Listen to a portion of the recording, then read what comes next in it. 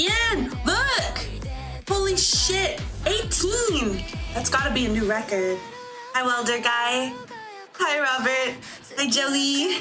Hi, Kurzik. Hi, Daxter. Hi, Dot Hacker. Hi, Benzine. Hi, Wild Hero. Hi, Sparks Slayer. Anyone out there in the riverbed? Welcome to the shore. We're hanging out on land today. Yeah, even my lake. Look at even my river is spooky today. Thank you. Do you want to see it? What do you think?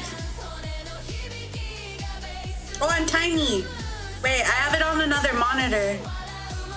And I typically do. Down, chicka, down. There you are. Ian.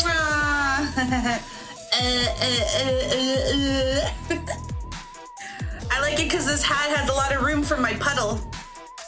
It floats. Yeah, Blood River! Blood for the Blood God.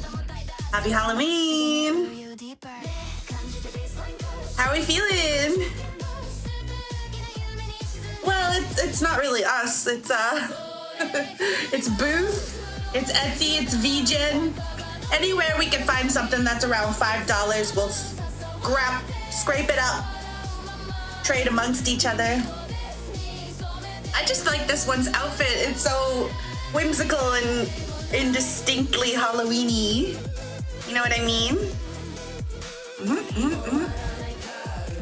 I haven't been able to draw well lately. I don't know how many of you know, but I have a disability and it affects my hands. So we'll go as long as we can. 18 does not seem realistic. 18 seems like a lot. Do you guys, should I keep the thighs in view or should I keep the hat in view? The hat might obstruct chat for VOD watchers. Would you rather see the thighs or the hat? Why am I asking? Yeah, I'm a pumpkin witch fairy. Woo! And I got a little ghost haunting my uterus. Make sure anything that's put in there dies immediately. Yeah. They're not as thick as I typically like them, but it's cute. It's a cute model. I like how the glasses have a reflection of an iPhone in them. Can you see that? It's trippy because I'm using an iPhone right now. You see that? That's fucking weird, isn't it? I could be closer though. Unless this is big enough for drawing. What do you think of the layout? Is that big enough? I haven't done a drawing stream in a while. I did get a cool thing though. Check this out. Wait. Oh, it's not working. Of course it's not working. Okay. There it is. Okay.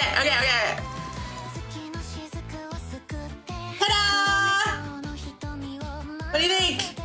I got a thingy.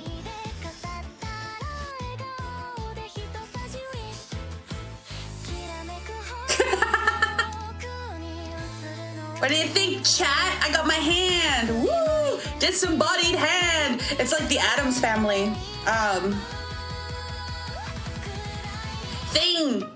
Yeah, sorry. I'm old. Takes me a little while. Yeah, it follows and it does little sparkles and then little sketching sounds. I don't know if you guys can hear the sketching sounds. Can you hear that? Is the music too loud?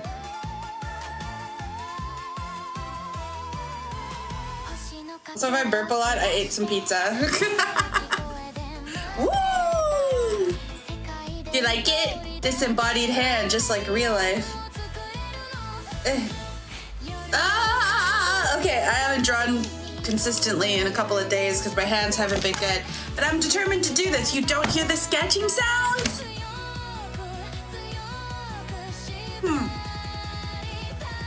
Maybe it's the music's problem. How loud's the music?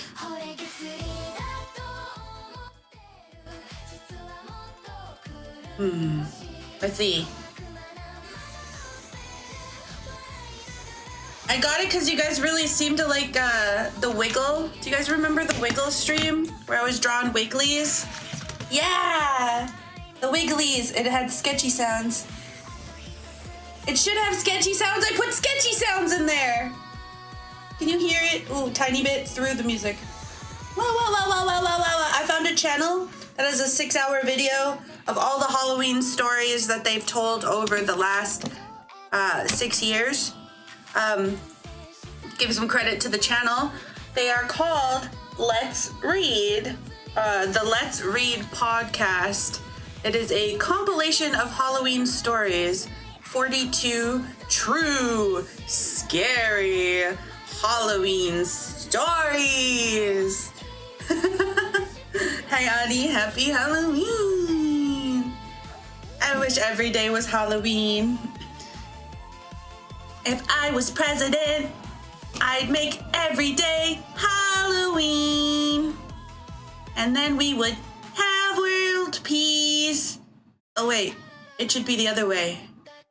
If I was president, I'll make us have world peace and Halloween every day. I don't care if you guys don't know Mean Girls the musical. I'm a theater kid. Accept it. This is modern feminism talking. I deserve to run the world in shoes that I can't walk in. Yeah, I'm feeling this music. I don't want to start drawing yet. Maybe I'll do a wheel. 18 seems like a lot, dude. It seems like so much. Let's see. Let me set up like a number generator. Yeah, world peace and then Halloween. What's this window capture set to?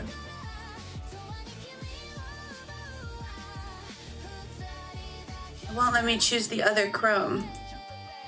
Okay. I want to do a random number generator. Window capture.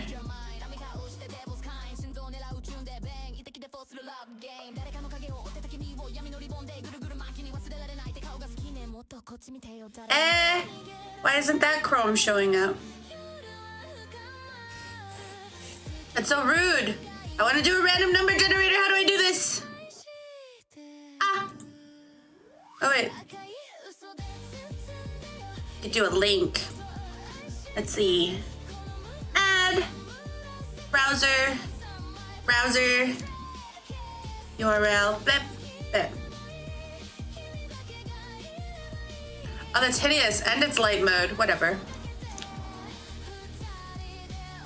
Let's get this a little more appealing to look at. That should work, right? Yeah. And then we'll put this over here. What do you think? Can you still read that? It's so ugly formatted. There's got to be a nicer one. Oh well. Did you see it change? It should say 10 now. Oh no, it's a functioning link, isn't it? Fuck! How do I do this? I don't know how to do this. I don't know how to fucking do this. Okay, how about you just trust me on the randomizer numbers, okay? My sources, trust me, Peen. Trust me, okay? Trust me, Peen. Okay. This music is fire. I might listen to this list after. Let's give this a little bit more room to shine. Yeah, I could fit in here.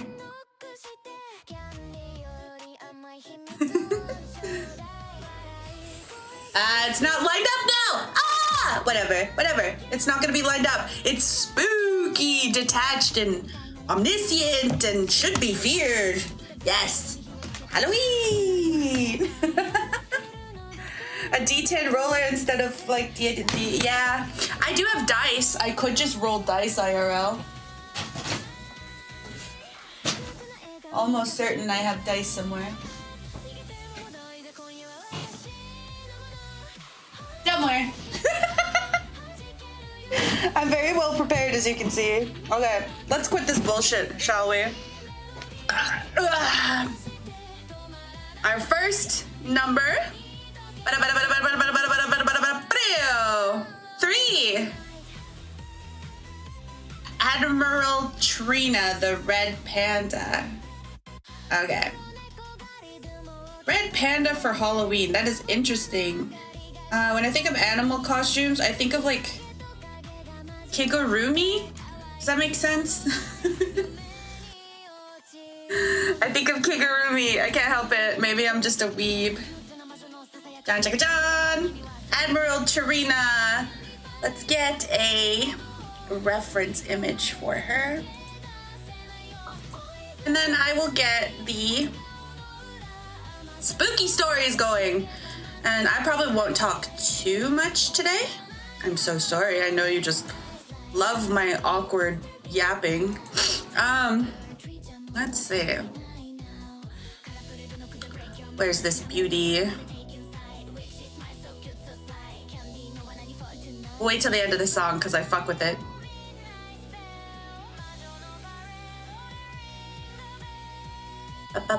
Oh, she's like military. Very cute. Very adorable. There she is. Admiral Trina. This one goes out to Chains. Hi, Space. Thanks for stopping by. Drive safe, dude. This is not that important. Hi, Goodale. We're just getting started. You're here just in time. There she is, this cutie patootie. We're going to be drawing her as a red panda. Do you guys want music or stories? Are you guys ready for stories?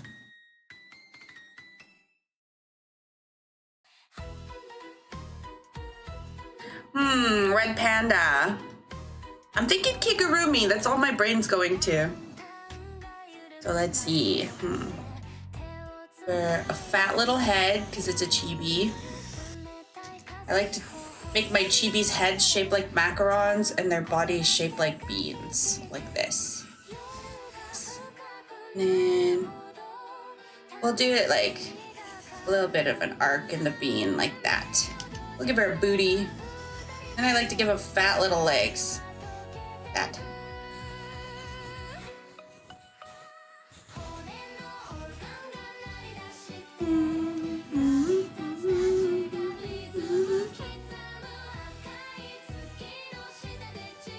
Give her an arm like that. Maybe we'll put the other one arm out like that and give her like little paws coming out. Yeah. Yeah. All right. That's our base, kind of, sort of, not really. It'll probably change. A little tiny. All right, so let's see what you guys preferred. Spooky stories? You want stories? Okay, I'll probably go a little nonverbal. I will react, okay? Feel free to react too. We'll react together. Gotta make it transformative because it's somebody else's content. Comment? Anyway, woo! Let me know if it's too loud. Can you still hear me?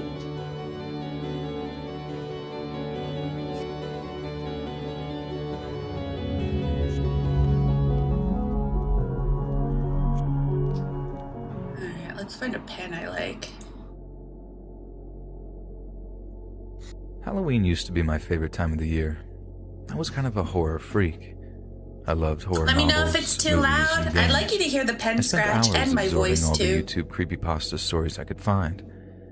But that all changed one Halloween night when myself and a few friends found something that would change our lives forever. Awesome. This is the story. I hope of the these are Dead good. House. I didn't vet them. I always did Going love in that blind. air of chaos that presents on Halloween night. That twisted, festive feeling that adds a spark of excitement to an otherwise dark and dreary time of the year. We were too old to be trick-or-treating, but we still wanted to wander the streets and soak up the atmosphere. Besides, Red there's a lot panda. you can get away with in costume, They have, like, a especially when black you pour body? your bottle of adult beverage into a Mountain Dew bottle and Fluffy label it ears. spooky juice. Little Our buddy nose Spike had comprehensively won our internal costume contests with his own homemade proton pack and Ghostbusters jumpsuit. thing. So we'll do it this way. He'd spent weeks on it, watching little YouTube painting tutorials and binge-watching the movies for minor details. It looked amazing, and he wasn't about to miss out on the opportunity to show the thing off. So off we went, wandering around the neighborhood and eating store-bought candy. Since we were way too old to be trick-or-treating, part of the fun of these Halloween walkabouts was seeing the spectacular ways that fellow Halloween enthusiasts had decorated their houses. Over the years, it became something of a competition, and each year the decorations became more and more elaborate. Okay. This is just a sketch. I remember one family had gone as far as digging a small pit in their front lawn. They put some red lights in there, then covered the thing over with wooden boards that were complete with fake zombie fingers reaching out between the slats. It looked amazing, and we found ourselves joining a gaggle of parents and taking selfies with the chillingly original decoration. We saw some pretty impressive stuff that evening, from fake bodies hanging from trees to chained-up dogs that had been dressed up as adorable little hounds. But nothing caught our attention like the house at the end of Bachman Street. So a lot of you have heard of these hell houses that crop up around Halloween every year. The most infamous being these guerrilla operations where people can make a few bucks while indulging in a little of the Halloween spirit. So when you saw the house at the end of Bachman Street with its doors wide open, we figured it was just part of the display. A couple was heading away from the house looking pretty scared, so we asked them what the deal was with the front door being left open. "Oh man, they really went all out this year," one of the pair said. "It's so realistic in there. We left a few dollars on the table as a thank you. There's no tip jar anywhere, so you guys gotta see it though." Figu's got weird little dropped crotches like that. That was actually scary. I think it's really cute. Right here in our own neighborhood, we had to see it. We studied the house intently as we wandered down the street towards it. The facade was barely decorated compared to the others we'd seen. Just a carved pumpkin and a few plastic hanging skeletons were all we could see on approach. But there was something odd about the way the cars were parked in the driveway. Right? Something weirdly chaotic. Anyway, it looks like we wander a up Shiba to the front Inu door, peering inside before entering. Struggling for its life. But again, there doesn't seem to be any extensive decoration on the inside either. The story. Okay. That all changes once we enter the kitchen. One of the dining chairs was dripping with gore. Ropes around the armrests hanging freely as they'd been cut away from someone's arms. Laid out on the table nearby were all kinds of bloody kitchen utensils, some still clogged with shredded flesh. Flies buzzed around us, landing on the body and various bloodstains around the room. Wink. "Wow," one of us said softly. "You can see where they use corn syrup to make the blood. Houseflies love that stuff." "How did they get that kind of stink up in there?" another asked. But we didn't put too much thought into it. We were so overwhelmed and impressed that we just carried on moving through the house. The living room was somehow even more disturbing than the kitchen.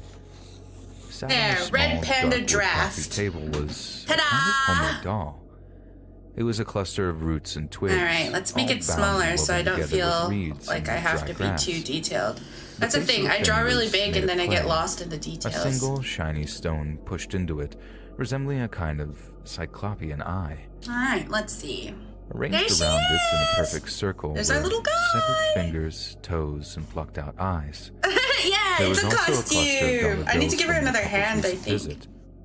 I took out my wallet, taking out a few old singles before asking around to see if my buddies had anything to leave as a kind of thank you. Probably two, actually. There must have been about $14 in ones and twos in my hand by the time I let it drop onto the coffee table. Give her a little paw. Oh, come on. Let's see the upstairs, then get out of here. This place is giving me the creeps. I said. My buddies wouldn't let me hear the end of it. Scared by a family-run hell house. What an idiot. But when we saw the kids' bedroom... Alright, let's do it. Not gonna lie, I'd lower the story slightly more. Inside, what do y'all sitting think? among the Honestly, I'm not gonna talk too much. Was a man. So... At first, all we could see was as long as you the could back still of hear him. it. That's about halfway down. Gray hair and had thanks, Joey. I really appreciate it. Girl's pink frilly nightgown. No problem. Is this yours? Staring wide-eyed as the creepy-looking old guy. We're doing randomizers. I hope, since you're so excited, that yours gets picked. As he played it, making them talk to one another. I just started. It was one of the most disturbing things I'd ever seen in my entire life. Whoever had thought that. How are we gonna make this cuter? It looks terrified. Give it a. The man turned still as a triangular nose, sensing our presence behind him, and a little mouth. When we turned, we saw his milky white eyes and blackening teeth and ran for the door. We weren't exactly terrified, but we were still spooked and laughing nervously to ourselves as we bounded back into the street outside. We'll give it more kawaii eyes placement. Cul-de-sac road, blue and red lights began to flash before our eyes. It was the cops, screaming down past us down the street before rushing into the house we just left. Maybe we'll give it little blushy cheeks or something. There you go. About that house. That's nowhere near less terrified looking. Whatever, it's Halloween! Child. Bro's seen some shit. Bro's got that 1,000-yard stare. Held in before we walked 30 miles into town, back to his childhood home. He must have thought the people living there were intruders. At knife point, he tied them up and tortured them till he finished them. Whoa. We never found out what happened to the Somebody kids would do that to me. When's it gonna be my turn? I'm not sure I could handle it.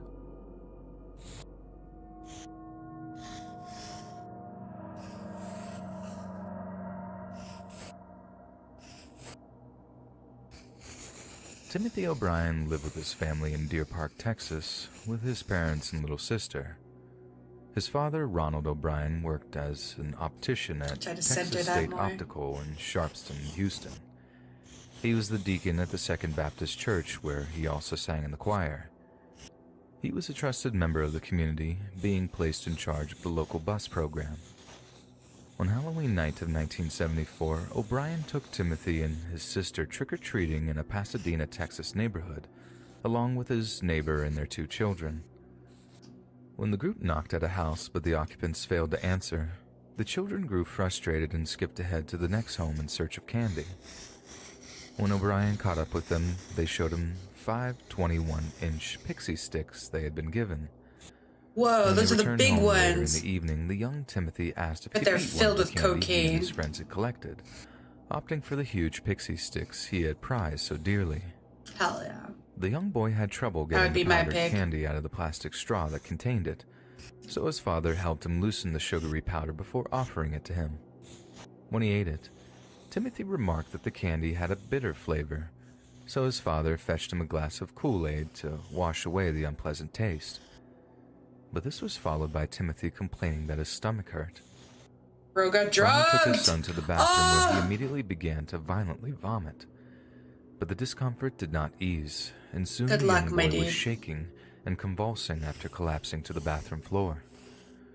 Ronald held his son close, but he soon went limp in his arms.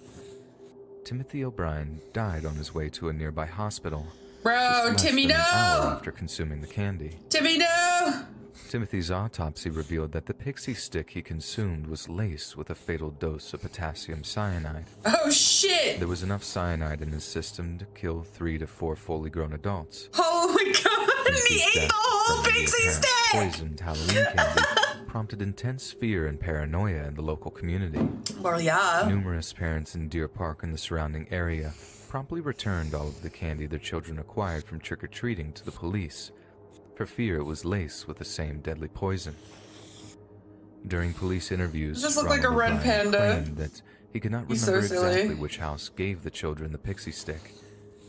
However, the group of adults and children had only visited 2 streets worth of homes due to heavy rain that had begun to fall that evening.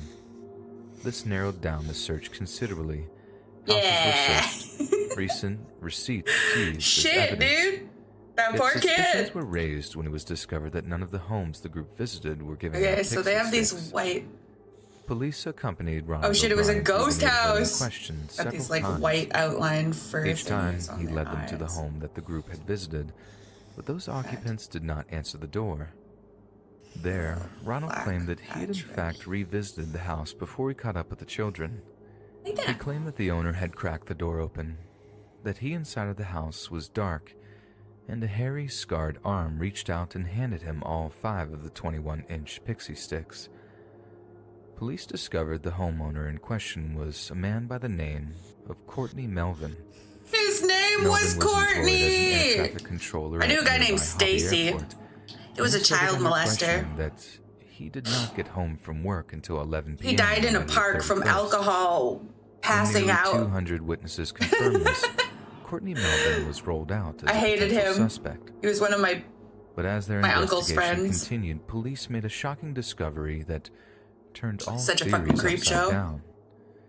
It was learned that Ronald O'Brien was actually more than $100,000 It's a red in debt panda! after a What do you history of mean? being unable to hold down a Does steady that not look like a job. red panda? In the 10 years She's previous to the dancing. death of his son, Ronald had held a grand total of 21 Mr. jobs. Courtney! During interviews with his current employers, police were told by Ronald's bosses that's a girl's that he name. was suspected of workplace theft from Texas State Optical and was dangerously close to being fired. His car was on the verge of being repossessed. He had Give her defaulted big on several cartoony bank buttons. loans, which had in turn led to the family home being foreclosed on. Although he presented himself as the clean-cut pastor, Ronald's life was a mess of lies and deceit. Little booty out. It was discovered that Ronald O'Brien had taken out life insurance policies on his children in the months preceding the poisoning. Jesus One fucking Christ. $10,000 policy with two additional $20,000 policies on both children. This was in spite of the advice given by the insurance agencies not to do so. When asked, Deneen O'Brien, the mother of Timothy and Ronald's wife, we need claimed to she was completely unaware of any insurance policies on her children's lives. The final clue came when police learned that Ronald saggy O'Brien crotch had thing. stopped by a chemical supply store in Houston and asked to purchase It's a kiku, cyanide. so it's gotta have a really saggy However, crotch. This is He left key. empty-handed when he learned the smallest amount purchasable was 5 pounds. Despite repeatedly protesting his own innocence, O'Brien was now a major suspect. Texas police never Damn. did find out just where or when Ronald O'Brien had bought the cyanide that he used on his son. But God damn regardless, it, poor on Timmy! November 5th, 1974, It's he so was grim. arrested for Timothy's murder. Ronald was charged with 1 count of capital murder and 4 counts of attempted murder, given that the other children were in extreme danger of consuming the poison intended for Timothy. He entered a plea of not guilty to all 5 counts. Not During the guilty! trial, a chemist Bro. who was familiar with O'Brien claimed that he had contacted him the previous summer regarding lethal dosages of cyanide. Another chemist took the stand testifying that Ronald had asked him how he could go about purchasing the deadly chemical. God, he loves such a Additionally, paper Ronald's trail. friends and coworkers Noob. also said that in the months preceding Timothy's death, Ronald had shown an unusual interest in cyanide and spoke about how much it would take to end a person's life. Those that attended Timothy's funeral told the court how Ronald had casually talked of taking a long vacation, only possible through the money accrued from Timothy's life insurance policies.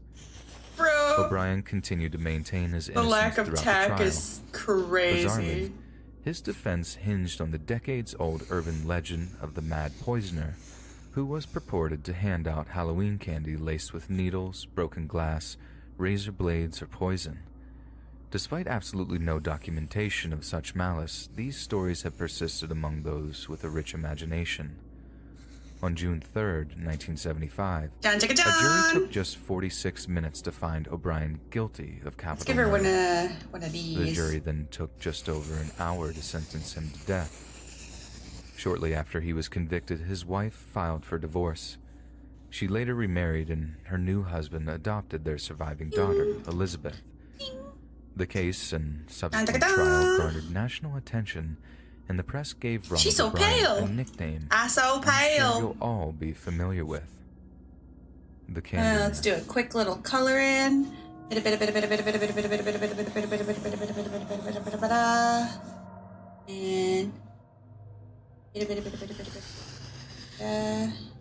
In the early afternoon of Halloween 2010, Ohio resident Devin Griffin was Ohio returning home after a mentioned. brisk Sunday morning of singing in his local church am I right, choir. kids?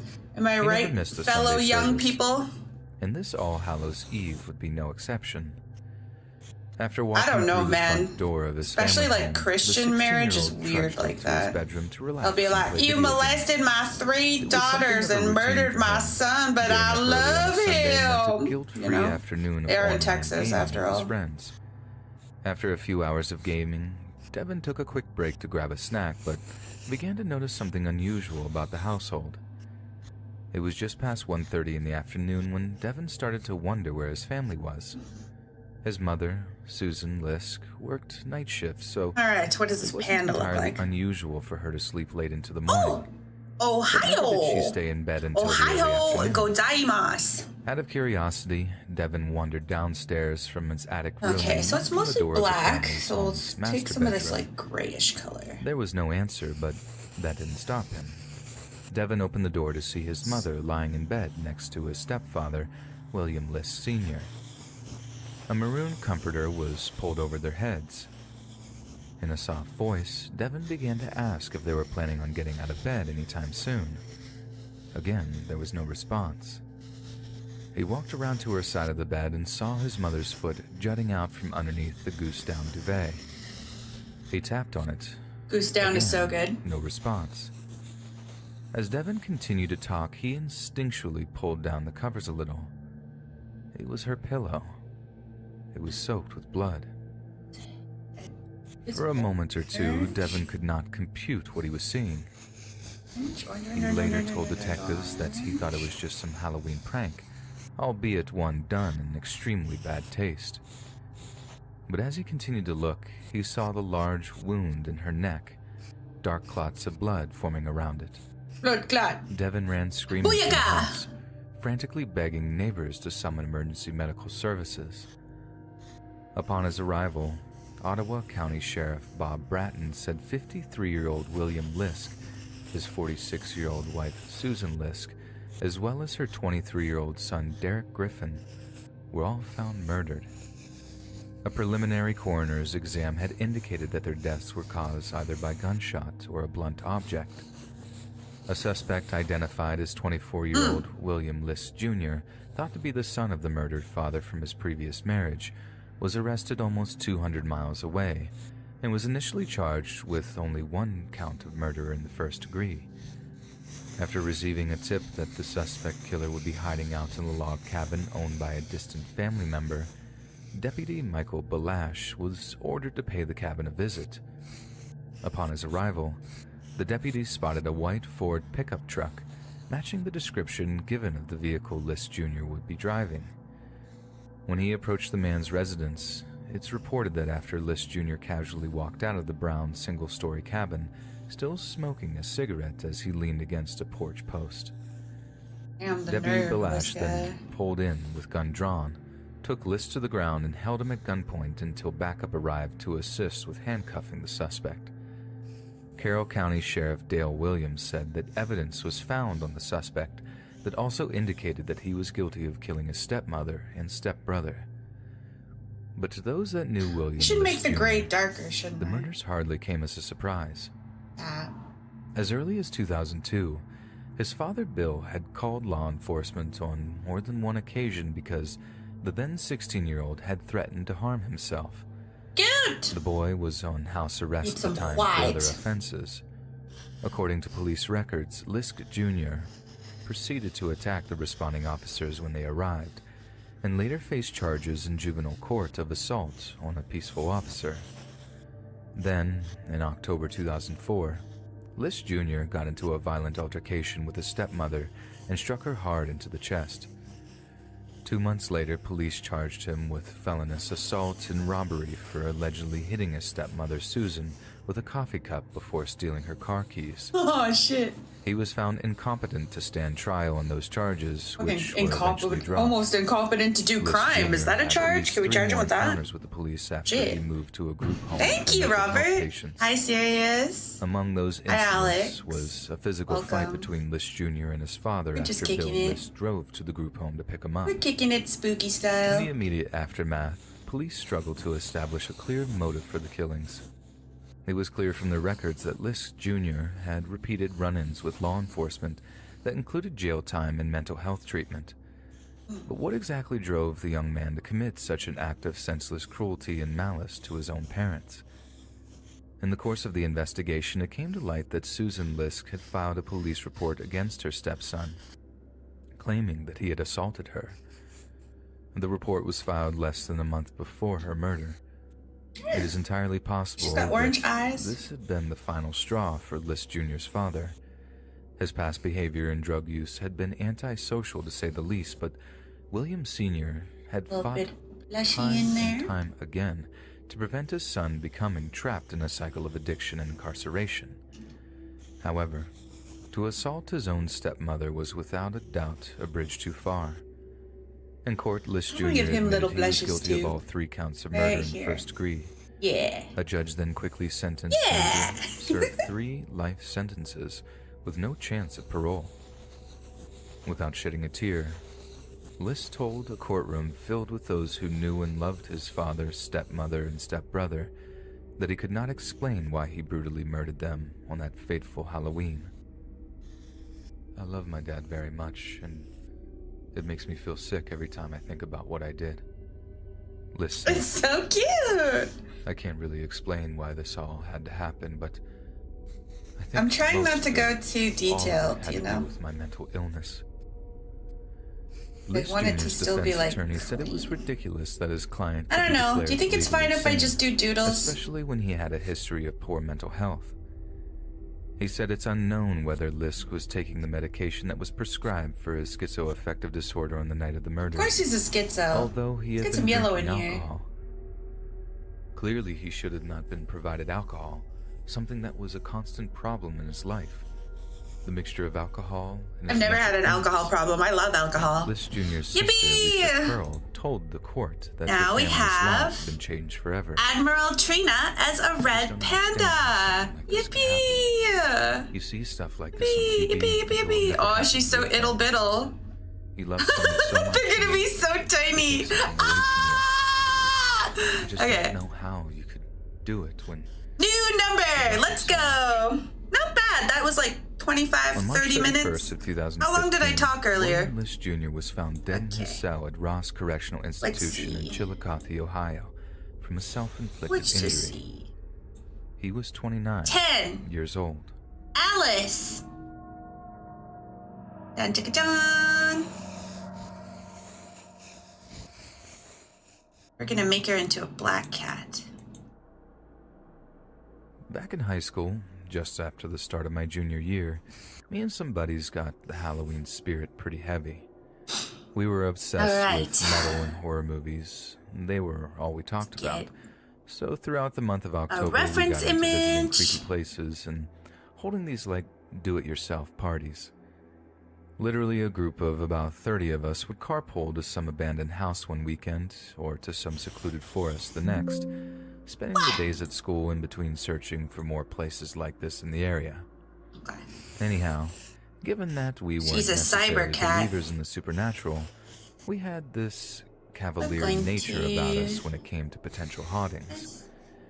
At some point, a friend of mine Actually, was no. several years older than me. The only one with her naked ears is her naked body reference, so that's what we're gonna use for no other reason than To a that. huge farm, Yep. and he and his friends would spend their Yep. days fishing or Alice hanging is out on naked. this farm, so Okay. they were quite familiar with it. Let's see. The owner, apparently a very religious man, a priest or pastor maybe, had owned the farm and a small house on the property. Let's The story see. went that Let's the owner had see. been Let's locked up see. for murder and died in prison, leaving Inspiration. the farm to whomever, and it wasn't kept up. She does have some cute However, outfit upon hearing the details, news like of she this shows her man's hips. demise, my She's friend got that told me little that he and peekaboo his friends hole. had Maybe I decided could to work go that into in this cat house. mode. I You know? guess the windows had been busted out as they managed to unlock a door and just walk in. Okay. He described them fooling around and trying to scare one another, but he had decided to walk up the So we're gonna stairs. start and it off upon big. just reaching the second floor, he Usual saw way a we coffin do. in the main open room. The way he had explained it to me was that he didn't know what it was immediately and sort of sauntered over to check it out, only to have the sudden let's flash get her of a little bit realization more that this was an cheeky, actual shall we? coffin in an There's abandoned our little house. bean. I suppose he and Other his little friends made a bean. quick retreat from the house. Hi. Of course, he told this part of the story much better, Let me make this peppering in smaller. more details about the man who owned the property that gave the story that mythical lore sort of feel. I remember being frightened by his delivery and sincerity, though it is quite likely he had rehearsed it before Meow. for occasions like this. Give her a leg. This story had taken place 15 years or so Take a previous to little him step telling me. forward. I told one of my adventurous cohorts the story, and we thought it would be a good idea to investigate it, to see if the guy was actually telling the truth. Yeah. So one Halloween, we packed his car, snacks and supplies, Look at then set off Maybe. to set the record Something straight. like that. I don't know. I knew where this person had lived, so we assumed we could simply walk behind his house, find the farm, Yeah, and something find like the that. house. Okay. We had a grand plan to bring. So we're the gonna whole work in her group out green on the tone weekend, too. but We're gonna we keep her weren't ears. sure if we They're were being natural. strung on a lie, or if this place Hello? was still there, if it were true. Anyhow, after football practice one weekday, he it and should I be on drove its out to the own street my layer. friend lived on. There was definitely a farm behind his and his entire street's homes. That part he had been telling the truth about. All right, Alice has. We decided to go ahead and sneak through someone's yard and onto the farm to see if the house was there. Once we made it through the manicured suburban yard and through the brush really long separating the bangs. farm, we were knee-deep in an overgrown field. We sort of hacked our way through a bit, and sure enough, as we made it to the edge of the hill, the house was only 100 or so yards away. Cool ahoge. That's like We had made it that 3 of far, them. so we decided to go in and investigate. She's got vents As we to keep her approached this brain. house, there was a huge nice and black cool. bird perched on its roof. My favorite thing with Once anime we were girls, they within have 20 feet of the house, ventilation the bird for their flew away brains. from the house and perched upon a tree adjacent to the house. Being a bit nervous, we vent began there. questioning why the bird had made such an odd move, but thought better of making a big deal about it. Now, this house is the prototypical haunted house. It had that quaint historical look to it, with the broken windows, eerie shadows, and sort of ominous stature one associates with a haunted house. There was even a grave marker in the front yard. So again, we were increasingly nervous as She's we got approached very this house. cat-like eyes. The door was too, jammed with shut, eyelashes. but the window had been completely removed. So we played rock, paper, scissors for who would climb through first. I had the luxury of going in second, but did so quickly as being on the porch by myself was just as unsettling. The inside of the house had literally not been touched. Besides weather damage, most everything was intact. There were pictures and decorations still up with Her a bit of ears are furniture very remaining. high up. We eventually became comfortable with being inside and began to snoop around. Of course, we Little were fearful damaged. of trekking upstairs, afraid to find something we didn't want to find. Alas, we squeamishly crept up the stairs to find an empty space. At this point, we I like the became little at ease chunks with walking taken out around of the her house, ears. laughing off Be the ghost wider story on the probably steep. when I do the good version. As we looked through the main Her floor hair again, I part. noticed that there was a tiny door in the kitchen. Swishies. It was about knee-high. Undauntedly, we flung it open, only to reveal a dark stone stairwell that a person would literally have to crawl down. Its presence alone was terrifying, for some reason, but it had a landing about halfway down, with the stairs turning a different direction and out of our sight. A little head. She's got However, a little head now. perched on the landing, Yippee! and partly concealed by the walls to the Yes, other this part is of the the hair stairwell ventilation was a system. large, rectangular Anime wooden girl box. brains overheat A very coffin. easily. Now, my friend At and least I mine weren't does. exactly small people. Except so I'm I a would imagine the water-cooled sight of unit. us, pale-faced, with a cartoonish harrow-neck shocked expression, trying to both squeeze out of a window at the same time. Bangs the long way. Not to mention Yeah, the she's both smug. of us I think I'm gonna do like through like waist-high a leaps. ruffly girly, I because she's so not laughed very thinking about girly, both of us running and it's like supposed to be a that. costume. I don't want to do a cat Anyhow. suit. We turned to look I back want to about do, like, halfway to the end of the farm, just in time A cute little, to see that massive you know, black bird you know what I mean? fly back from the tree. I and do, onto the however, want to house. keep her hip We vent. probably made double Like time that. from that point on. Bit, bit. In hindsight, the whole thing was a bit odd, most especially the behavior of the bird. My friend and I joked about it possessing some sort of supernatural power, but looking back, I think that was just to mask how scared we really were.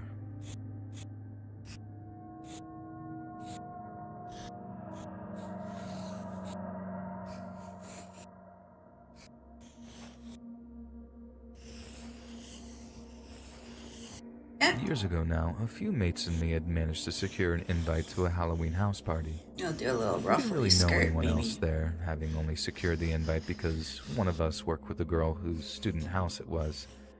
But since it was literally the only house party we could actually get into, we weren't arguing. Like The that. good thing about house And parties move is the legs the a older you little lower. get, the harder it is to find a good one.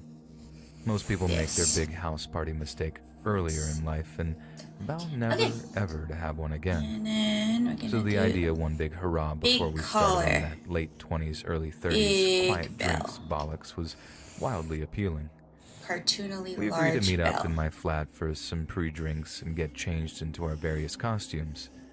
Fancy dress was a must, according to our mate's colleague. You have never seen such awful Halloween costumes in all your life. One lad just bought a wig and badly applied his mum's makeup, claiming to be Frankenfurter from Rocky Horror Picture Show. Based? But without having the stones to rent the suspenders and corset, I love he just looked Frankenfurter. like he was in the middle of the back. I love anything Tim Curry's done. Tim Curry can do no Another wrong fella in my just threw on eyes. Some old army cadet gear, My favorite. so he could be a soldier. Hear or me whatever. out. The best Tim But Curry it had been a role. good couple of The years since he last Smog put it on, Beast and in he was Fern Gully. considerably wider around the waist. So what I suppose was meant to be intimidating just ended up looking completely ridiculous. The winner, without a doubt, was our mate Danny, who'd actually pulled off Meow. a pretty convincing Michael Myers costume.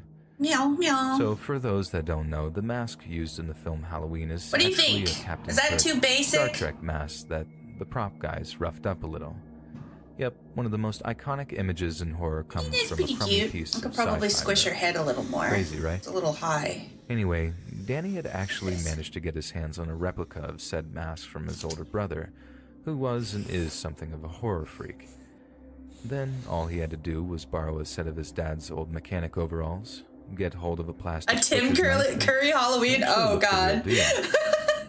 So after we Honestly, filled I our was bellies full thinking, of because cheap it's supermarket not, lagers, we it's like made it's the move considered for a like house free party. use. I was place the thinking party of was doing at was a only like Rocky 5 Horror to 10 Picture minutes Show walk from our sing-along flat.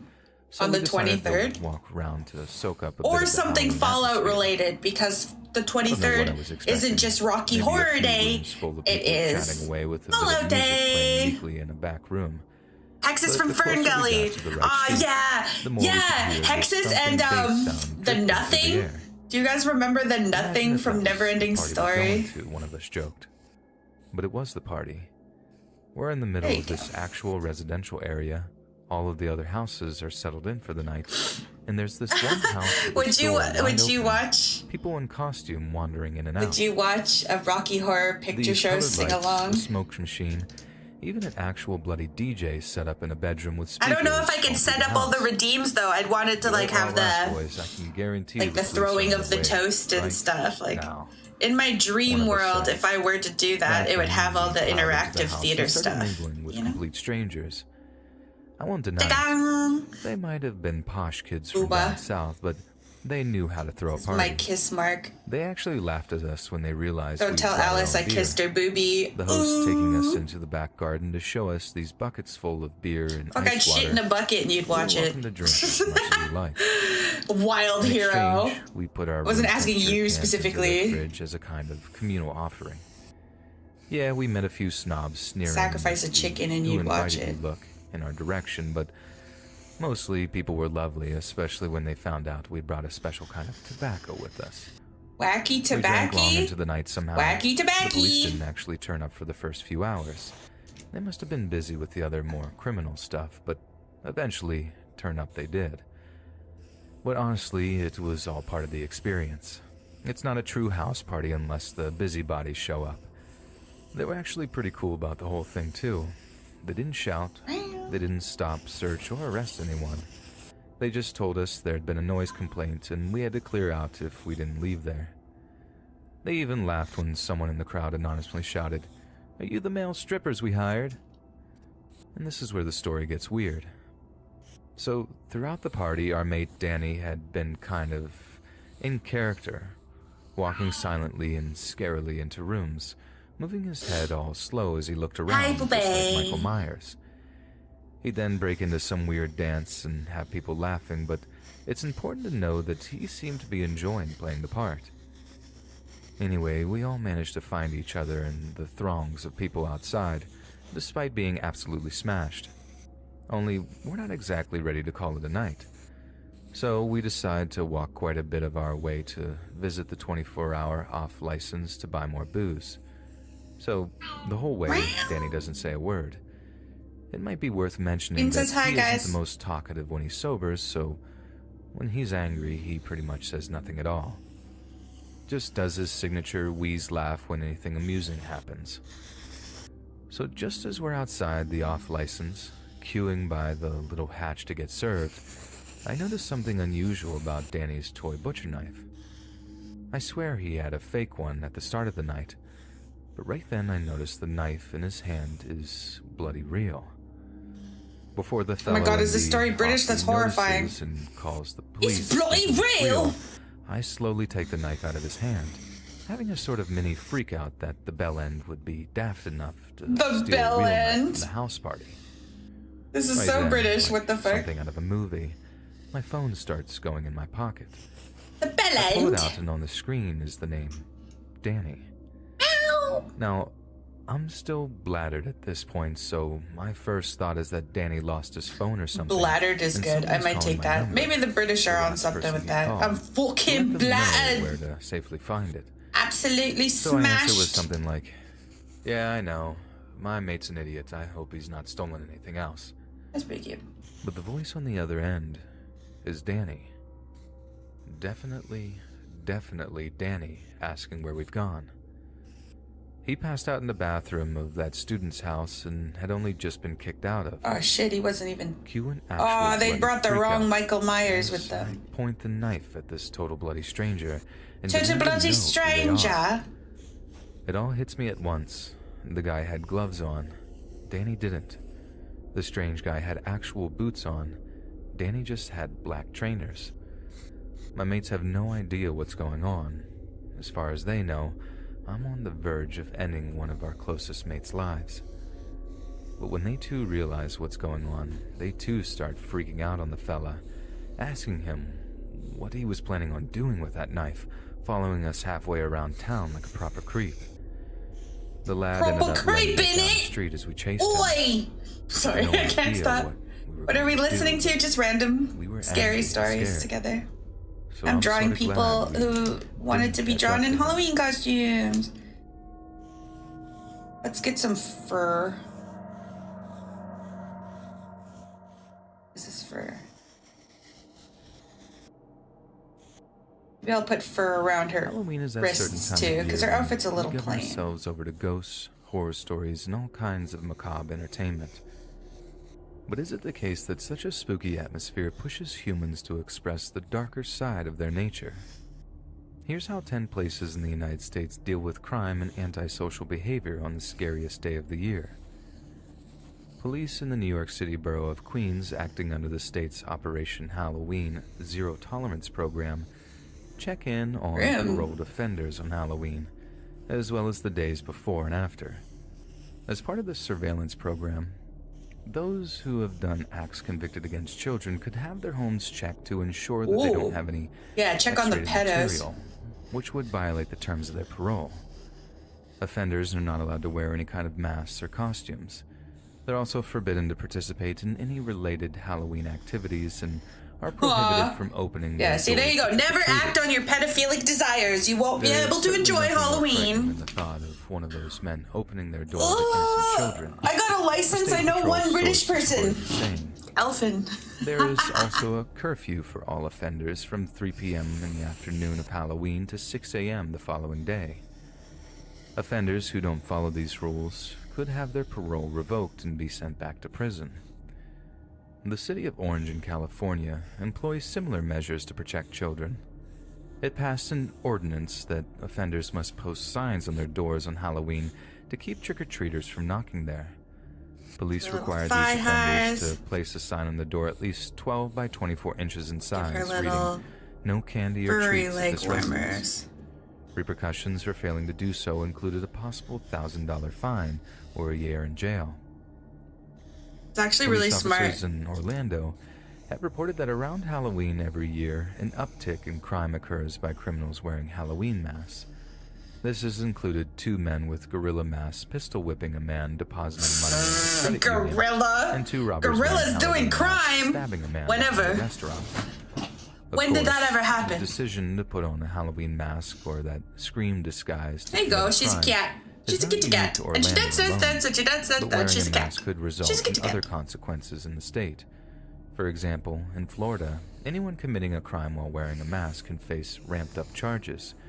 As well, a Florida law prohibits anyone over the age of 16 from wearing a mask or hood in a public place or during a meeting, except on Halloween. Yes, Oh, yeah, sad to except say, on this Halloween. dates I all thought the it way meant back on to the Halloween. Klan, and was I was enacted like, what to the prevent fuck? members from wearing hoods during their Klan marches.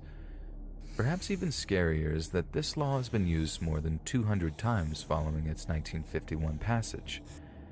It may seem curious that police in South Los Angeles say they see no spike in crime on Halloween, but that may be because they deploy extra units to help with the safety factor, as reports South Carolina Public Radio. However, by safety factor, they mean the tendency of trick-or-treaters to run out between moving or parked cars. However, a captain of another division, its 77th Street Division, did admit to concerns about Halloween spikes in crime. In fact, in 2011, that division had 34 incidences of crime on Halloween, 10 of those being burglaries. That captain told the radio station that that number was extraordinarily high. Georgetown in Washington, D.C. reported that incidences of burglary tend to be more common on Halloween or on Halloween weekends in Georgetown compared to other regular days and weekends of the year. That said, however, it is theft that has been the most prevalent crime to occur on Halloween in Georgetown, more than double the incidence of the next reported crime of robbery. And when it comes to crimes committed on Halloween weekends, the occurrence of theft becomes even greater, nearly 4 times as frequent as the second most reported crime of theft from autos. It seems that the spooky season makes people much more willing to commit petty crimes in the nation's capital. I don't know. News I don't fucking know. That crimes occurring on Halloween but at least it's more since 2007, when a spat of larcenies from motor vehicles and stolen bicycles reported on the UNC Charlotte campus. Campus Police Lieutenant Josh Huffman remarked that the campus also does see a slight increase in vandalism and alcohol-related offenses on Halloween, but for the most part of the day is like any other in terms of crime on campus. However, it is also worth remembering a lesser-known law that exists in North Carolina, General Statute 1421.7. Nobody wanted to be a skeleton. Wait, I need her like neon green. Although crime occurring on Halloween dropped 8% from 2010 she had like neon green, right? Theft, vandalism, and simple assault have remained the most frequently occurring crimes in Tempe, Arizona on Halloween. Yeah. In fact, in 2011, theft accounted for 20.7% of crime in the city, according to the East Valley Tribune. In 2010, simple assault topped the list, accounting for 19.1% of all crimes. Of course, all the ruffles and the accents green. Particularly in the city's Mill Street area near the Arizona State University campus, and fights that occur at these can lead to charges such as simple assault. Halloween parties can generate a lot of different things. Lieutenant Jeffrey Glover of the Tempe Police Department said, "We have a lot of calls for service, so more officers are responding to calls at that time of hour. Also, you have the drinking that goes on. Sometimes people don't make the best decisions." Even though Halloween fell on a Saturday in 2009, it may be cold weather that prevented its crime numbers from reaching anything out of the ordinary for the holiday in Blacksburg. Wait, maybe I should do this as her regular tail color. There wasn't a lot of people hanging out outside. Like calico-y. Sergeant Nathan Odell, you know what, we're gonna keep the this. Blacksburg Police. Get rid of this one. One of the things you'll see when it's cold is that between the peak hours, which are between 10 p.m. and 2 a.m., people aren't usually outside. That actually helps with the crime itself. In fact, in the city that year, there were only 12 arrests made on Halloween, but almost 100 calls received by dispatch. Of those, most were related to noise complaints or simply nervous people reporting on otherwise normal behavior. On the Virginia Tech campus, 6 arrests were made related to alcohol and drug offenses. However, it may be other events on campus that result in higher number of arrests and citations. For example, a football game occurring the same week as Halloween that year led to arrest numbers more than 6 times that than for the holiday. 39 taken into custody, and most for alcohol-related offenses. They take a different, friendlier approach to discouraging crime in the month of October in the Southern California town of Lompoc. This approach involves Halloween-flocked flamingo lawn ornaments appearing in people's front yards, according to the Lompoc Record. Yes, that means birdie lawn ornaments decked out for Halloween. The event supports the Lompoc Valley Police Activities League, which provides programming for area youth, with the idea of helping them stay out of trouble. People can request an anonymous flocking at a charge of $25 or ask for removal for a small fee. They can also purchase insurance to protect them from a flocking. All raised money goes to Lompoc's Police Activities League organization, which was founded in 1998 and provides athletic, educational, and recreational activities to build bonds between teen and law enforcement officers. So, maybe it is the case that certain kinds of offenses are more frequent around Halloween, but it is also the case that our own fears and perceptions of danger increase around the spooky season.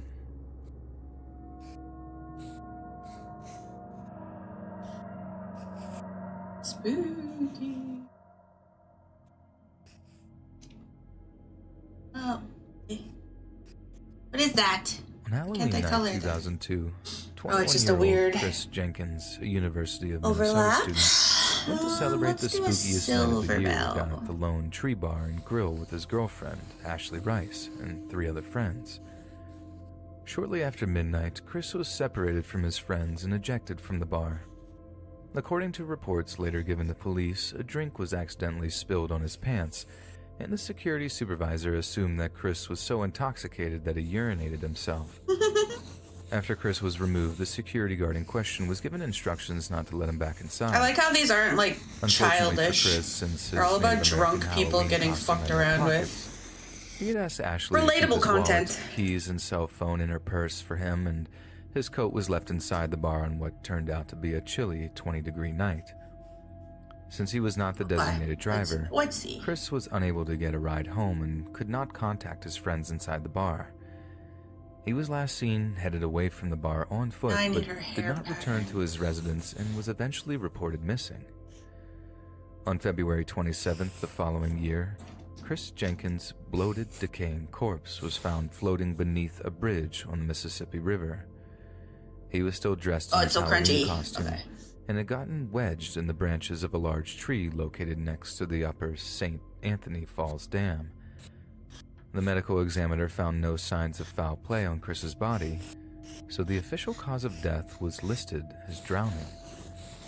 Despite the police ruling it a death by misadventure, his family launched their own independent death by misadventure? and discovered a number of I know what I want on my epitaph. The Jenkins family hired a private detective, Chuck Loesch, to further investigate their son's disappearance. When Loesch questioned staff at the Lone Tree Bar and Grill, they maintained that Chris left the bar on his own, and the venue's owner eventually issued a gag order instructing employees not to speak to anyone without an attorney. Loesch also contacted the Federal Reserve Bank, who happened to be the owners of the 2 CCTV cameras that had a good view of the Hennepin Avenue Bridge. The bridge was on the route that Jenkins was likeliest to have taken, but when the bank checked the surveillance footage from the earlier morning hours of November 1st, there was no sign of him. Loesch's investigation also led him to multiple witnesses who each... I really like that sound. Sorry, I'm doing the strokes just so I can hear it more. I find it relaxing. It was unclear if the victim was Chris. What am I dressing as? A gang of around 9 or 10 people had violently attacked another outside. I'll probably do something lazy. I'm just gonna hand out Mike candy. Casey, I don't go do a anything. police officer, was present in the area on the night of Jenkins' What I do, disappearance. and I've done this like 3 years in a row now, because I'm too lazy to put on a costume was introduced to Jenkins completely, unless it's like a convention or something.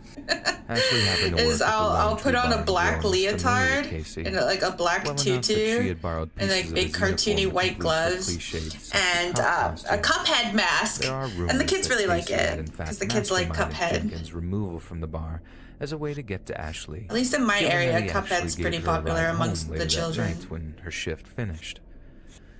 The Minneapolis Police Department never formally questioned Casey, but stated that he's a married man with children. We don't want to break up a family. An incriminating statement, indeed. The Jenkins family went as far as hiring 2 separate groups of bloodhound trackers to trace Chris's scent from the Lone Tree Bar across the street to an underground parking garage. The scent trail led to parking stalls that one of the bar's bouncers was reportedly parked in on Halloween night. A bloodhound produced a mild hit for Chris's scent on this person's vehicle. droplets of blood residue, a piece of red string, and red feather fragments which possibly belonged to the headband of Jenkins' costume were also found in the garage. Jenkins' blood alcohol was only 0.12%, so he could not have been particularly drunk, but coroners noted that traces of GHB were found in Chris's system. GHB, However, got GHB roofied. is a substance which is produced by the body naturally. This did not necessarily mean Chris was drugged. Oh, come on. Forensic pathologist Dr. Michael Baden took issue with Jenkins' body being found with his arms crossed in front of him. Drowning victims who accidentally fall into water are almost always found face down with their arms outwards towards their sides and their clothing disheveled. Yet Jenkins' shirt was tucked into his drawstring pants and his oversized slip-on moccasins were still on his feet.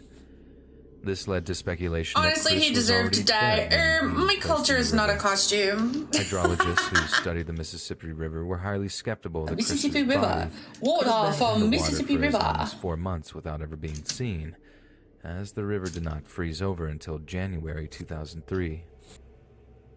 What's more, the area beneath the 3rd Avenue Bridge was searched in the weeks following his disappearance, with no sign of him. A daytime thawing occurred on February 27th, the day Chris was found, so he possibly floated from another location before his body got wedged in the trees. Jenkins' family found it extremely unusual that there was no bruising on his body. Their son was an enthusiastic lacrosse player, a goalie in fact, who often came home from practice with huge purple and yellow patches on his legs and forearms. Since these bruises were not present, his parents believed he may have been alive for a couple of days after he went missing, allowing enough time for his bruises to heal. 3 years later, in 2006, the Jenkins family met with Minneapolis Police Chief Tim Dolan, who had decided to reopen the investigation based on the newly attained evidence. Chris's death was eventually reclassified as a homicide, and Chief Dolan held a press conference to issue a formal apology to the Jenkins family. Years later, Dolan would state that he estimated Jenkins' death was 50% chance of homicide, 30% chance of accidental death, and 20% chance of ending his own life.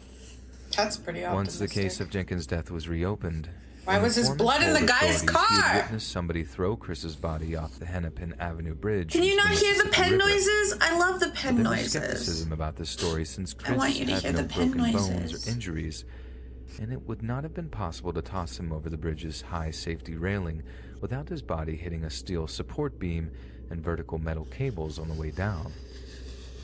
In July 2007, the Hennepin County District Attorney's Office announced that they had been approached about filing charges against a suspect for Chris's murder, but declined to do so. The suspect in question was one Jeremy Alford, who was serving a life sentence for the brutal murder of a man by the name of Douglas Miller. Alford admitted to being a regular drinker down at the Lone Tree Bar and Grill around the time of 2002. Chris's case also had been connected to the infamous Smiley Face Killer. I don't like any of these, whatever, that's good At the enough. same time that many college-aged men in the Midwest were discovered dead in bodies of water after We a have night of Alice as the cat. drinking. But unlike many of the other cited cases, Kitty girl, hey no kitty smiley face girl. graffiti has ever been discovered in relation Bam, bam, to bam, Chris's bam, death. bam. Here you go. So spooky. Oh, she's tiny. Oh no. Oh no, I made her too tiny. My solution is to make this one tinier. Watch, they'll just get smaller and smaller as we go. My name is Kayla, and I live just Here outside we go. of Charleston, 2 here in down. West Virginia. Halloween used to be my favorite time of the year. Everything That. about the spooky season just filled me with a kind of childlike Close that excitement. out. Get I our list honestly back. preferred it to Christmas. Let's see what by a number whole we lot, get. and as soon as the She's a months cat. ticked over from Oh, she's a September cat. to October, All it right. kicked off a We'll whole cross these out 31 too as we days of go. celebratory spookiness for me. I even got a job in a Halloween store that was open all year round, just so I could get some of that spooky holiday feeling during the spring and summer. Admiral But not anymore. Trina. Not since one Halloween brought one of the Alice. most traumatic experiences of my entire life with it. And Let's that thing see. was a visit to an unlicensed Halloween haunted attraction out here in Appalachia. 15! 15. Somebody was excited for 15. Davinia. Ever said as the devil? You did not specify a costume. So if you want to change the costume, now's the time to do it, bud. Horror Nights and the Netherworld Haunted House, similar attractions popped up all over the country. Some were a little more fast and loose, whereas some, as I found out, now is the time, buddy. Dangerous.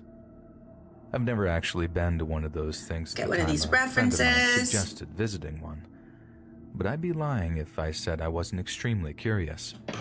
Erica, my best friend for as long as I can remember, said she heard about a haunt over near the Big Ugly Wildlife Park. Let's see. There wasn't much info available about it online, but I knocked my mouse out. Reviews of the place on Reddit, some of which were written by self-proclaimed horror junkies.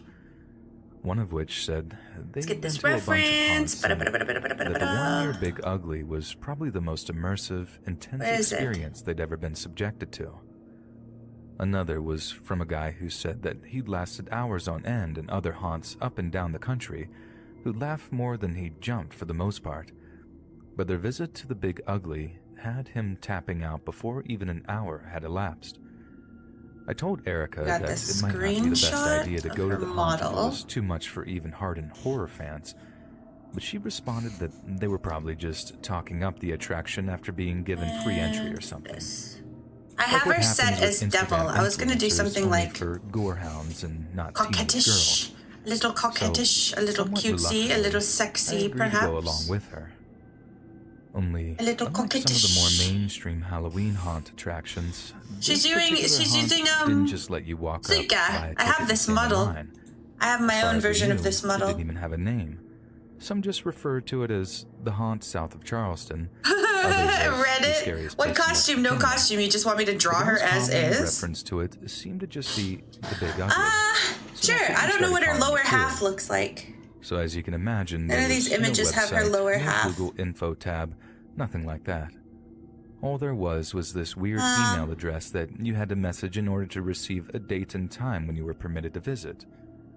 We got the email address from one of the Reddit reviews, and it was something cryptic looking like 819V9L_33. Does she not have social media of anything? I don't have a reference of her full body. Place when we so I'd rather put her in a costume, because then I could just make shit up. A reply came in within minutes. We rise from the ocean, with our names burned under our heads. Our command and control come from the winged one. But how many crowns do we wear? Unless you got something specific. Erica read the reply aloud in pure confusion, wondering. You can do any costume? Okay, I'm just gonna do something cute and devilish. And what it was referring to. She copied and pasted the reply into Maybe I'll give her a little pitchfork. But all she got was hits on poetry and Shakespeare. Nothing about crowns or dragons or anything like that. She had no idea what the email was talking about, but something about it seemed oddly very meowy right now. And for some reason, she probably wants me to. I told her to reply. Let her up here. There's no room, Beans. You're gonna have to just deal with it. Yes. How do you know that? But I insisted. There's some animal cruelty live. Not letting my cat. And again, not letting my cat onto my desk. It was the right answer. Erica little was sausage head. By that point, I realized how I knew the answer. You see, my grandpa was a preacher out in rural West Virginia. One of the fire and brimstone kinds that screamed at his congregation from his pulpit every Sunday. He knew the Bible off by heart, but there was one section of it that he was particularly obsessed with, and that was the book of Revelations. He always used to bark the same verse whenever he talked about the Day of Judgment. Something about a great beast rising out of boiling waters, one that was like a leopard and a bear with the mouth of a lion. Sounds pretty dumb now, but when I was a kid it used to scare the life out of me, and I never, ever forgot the part about it wearing 10 crowns upon its horns. Please, Beanie. We thought the correct answer to the question would be enough to get us I'm so sorry. Big Ugly, but instead of getting our time slot, we only got another weird puzzle as a reply. Go to where the lonely Dutchman did his final dance and paint a welcoming picture. Now it was my turn to be like, what in God's name does this even mean? If they wanted us to go all the way to the Netherlands to get some painting done, we really were up the creek. Good enough. But this time, It was Erica who had one of those light bulb moments. There's our post She's placement. really into true crime stuff. So Everyone's facing to the left, so we're going to do some facing to the right after this. Yeah, she's so noisy. I'm so sorry, Beanie. She said the I'm the worst mother ever. Final dance. She knew immediately who they were referring to. Yeah, she's very loud. She's very crunchy. Powers. Put her in a witch costume. Somebody else has picked witch already. I kind of baited his victims leaflet. through I lonely put hearts as witch. claiming he was looking for love, but ended up murdering them for their money. He was executed by hanging in Moundsville, West Virginia, hence the part about his final dance, which apparently referred to the death spasms that occur when somebody dies that way. It's too big. Moundsville is up in the very north of West Virginia, a 4-hour round trip from Charleston. We got so lots of the time overhead. Of driving all the way there and back, we took a gamble on just getting a picture of the Welcome to Moundsville sign from Google Images and sending a copy of it to the Big Ugly email address. It worked. We got a reply that just said, 2100, October 30th. Which we deduced was them telling us to go looking for the place at around 9 p.m. on the 30th of October, only a few days away from the time we got in touch. We were on. Cut to the day in question, and we set off in the late afternoon. It's just less than an hour's drive from Charleston out to the Big Ugly Wildlife Park, but we figured we better give ourselves a few hours to actually find the place, given that we hadn't been given an actual location, only to search the area around Mudlick Hollow. I was pretty apprehensive about the whole thing on the drive out there. A little bit of hair overhang. Grim stories about people's experiences at these guerrilla-style haunts. But Erica told me as being a big baby that they wouldn't have gotten such glowing reviews if they weren't legit and, more importantly, didn't keep people safe. We were on foot around Mudlick for maybe like 40 minutes or so before we saw a trail of smoke rising into the air. Folks aren't allowed to camp anywhere in the Big Ugly, so we figured that the smoke trail had to be the haunt. And if it wasn't, we could at least rule out the location as being the place we needed to be.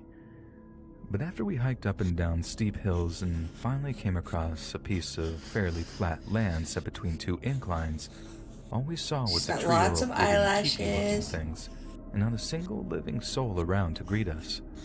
We weren't even sure it was what we were looking for, but still we started clambering down this fairly steep slope in the direction of the wooden structures, keeping our eye out for anyone who might look like they were in charge of the haunt.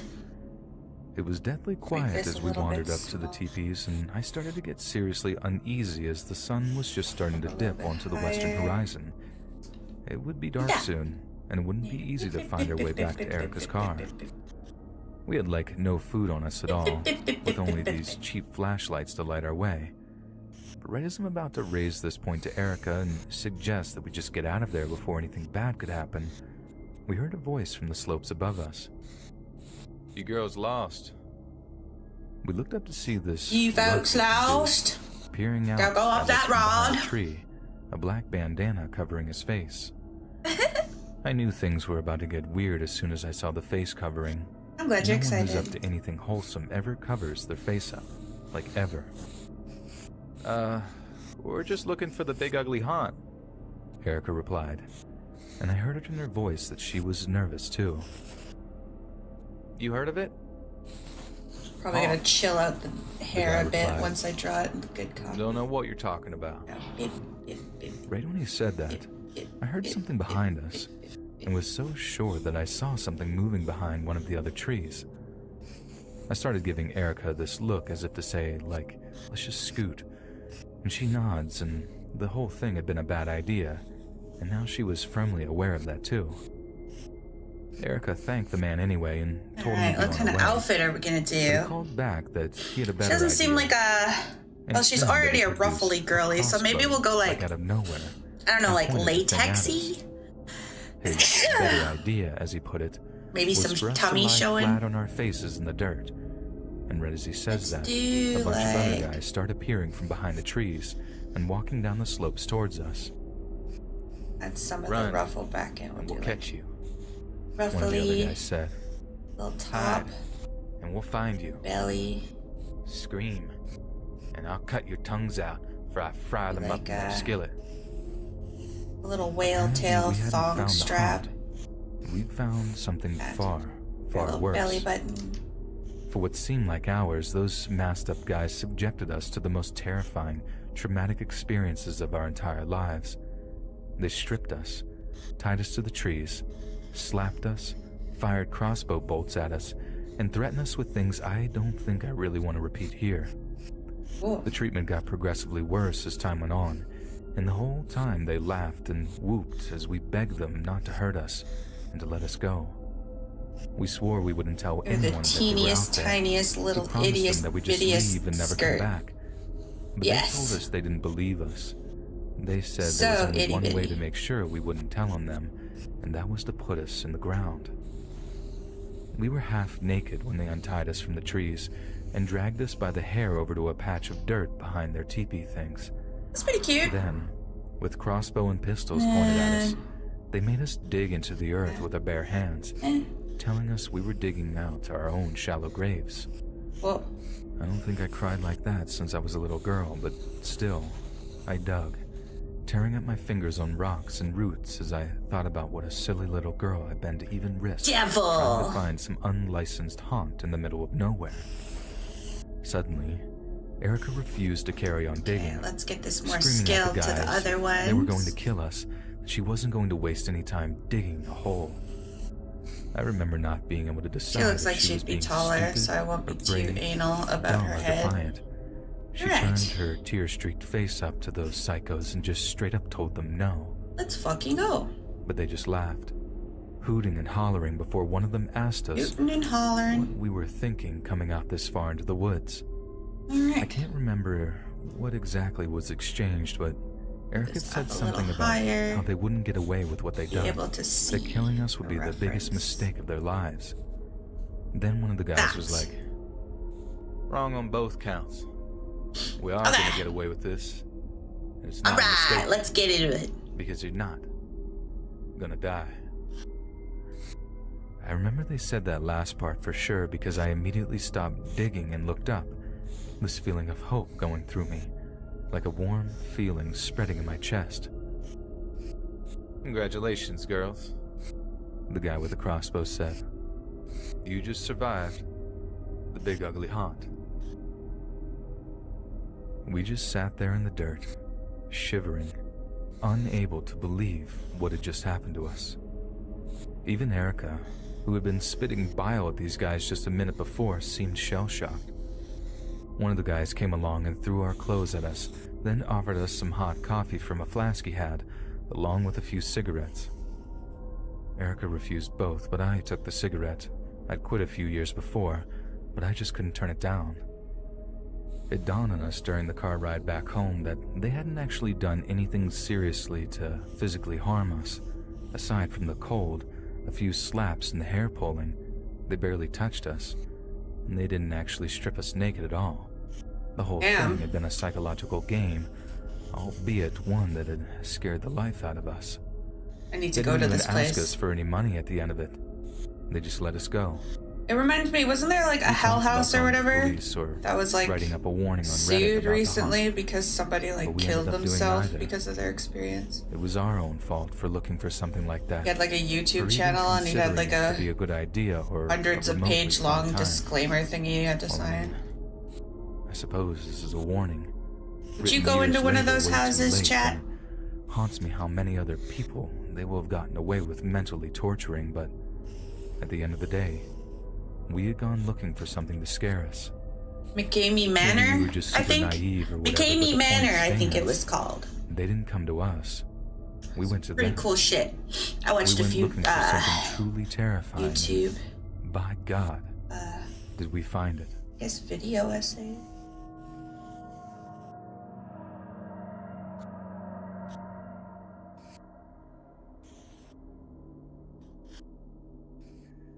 My name is Danny, and I live here in Liverpool in the UK. Oh, I'm the 33 Brits. this year, so obviously my trick-or-treating days are well behind me. But the times I got to throw on a scary costume and head into the night with my best mates are some of the fondest memories I have from my youth. That's even aside from the free sweets, and we all know how stuff just tastes better when it's free. But maybe I'm looking back through rose-tinted glasses to a degree because I do remember one Halloween that was most definitely not all fun and games. In fact, what happened that night was probably one of the most terrifying things that's ever happened to me, even if it did take me a little while to realize the significance of it. Probably make your eyes a little cute. So me and my childhood friends are all either 15 or 16 during the Halloween of 2003. We're on the verge of being too old to trick-or-treat anymore. Saying that, considering most of our voices had broken at the time, us turning up at people's houses was less cute kids begging for sweets and more like moody teenagers extorting people out of their Haribo minis under the threat of egging. Haribo! People were generally pretty sound about it, and only once did we have to actually throw an egg in anger. But there were many, many occasions where a homeowner would take a peek through the living room curtains before just refusing to answer the door. And it's not like we could egg everyone. We only had a pack of 6 and had to use them sparingly. Fun fact, a lot of places around ours just refused to sell teenage boys eggs during the Halloween season. Yeah, that's what it's like here too. Me, you don't look like the type to take. I had to go buy my sister eggs for her pranks. Good point. Well made. Point being, there came a point during the evening. But yes, I did enable her to cause havoc last Halloween. Managed to get our hands on. Which is I actually told her friends, apparently gate night isn't a thing anymore, and I was just like, you guys, your Halloween sucks, because we had gate night. We would just go fuck around the neighborhood, and they're like, what? And I guess gate night hasn't happened, like, for at least 5 or 6 years in our area. So I was forwarded some Facebook posts about people being like, your neighborhood is being targeted. Which like was gate night, unusual, so be careful. And I'm just like, oh shit, that's my kid. He starts telling us how not a single set of trick-or-treaters had knocked at his house all evening, and since he finds Halloween a great deal of fun, it has Where's your horns at, girly? We get into a casual conversation with him about our costumes, who we were supposed to be and all that, and although I don't think he managed to pick up on a single reference, he was very complimentary. He then goes on to tell us that since it's getting late in the evening and he was unlikely to get anyone else calling at his house, that we were welcome to as much chocolate and sweets as we wanted. He told us that he'd stocked up on like a shed load of stuff, thinking he was going to get many more house calls than he ended up getting, and since he was off to bed soon, we could just help ourselves. Otherwise, all the chocolate would just end up sitting in his cupboards for a year, and he wasn't about to give kids year-old sweets come next Halloween. We basically hit the jackpot, thinking we could just rinse the old fellow of his sweets and make up for the paltry amount we'd collected over what had been an unusually fruitless trick-or-treating session. Only, he said there was one small problem. Since he was getting on in years and didn't get out much, his oldest grown-up son had come by to drop off all the sweets along with his usual weekly shopping. Then, without having thought it through, his son had put all the sweets in the top cupboard of his back pantry, one that was way too high for him to reach without doing his backing. If a couple of us were willing to help him reach the cupboards and take a few tins of soup for him in the process, the sweets were ours. All of them. Now, I know what you're thinking. Who in God's name is daft enough to just wander into a complete stranger's house in the middle of the night? Apparently we were, and I'll explain why. Firstly, we were in the middle of our teens, and most of us were big lads, hardly in a position not to be able to defend ourselves. Secondly, this fellow seemed pretty old and infirm. Chibis with boobies are so silly. Look at how cute that is. The 2 lads who volunteered to go inside to help him outnumbered him 2 to 1. And thirdly, the fact that one of us had managed to pilfer a bit of peach schnapps out of his parents' booze stash, which we promptly shared as soon as we were able, had seriously impaired our judgment. So pretty much as soon as the old bloke laid out the terms, 2 of us, Sam and Corky, volunteered to go inside and help the fellow get a suit. What kind of name is Corky? Sweets. They went inside. The old fellow shuts the door behind him after saying something about keeping the cold out, and we wait outside in the street, buzzing about having hit the chocolate jackpot. Like I mentioned, we were all pretty tipsy from having shared that bottle of booze, so we're just sitting on the stone wall outside the bloke's house, chatting up and waiting. A few minutes go by. Sam and Corky haven't appeared yet, but I think we're just in too high spirits to really notice. A few more minutes go by, and we start getting a little bit impatient, wondering what's taking so long. It had gotten colder and colder as the night went on, and by that point it was actually starting to drizzle, and none of us fancied getting soaked on the walk back home. So one of us gets their phone out and starts trying to ring Sam and Corky on their mobiles, to which there was no response. We actually started cursing them out now, speculating that they were stashing some of those sweets away in their costumes or something so they don't have to share with the rest of us. The lad who tried to ring them does so again, shaking his head and getting annoyed as the rain started to get a bit heavier. Then, right at that moment, we heard a bang. Something smashing against the wooden gate at the side of the old fellow's house. Really? They're so like, I guess that's a thing. So we stand. You need to be like really. To see what could have made the I find like I didn't really know how to do it either until I got really comfortable with anatomy. Because you can't really stylize things unless like you know what you're taking away from it, if that makes sense. What's going on, mate? Watching him clambering over the wooden fencing near the back gate, before basically throwing himself over the other side and hitting the concrete driveway with a thud. God. The pure fear in his eyes when he started running down the driveway at us, shouting for us to run. We all start backing off, like getting ready to leg it, when Sam stops. Trying to make it be pitchfork and not trident. Like, God, Corky's still in there. He's still bloody in there. He's bloody in there. Everyone starts asking him what went on for him to come running out like that, but he doesn't respond. He just looks up towards the second floor of the house with a gasp. I turn to try to see what he's looking at, and watch as one of the top windows of the house opens up. It was one of those kinds that opens by, like, rotating from the bottom, like it didn't open like a door, but like a hatch, if that makes any sense. We can't really see what's behind it thanks to the darkness inside the room, but out of like nowhere, we just see Corky emerging from the window. I'm gonna do long gloves, because I think that's also sexy. He's trying sexy to devil. Tomb Raider style, so he can drop feet. Keeps reminding me it's a British story. I think he's just reading them off of like X or probably Reddit or fan submission. I don't know. Drop from the second floor window, like at least 15 feet. Then as we're watching him do this, there's like a flash of movement in the room above Corky, who then screams this proper, horrible, blood-curdling scream before crashing into the flower beds beneath him. He fell so awkwardly too, like the first thought was that he had to have broken something having fallen that distance in such a way. So I start rushing toward him to help him up and get him moving, but to my surprise, he just bounces back up out of the flower bed and starts legging it down the driveway towards us. That same horrible look of fear on his face that Sam had. Then, that was that. We just bailed, sprinting as fast as we could down this long, dark road that led towards the river. Long, dark mentioned? Not stopping until we reached the promenade, which was lit up in this ominous, pumpkin orange streetlight glow. Pretty apt for Halloween, right? Not that it had occurred to me until months after. Only when we were certain we were a safe distance away from the bloke's house did we stop to catch our breath. But it didn't take long for those of us that had waited outside to demand to know what had happened. Only then did we see the blood pouring out of Corky's head.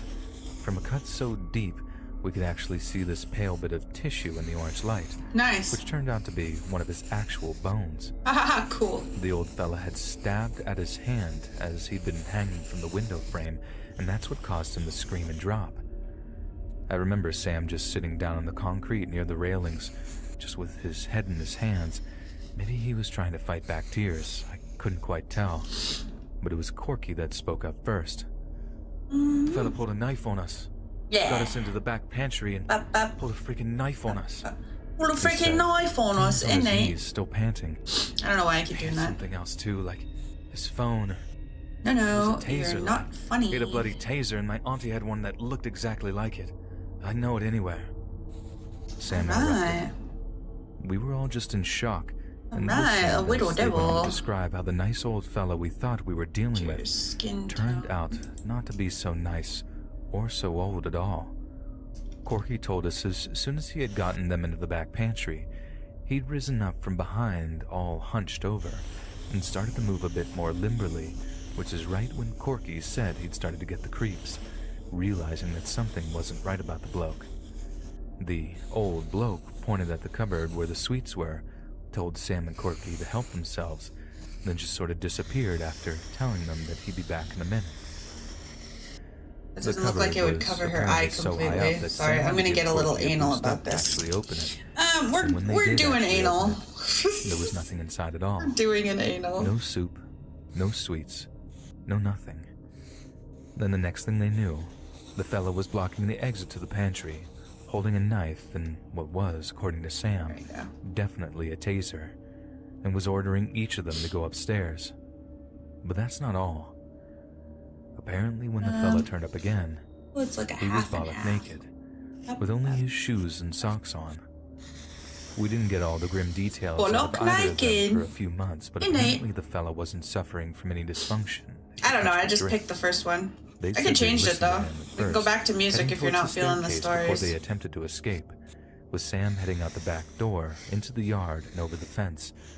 But Corky was sort of trapped on the stairs with the bloke blocking his escape, so as I mentioned, he had to run upstairs, find a front-facing window. Or feel free to recommend a horror story thing. We considered calling the police right then in the Discord. I mean, he'd obviously just stabbed one of our mates in the hand, but Corky had this other idea. Even with his adrenaline pumping, he explained, and pretty coherently, that there was no way we could complain to the police, that he could see the older fella putting on that innocent old man act again, and just telling the police that we'd forced our way inside and tried to rob him, that he defended himself, and that's how Corky ended up with the wound on his hand. I remember the lad was about to phone the police, just stopping dead, thinking about it for a second. Yeah, I don't mind. I'm not really 100% paying attention either. Way too old. I'm in the zone. Stinking of booze. I'm trying to get as many of these done as I can old man before my hand hurts. No threat to anyone at all.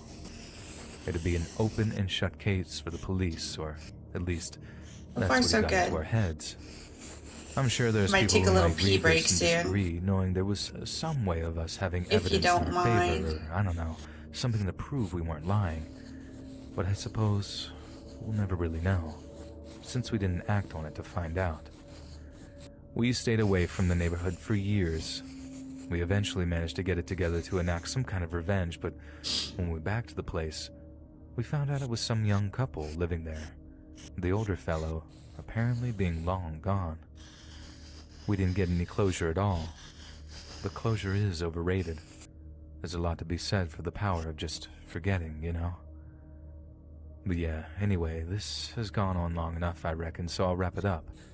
The story of the scariest thing that ever happened to me or anyone I know during Halloween, and honestly, it's probably the most disturbing thing to happen to me in my entire life, too. You know what? At least it's not AI-generated reading. This is like an actual guy reading. I appreciate that. In a world where almost every story video is some sort of AI voice. Every year when we were kids, without actually fail. Ass. And there used to be this one house that we always used to go to, where this horrible family used to live. Like, their kid was a huge bully in middle school, got suspended a bunch of times, and their parents didn't seem to be any better. Like most kids would just stop going to that house after they'd been told to buzz off year after year, but we grew to kind of relish the confrontation in a way. Like, it's not like the mom I am who used to answer the door drawing knew exactly VTubers who volunteered to be drawn. That's what I am doing. Stuff. We just got a kick out of seeing her get in the costumes that they wanted. VTubers that their fans have elected or them themselves volunteered to be involved. Driveway and out into the street. And then listening to just trolling her and seeing her get all angry. Podcast. So that year, we decided it was time for the nuclear option. It's just called Let's Read Podcast. We were heavy on the treat side of trick-or-treating, not so much the tricking side. And welcome, Elsie. I don't recognize your name. That told us to get lost or had ran out of candy didn't get anything bad thrown their way. We just sort of took it on the chin. But that time, getting chased away was a little too much for us to stomach, so we started hatching a revenge plot. One of us runs back to their parents' place, grabs a pack of toilet paper, then meets back up with us like a few minutes walk away from the house we planned to TP. We head back over there like we're on a secret mission or something, all hyped up to strike deep at the heart of killjoys everywhere. Darkest purple can be the bra. But we were just kids, Maybe only like 12 or 13 at the time, so I guess medium being dumb purple was just can be part of the the package ruffle. of being that age. Anyways, we get there, sneaking up the driveway in pairs, hiding behind bushes and their car and whatnot, and getting in position to strike. Then, like some little team of cartoon commandos, one of us gives the signal and we spring into action, hurling the rolls of toilet paper over the house, over the car, into the big tree that they had in their front yard, everywhere we could. Then boom, there's a gunshot. And the dad of the family runs around the back of the house, Jesus. aiming a pistol in the air and hurtling towards us. He looked like a man possessed, sprinting towards us at terrifying speed, despite the fact that he was that's his rocking a property. big old spare tire in his gut. We just bolt, running back down the driveway and pounding Shit, it they through body the street, shamed him too on splitting the off way in out. different directions as we're all just intent on getting out of there. But you know that saying, you don't So have to be fast enough cute. to Beep, beep, outrun beep, the beep, bear. beep. You just gotta be faster than your slowest friend. Yeah, that. God, that's Because grim. as we're all running, I hear the scream from behind me. Then the guy Guys, shooting. I'm slow as hell I turn and to I see am my buddies on the disabled. floor, I cannot getting run. the snot kicked out of them So by just this be guy. faster than me His and bag just of throw me candy in the had way of the spilled open monster. with all the Throw me to contents the just wolves and I will glittering be in the street I will light. come back pregnant. I run back and start begging the guy to stop, and he points the gun right at me. At which point I literally pee my pants. I'm not scared to admit it. Is this like I the was a third kid, one where they've and it's scary enough pissed? having a gun pointed in your face as an adult. let Thinly alone when you're veiled like piss 13. video? Only when he takes the gun away from me and points it to my buddy's head that I find the will to start screaming. No, please don't. We're sorry. We're really sorry. Please don't shoot him. The guy doesn't respond or even look at me that time. He just whips off my friend's mask and keeps the gun pressed against his temple and growling stuff about how he's going to blow his brains out right then and there. Awesome. Who do you This think one's awesome. creeping up on my family like that? I should waste you right here and now. And all this other stuff. Yeah, this That's one's my young good. friend I like this basically one. bawling his eyes out. It was horrifying. Protect your property, Actually kids. horrifying. Scarier than There any you horror go. movie I'd ever seen.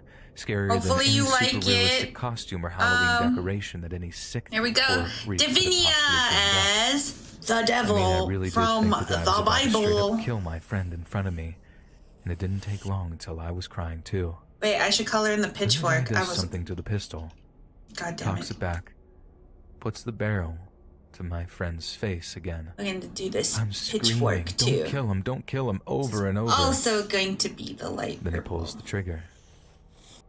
But there's no bang. There's just a click. But even the click was enough to send my Oh, and then I friend guess she into needs a tail. absolute spasms of terror and wailing. I didn't know anything about guns at the time, and I really did think he'd done whatever you do to prep the thing to fire. And I think I was just too terrified to see or realize that what Damn. the guy had done, what he must have done thinking about in retrospect, is eject the clip, clear the chamber, then dry fire the pistol into my friend's face, making it look like he was about to shoot him, but actually not doing so at all. That's a Then good once we scare, were good though. and broken, Chasing somebody off their once we were lawn too scared to do anything but stand or lie with a there, gun. That's a bawling our great little eyes Halloween out. prank. They The say dude says trick something or about us treat for a learning our reason. lesson, then walks off Get back tricked. up the street towards his house. I remember my friend sort of lying there in the street for a few minutes, just sniffing and devil crying while I sat down next The to him. Bible. I say sat down. It was more like my wobbly knees just couldn't handle it anymore, and I There's collapsed 3 of down them. onto my bottom near him. Let's I didn't say a thing for the go. longest time. Spooky Halloween I just tried to dance. process Spooky Halloween what dance. Just happened. They look so cute A together. dumb What the Halloween fuck? prank could possibly have All escalated right, into let's bring out something the so number truly generator terrifying. again. I'll set up Looking for back my on next it, drawing. No, we were little then I'm gonna jerks take a little tempting fate break, like okay? that. Going I back year after could. year, and Yeah, I'm probably cheap wasn't the enough. only group of kids who were Also illegal. What? angry Taking a at this guy, break? or deliberately targeting Chasing them for or not chasing being people down with a allowed to gun. steal. I mean, it depends on what state you're in, Who right? deserved that? You're allowed to protect No your one property. I mean, this The grown cops man were subjected a invented to tween allow you to kid protect your almost assets. execution Why would they in the take that middle of the away from street. you? That is your right. After a while, we got up, and Let's I walked see. my buddy back to his house. Let's go. Let me know if there's any that you're excited to see, by the way. Needless to say, the cops got involved, and the whole thing got way messy Let's for a roll while. it. The guy ended up catching charges. And we got visits from the cops too to warn us about playing 13. Halloween pranks Nanako like that. as a I'm not a spider. lawyer, and Ooh, that's gonna this be is so like cute. 30 years ago now, so don't quote me on any of this. You feel And I'd specified actually be happy with to hear little from puppet anyone who spider could paint a legs. more detailed picture of the laws that were broken that night. But technically, So I'm thinking like we were trespassing on Muffet their property and from breaking a bunch of other harassment laws or Undertale? something. And if Maybe? I don't that know. guy hadn't Something actually ran after us along into that the line street, anyway. I think he might Let's have get a actually gotten reference away with set the whole up. thing. But since he did follow us and did the whole mock execution thing, he managed to pick up charges, and for a while it looked like he was facing a brief stint in prison. But the family wasn't exactly in the weeds financially, so from what I remember, they lawyered up and managed to get away with a suspended sentence. Although I do know the guy was banned from owning firearms in our home state, which I suppose was a win for us in some respects. But the lasting effects of that night stayed with me for a long, long time. I've had a severe fear of firearms ever since. Like I can watch movies with guns and no problem. There she is. Something about it just being I love Nanako separates the reality of Niku. it for me for some reason.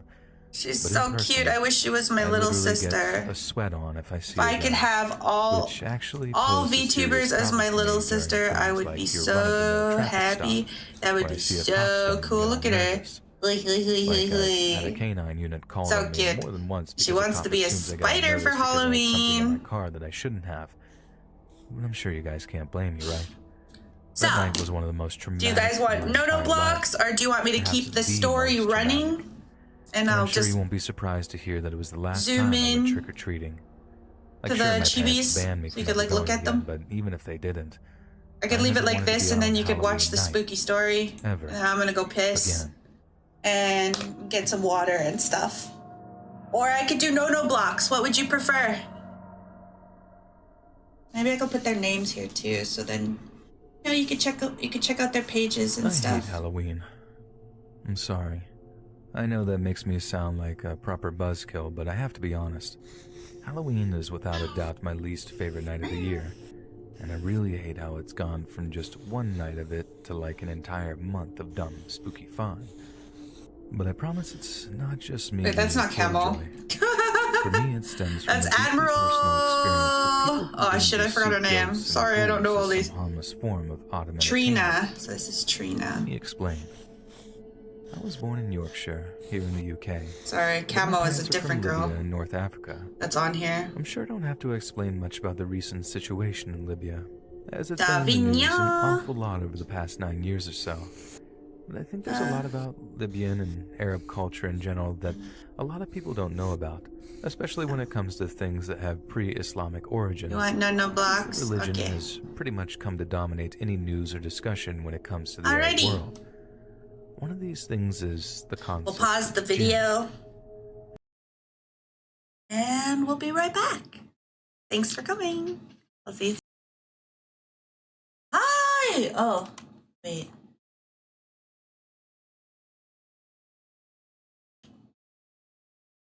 Give me a second. Hi! Hello!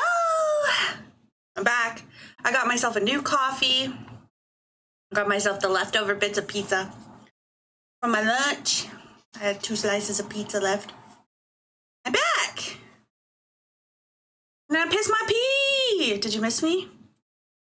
We are about to draw Nanako as a spider. Yippee, a spider! Okay. John, chicka, John. John, chicka, John. Okay, wait. You didn't answer me. Do you want the stories? Do you like the stories? I could put music on instead if you'd prefer music. Would you prefer music? I don't mind playing music.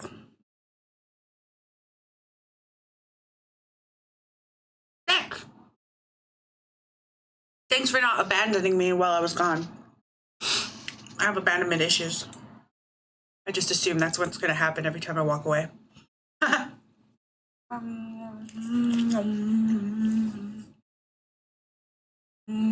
Okay. We'll do it for a little while longer. My vote is movies. I can't play movies. This is YouTube, dude.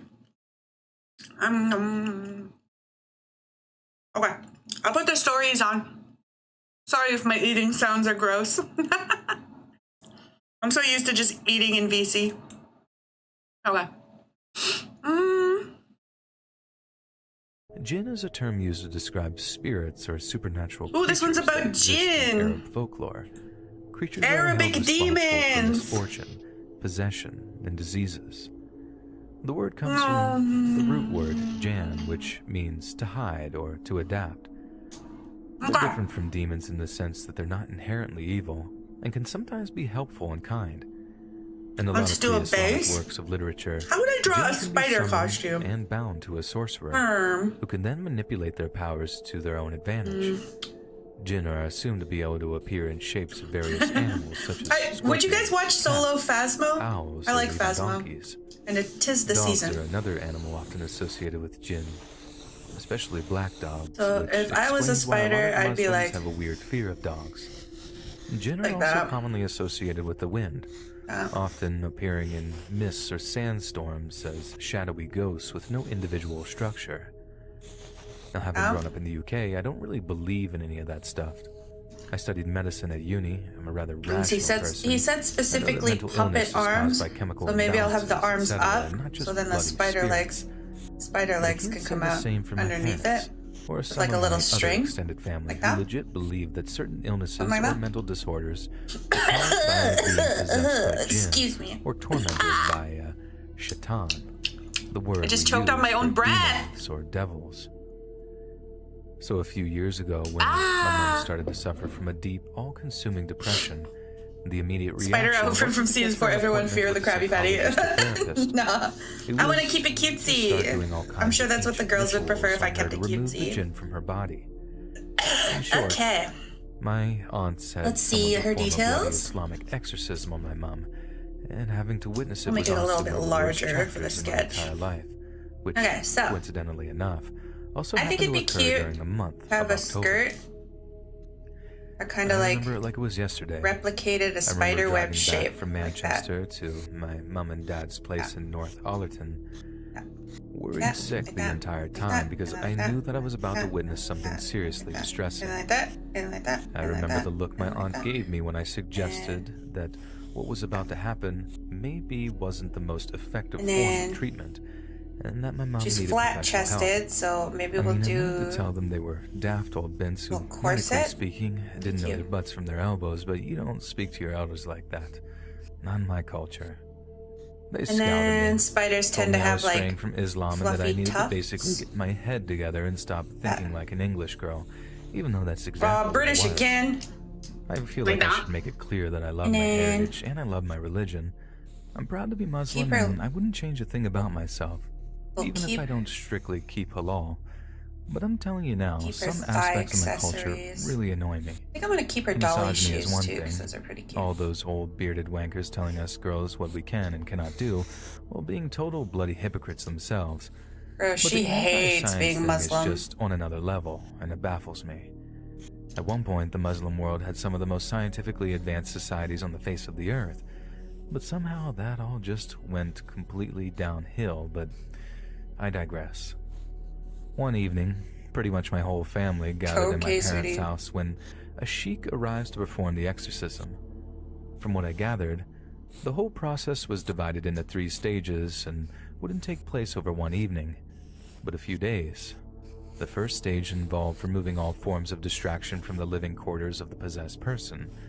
The sheik, with the help of my aunts, removed And then this anything will be musical from her my mom's regular room, so arms. all the CDs, the stereo, and my mom's little oud, hands which is spread like a out little like Arabic that. guitar or mandolin type thing, which she always loved to play for me and my sisters when we were kids. They then took away all of her jewelry and stuff. Basically, anything pretty had to be purged from the room, which obviously my mom found really Dun, dun, upsetting dun. since she took a lot of comfort in the things that then- reminded her of home. Say there's The like sheik then told a my really mom skinny and the little rest of my family string. everything that was about to happen was the will of Allah, and that it was merely there as a kind of go-between, a mediator of sorts. The second stage, and perhaps the most disturbing for me, was when the sheik tried to actually communicate with the possessing spirit directly. Something came over my mom as he started to do this. At the end of the day, she believed in the process too, and she played right into his hands, saying some really Does that look like a spider costume? Did he just say scientifically more advanced than the other world? He is reading, in his defense, I'm going to defend this guy. He is reading a story written by a Muslim teenager in Britain. So what do you think they know about it? From showing the women of the family that he was about to burst into tears himself. When my aunt started screaming, so did my mom. The cacophony of wailing and crying coming from that room that cacophony was just horrendous, and for months I used to hear it in my nightmares. I love the word cacophony. The sheik demanded to know the most inappropriate things from my mom, the kind of thing a person is never supposed to ask another unless they're actually really, really intimate with them. It was absolutely disgusting. Yeah, this is like way pre-colonial. Man, I think I still do. The third stage took place the following day. Oh, is that a spider outfit? Is that readable as a spider outfit? With the help of my aunts. Yeah, don't we use the Arabic alphabet and like number system? And a kind of purification ritual that would cleanse her body and soul of any sin. She was utterly exhausted by that point. I'm also certain she hadn't eaten a thing in about 3 days and had barely drank any water. She looked terrible, and I was so scared she was going to die as a result of the stress and deprivation. Then, after the sheik put his white-gloved hand on her head and recited a few verses from the Quran, it was all over. He packed up his things as my aunts thanked him, then he left. My mom was fixed. Only she wasn't fixed. Not at all. She's never really gotten better, and for a long time I think that exorcism bollocks only made her worse. Yeah, religion helped her. Praying and believing helped her to get a little bit better, but not anything that old wanker did to her ever made her remotely better. I suppose that's why I hate Halloween so much. I had to spend the rest of October listening to stories about demons and spirits, seeing people make light out of a subject that had given my family and I so much pain and torment. Because as I said, for some people, ghosts and ghouls and goblins are just something make-believe that bring a bit of light entertainment once a year, or for my weirdo boyfriend all year round. But for some people, they're Why is she dating a goth guy if she thinks she's a weirdo? Save some goth boys for the rest of us. Crisscross here. My name is Rosa. I live up near Edinburgh in Scotland, and this They're is all British! Why are they all British? That's ever happened to me on Halloween. I'm going back a few years, but on Halloween night, the Cinema Society at our uni decided to put on an outdoor showing of that movie, Alien. I'd not seen it before, but a few of my pals said it was good, and since we were too old for trick-or-treating, but too young to go out drinking, that would be a way to have a good time without spending too much money. So we had an alright time watching the film and all of that. It wasn't as good as my pals had made it out, but it was still pretty enjoyable. Only the whole time, this guy in the same row as me keeps looking in my direction. You know, like when you can see the shape of someone's face in your peripheral vision when they're staring at you. Yeah, that. I gave him a few looks as if to say, "What are you looking at?" But that didn't put him off. He kept staring for like the entire time the film was going on. He seemed a wee bit older than me, with dark hair and quite a plain face, and he had a t-shirt with a little character wearing a blue and yellow jumpsuit type thing. Spider dog! I was giving a thumbs up. I'm pretty sure it was from a video game, but I'm not sure which one. Anyway, when the film was over and me and my friends were walking back, she's so yippy, I might keep her eyes closed and have her be like, pulls up next to us really fast before slamming on the brakes. Yeah. Then the same fella jumps out of the car, the one with the video game t-shirt, and tries to actually. Is that a little too silly? I think that's so cute. Wait till we have Spido chat. Wait till we have Spido. And biting him, while my mates went mental too. Yeah, Spider dog. Until he gave up, jumping in his car and driving off. All right. We'll do for now. The rest of the details I could fill in as I go. Let's get it close. So we had nothing to tell the police apart from a rough physical description. The others. I don't think anything happened as a result of my complaint. Let's Like give the it a police color never got and a back in draw touch with and a me. whatever else. So as scary as this whole thing was, I don't think it compares to the fact that Hi, the weirdo who Buck. tried to actually kidnap me that night Weber is from still Don't out there. Starve. Yeah. And it's probably She's a only very matter cute of little time spider. before he tries something like Okay. that again. Let's do Only this. the next time, the girl might not be so lucky. Who's putting it at 12? Why is it doing that? Alright. Get this little guy closer to the reference, shall we? I think for any American teenager, starting high school has to be one of the most stressful, daunting experiences of their entire education. Oh, I forgot But the for me, ahoge it and the was pigtails. particularly rough. Maybe we'll start with You that. see, I was a real late bloomer, still very much a squeaker by the time I got to be a freshman. While the boys my age were getting growth spurts and sprouting facial hair, I could We were the world's easily have biggest still passed for like ahoge 11 because that's or 12. hilarious to me. I mean, We're gonna do I got that. caught up eventually, Well, don't now. get me wrong. Okay. But there are pictures of me from back then that my current roommate has seen, and he jokes that I had the body of an anorexic bikini model. I'd like to argue to the contrary, but honestly, that's not far off. So unfortunately, I was an obvious target for bullying seniors, the worst of which was this big slab of meat with red hair named Josh. Why is it Josh always used to push me into redheads? lockers on a daily basis, like, "Are you sure you're old enough to be here, short stuff?" And I was in absolutely no position to be able to defend myself. So this goes on for like a month, and each time I get sicker and sicker of how he's treating me. It's not like I was a total pushover I hope this guy either. murders Despite my him. small stature, I'd managed to deter any potential middle school bullies by being something of a pint-sized brawler. Even if you don't My short quite king win a deserves fight, retribution. you can still inflict a fair amount of damage, and after that, suddenly they don't want the smoke anymore. They don't want So the it smoke. was honestly only a matter of time before I snapped at Josh. They don't want the Sure, he was smoke no bigger than more, me, he but says. I was about perfectly positioned to nail one good punch to the balls, and after that, there was little chance. He's he'd fighting wanna lay dirty. hands Okay, on this me one might again. be funny. Anyway, it's getting closer and closer to Halloween, and some of the bullying is getting Yeah. pretty intense, and I said, each time something happens, I get more and more furious. We were doing that for a Until the while with point where, on the Elfin morning of in her Halloween, old server. Every me and time we friends drew are her talking about going ahoge got trick-or-treating bigger. that evening, swapping costume ideas and stuff. She didn't notice for a And Josh couple months. appears like out of nowhere and starts verbally pounding on us about how we're such a bunch of nerds. I think it was how he was trying to show me up in front of my friends that really did it. I just couldn't stand the Actually, I thought think I'm of gonna keep losing this face skull in front of because them. it's pretty So I clapped back Halloween-y. with like, "Yeah, but your mom loves it when I dress up for her." Josh just stops dead, like this blank expression on his face. My buddies are all laughing like, "Got him," and I'm half expecting Josh to start trying to pummel on me, but he doesn't move. He just stares off into the near distance for like a full minute while I look back at him in confusion. But you know he's a real psycho. Then, without a word in reply, Josh just storms off without so much as looking at us. But before he disappears around a corner, he full-on throws a right hook into a locker so hard he put a dent in the thing. Just like boom. Punches not it hard so to loud dent a teacher fucking comes out locker, from the dude. class, screaming and asking what was that. It felt kinda good knowing I'd gotten him so mad, even if I probably would end up suffering for it. But just how much I'd suffer for it, I had absolutely no idea. So cut to like an hour or two later and we're all having lunch, sitting around the tables just minding our own business. One by one, seniors start coming up to our table like, "Did you really say that stuff to Josh about his mom?" And when I say yes, they're all like, "Wow, dude. Just, wow." Why, is Walking his away, mom like shaking their dead or heads and something? laughing.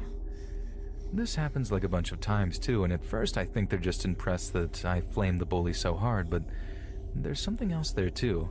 Something that kinda piqued my curiosity. So, in the end, when this one senior kid asks what I'd said, I stopped and was like, "Why is this such a big deal? The guy had it coming."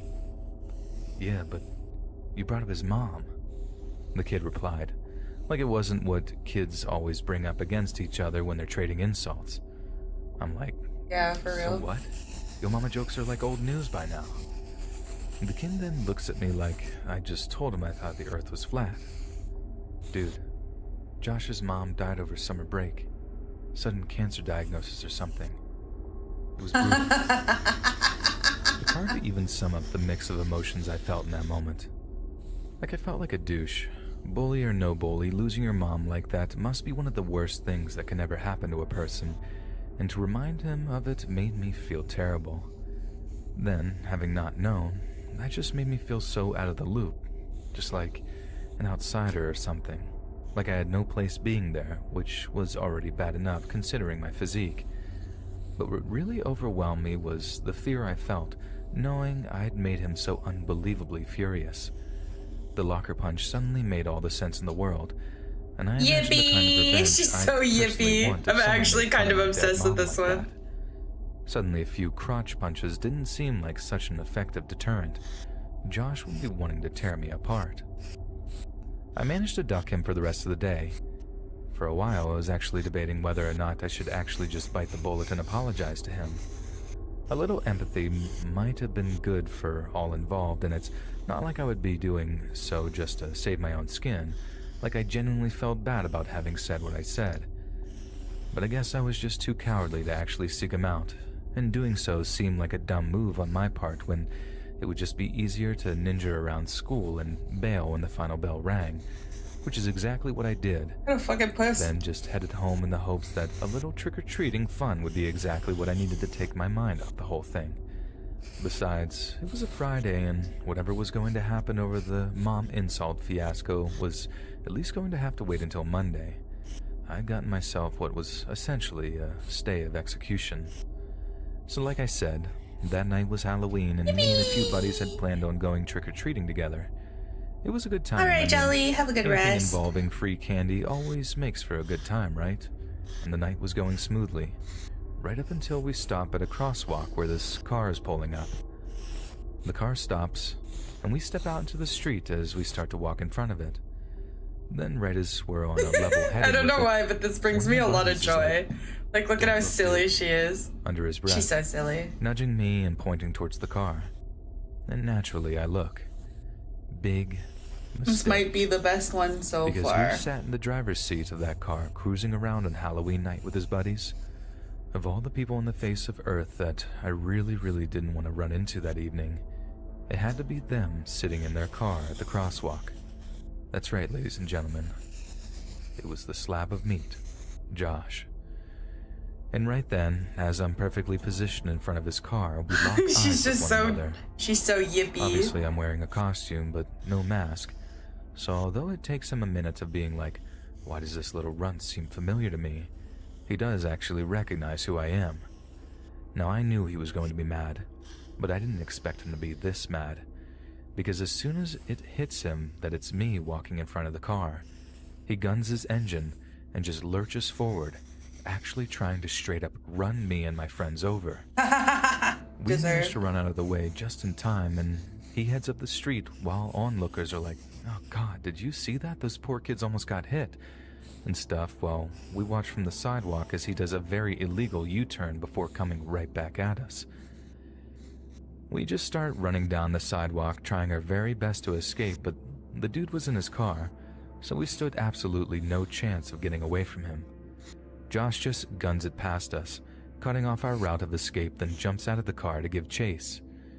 He was a big dude, but Jesus Christ was he fast. So needless to say, he catches up to me in like no time at all and just tackles me down onto the sidewalk. Oh shit, he's gonna get his ass As you can probably kicked. guess, Josh then proceeds to beat the goo out of me, The with me goo! shouting, I'm sorry, I didn't know the whole time. The And he's goo! just raining blows down on me, kicking me while I'm balled up on the sidewalk. When I hear something I still feel kind of conflicted about. He's grunting and cursing at me for a while, but then I hear something else. He's like whimpering or something as he's hitting me. Then his voice starts to break while he's calling me all kinds of names, and I come to realize that he's actually crying.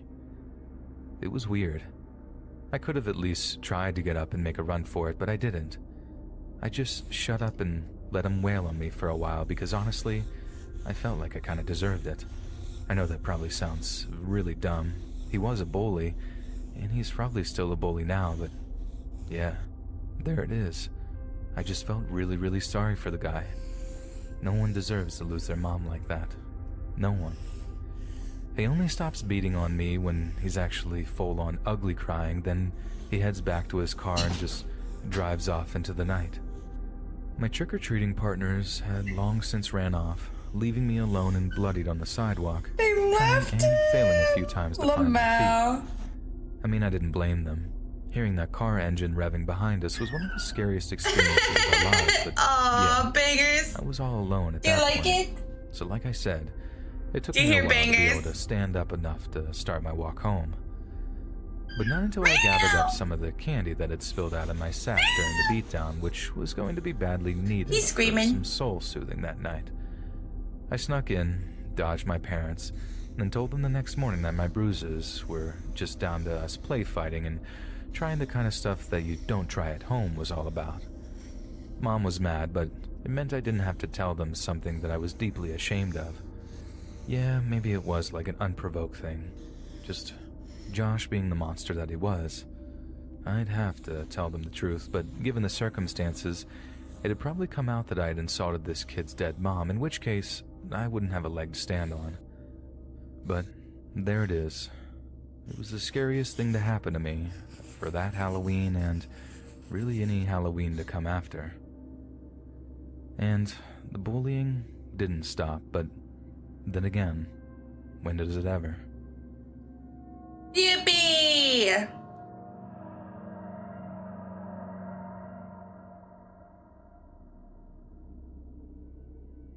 Wow. What's So this cuddle? isn't just my scariest trick-or-treating story. This is the story of the scariest thing that has ever happened to me in my entire life. It's not some dumb story about ghosties or ghoulies or anything Yeah, I like the supernatural fact like that kid kicked It's the something ass very real of the other and very kid. tangible that left me seriously messed up for a long, long time. I love violence. My parents arranged counseling sessions for me to help deal with it, and I can't say those didn't help a little, but what happened that Halloween night has stayed with me for my whole life, and every single year, without fail, I think about it a little. Like a lot of suburban neighborhoods here on the east coast of the US, Halloween decorations have become something of an art form. I remember when decorations used to be confined to just a pumpkin and maybe a few things pinned to a front door. But now it's a whole different ballgame, with lawns overflowing with orange-colored decor and even the occasional roof being covered in those fake spiderweb type things. Things have gotten pretty intense too, like last year I saw how someone had actually dug up a patch of their own well-preened front lawn to make like a fake grave type thing that had a skeletal hand sticking out of it. It's been that way for a few years now, and it's key to how my story even happened in the first place. So on the night in question, me and a friend of mine are wandering around our neighborhood in costume, collecting as much candy as we could possibly carry. We come to this one particular house that's totally decked out in all kinds of Halloween-themed decorations. I mean, it was honestly pretty impressive how much effort the family had put into it. And if they were so into Halloween that they go to such lengths to decorate their home, there was a decent chance that they'd be incredibly generous with giving out candy too. So me and my buddies started walking up their pathway, all slow, just admiring all the decor as we went. Things got progressively spookier as we went, but nothing could compare to the scene we saw as we got close to the front door, and that buddy of mine spied through the front window of the house. Inside, I might do a part 2 of this. Like, it'd be cute if I can, like, get through all of this them. family was indeed the most dedicated set of I don't know, Halloween our art decorators stream's we'd annoying. ever come across. It appeared They that tend to be they a set little up an long. actual sort of murder scene. The whole room was trashed Progress with is slow. ornaments strewn over the room, china plates smashed to But I like smithereens hanging with out with you pieces guys. laying all over the carpet. There was blood everywhere too, splashed all over the couch along the bloody handprints on the walls, and in the middle of the room, laying on the carpet, They'll use this was the most darker convincing tone. looking dead body I'd ever seen. The family had done a decent job of obscuring the mannequin, or whatever it was, That does look by better. having it pretty much caked in blood and gore-soaked. Would you watch a torn part 2 clothing. of this? Because I don't think I'll It get was more maybe a than, little like, much for maybe Halloween, though. Like, I've 5 or always 6 been of them something of a done. scary movie fan, but even I couldn't stomach to look at it for very long, so I moved up to the front door and began ringing the doorbell. I rang once, then twice, but no one answered, and all the while my buddy's just staring through the front window, white as a sheet. I try a third time, banging on the door extra loud just in case the doorbell happened to be broken or something, and still my buddy is just gawking through the front window. I remember him saying something like, God, it just looks so real. Before I finally walk over and start trying to drag him away, I want to do more than just 5, but I think my stamina's gonna run out in like an hour. Would certainly not be giving us any candy if we went and made a big old throw-up mess on their property. Only right as I'm doing so, I happen to look through the window just in time to see one of the TV room doors opening. In walked a man who looked like he'd been crying, like a whole lot too, and in his hand were these big plastic trash bags. We're only peeking in from the edge of the window, so he didn't see us right away. And we watched as he walks over to the mannequin thing and kneels down beside it. He reaches out to touch the face of the thing, and that's when I see how he's got these rubber gloves on too, the kind you use for washing up. I get that he didn't want to get any of the corn syrup blood or whatever it was on his hands, and it's real blood. I started kind of wondering He's a murderer. how he's going to get the stains of the carpet. It's widowy a murder house. It's real dedication to ruin your own upholstery, all in the name of Halloween decorations. It is widowy a murderer. You're in a murder house. We're not looking at Halloween decorations. You're in a widow of a murder house. The carpet isn't a mannequin, and it's not corn syrup on the walls. It's widowy murder. It's real blood. A real body. We're not looking at a decorative setup, we're looking at an actual murder scene.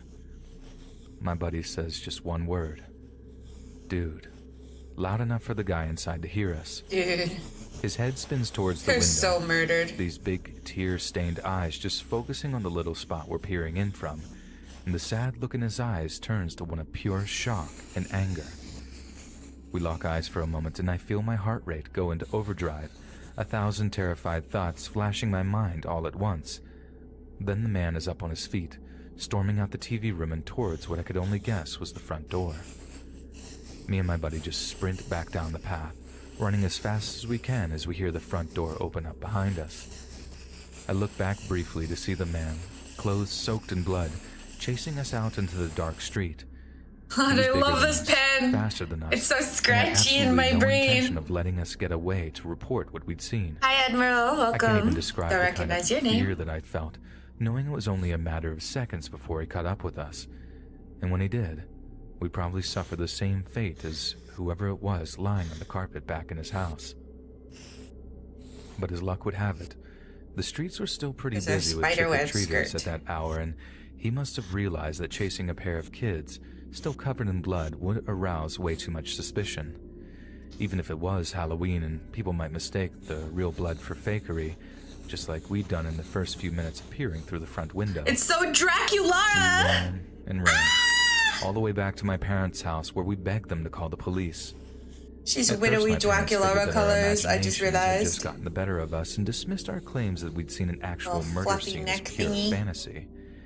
In the end, my dad insisted on seeing the scene for himself before calling the cops out. And even if the idea of going back there sent me into fits of terror, he wouldn't take no for an answer.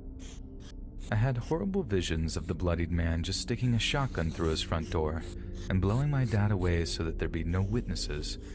And the whole walk around the murder house, I was absolutely terrified. But as we got closer, we started to see a bunch of blue flashing lights. It was only then that Dad actually took me seriously. And as we edged around a corner and saw a bunch of cop cars sitting outside the murder house, he realized that I'd been telling the truth. I figured someone who saw him chasing us briefly had the wherewithal to call the police before us, and I thank God that they did, because I don't know if I'd even be writing this if we'd actually been able to walk back up that pathway and back towards the house. It was all over the papers for the next few days.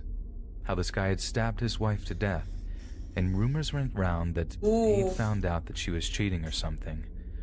But I never really got those confirmed or not, so only God knows what actually caused him to snap and murder her. Like I said, I had to have a great deal of therapy throughout my teenage years to help me get over what I saw that night, and for a long, long time, I saw that body in my nightmares. In the worst of them, me and my buddy would be looking through the window, and the body would rise up into a sitting position before the woman screamed to us to help her, blood pouring from her cut-up mouth as she did so. Whoa. In some others, the guy would catch us, drag us back into the house, then lay us on the carpet next to the body before taking a knife to us, one at a time. Ink tights, I guess? It took a while, but I don't think I got white past adds enough contrast. Yet Halloween remains a time of year when I can't quite keep those memories out of my head. A time of year when others pretend to be haunted by ghosts and whatnot. This is fun. It's like I'm designing costumes. Haunted by the sight of that poor woman, lying on the carpet, covered in blood.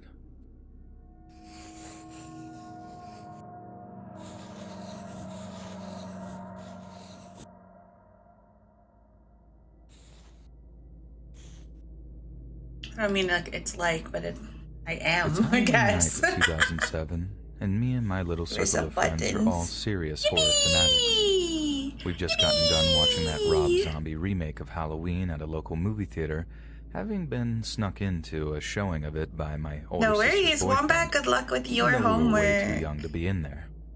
It's not a brilliant movie, I guess, but we didn't care, because we're about to go trick-or-treating in a neighborhood where Halloween is a huge deal. Every kid for miles around was going to be walking the streets in their spookiest costumes, streets that were decked out in decorations so lavish that it'd make Guess even we the could add our wealthiest hair theme clips. parks blush. The parents in our area seemed to turn the whole thing into something of a competition, Do an which edge made for a pad. very, very spooktacular atmosphere. Spooktacular. We were pumped. We all make our way back to our various parents' house, put on our different costumes, and then meet up at the end of our street to begin our undead shuffle around the neighborhoods. It was honestly one of the most memorable nights of my life. I can barely describe the kind of youthful excitement that possessed us that evening. It was absolutely electric. And since our costumes were tip-top, we absolutely cleaned up. Is this on the British candy again? front. Some houses we called Tip-top, at gave pip-pip. us a few extra handfuls Cheerio. because we were just so excited to be trick-or-treating. Bone. At one point, one of my Bone friends lived action just out over of view from the door of the house that we A little knocked bit on. of bone action. Some mom and dad couple answered the door, smiling and wishing us an enthusiastic happy Halloween after we gave them our best trick-or-treat. Then, just as they're about to give us a handful of fun-sized candy bars, meathead. my friend jumps out at them Hairpin. from around the corner. And then what's wearing on this his side? awesome-looking werewolf mask and A it's the loudest howling noise you could ever wish to heart. hear from a 14-year-old kid whose voice hadn't quite dropped yet. Huh? The dad of the couple is absolutely scared out of his skin, backing off from the doorway with this This one girlish a little wow-sounding bit. scream. The mom this freezes one for a like that. second, all wide-eyed and shocked before she just bursts out laughing at her husband's reaction. And a bone. The dad's all like, "God, you kid, you scared the life out of me, man." Bone. But kind of starts cracking up too, which then just makes the mom laugh even more. Yay! Everyone is laughing to themselves at this point. It's a super wholesome Alright, we moment, got a and spider it's something I'll nanaco. remember fondly for the rest of my life. That's pretty And good. thanks to the efforts of our werewolf If I buddy, say- if we I- each got an if extra I say handful so of myself, it's pretty fun-sized good. bars in our candy sacks. Alright, let's was a see what it win-win looks like with the scenario. others. So a little She's so while later, happy. we're all Oh, I walking did her around looking to still, the our left. I candy keep sacks doing that. absolutely stuffed To the with goodies left. that are To the probably gonna last left. To until the December if left. we ration I them guess I right. could flip Trina And if because we she's keep the not. stashes I'm well flipping hidden from Trina, okay? fingers She was of our always older done the other siblings. way. We're not She was entirely never bored yet, facing but the left. conversations Okay, that have never started happened. wandering way beyond where we might be able to hit Oh, she's the a little motherlode of lean. candy next. She's That's on when that someone lean brings shit. up a particularly you scary go. story. I don't mean, ooh, super spoopy skeleton story. Super I spoopy mean, like, legit skeletons. Think this guy's a Everybody millennial? starts telling me the urban legend of the evil woman who got so sick of trick-or-treaters knocking on her house on Halloween that she gave them all poisoned candy and ended up killing a bunch of kids as a result. Scary enough, considering what we were doing, but totally not true, right? Wrong. Another of my buddies is all like, "Nah, dude, that's a true story," and tells us how that stuff actually happened, like back in the 80s or something. Apparently, and I did look this up myself later on to confirm it, this poor kid gets given a poisoned pixie stick while on his trick-or-treating rounds. Not the pixie sticks. He eats the candy Again. inside, totally unaware of the sugar crystals inside are actually laced with cyanide. Yep, Wait, this is the same Cyanide. story. like one of the Or a deadliest similar one? poisons known to man. Different Same stuff perspective. Hitler swallowed to end his own life at the end It's of World definitely War II. written better. Then boom, Hitler mentioned. the kid froths at the mouth and dies. It was no urban legend at all. That Oh. stuff legit happened for real. Nanako. Then our buddy goes on John, to John, tell us that it John. wasn't some evil old lady that did the poisoning. Okay. It It was his own dad that did it for some insurance like he took out epic life list. insurance on his kid, murdered him, and tried to claim on it. We're gonna get our number generator. Seriously disturbing story, and obviously we're all actually terrified by the prospect of it. I already got that one. I'm gonna We're click it like walking 30 along, times. actually wondering aloud to each other if we'd called at anyone's house. Kuromoto Dracula. There was no seemingly evil old ladies that night, but one of us starts joking that maybe, just maybe, the dude who we'd scared was actually angry at us, and the extra candy that we'd been given sound effects had been laced super with necessary, by the way. something to get revenge.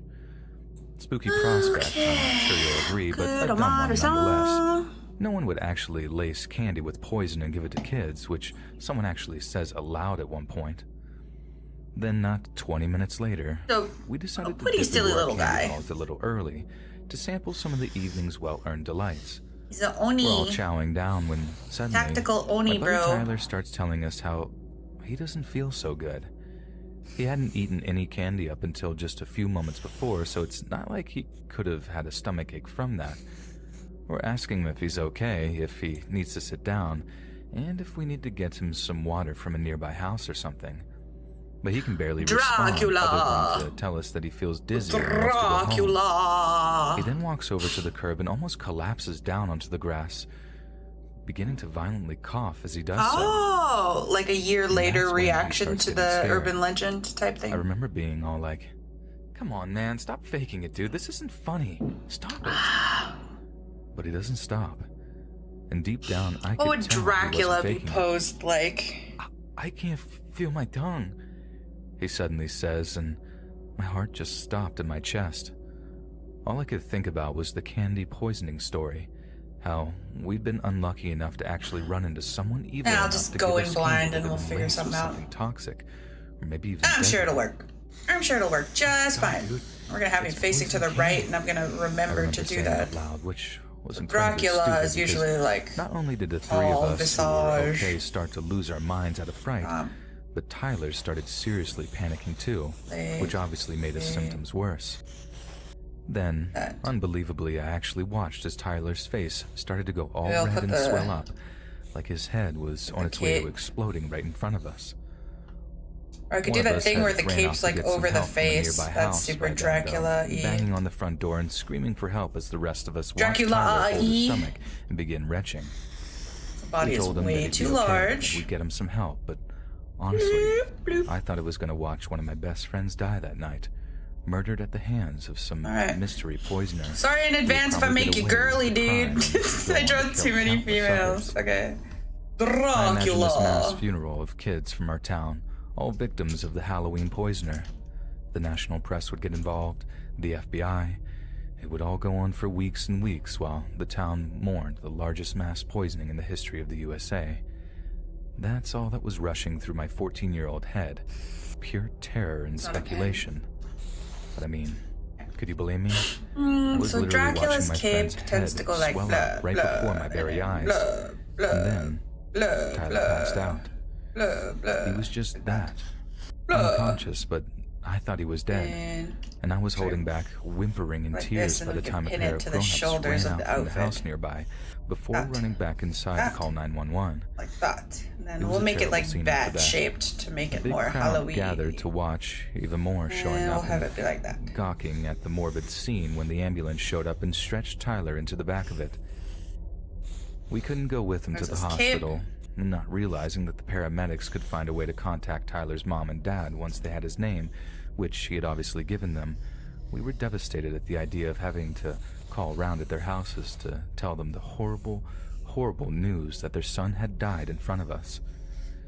It was horrendous, truly horrifying, and one of the most memorable nights in my life suddenly got so much more memorable for all the wrong reasons.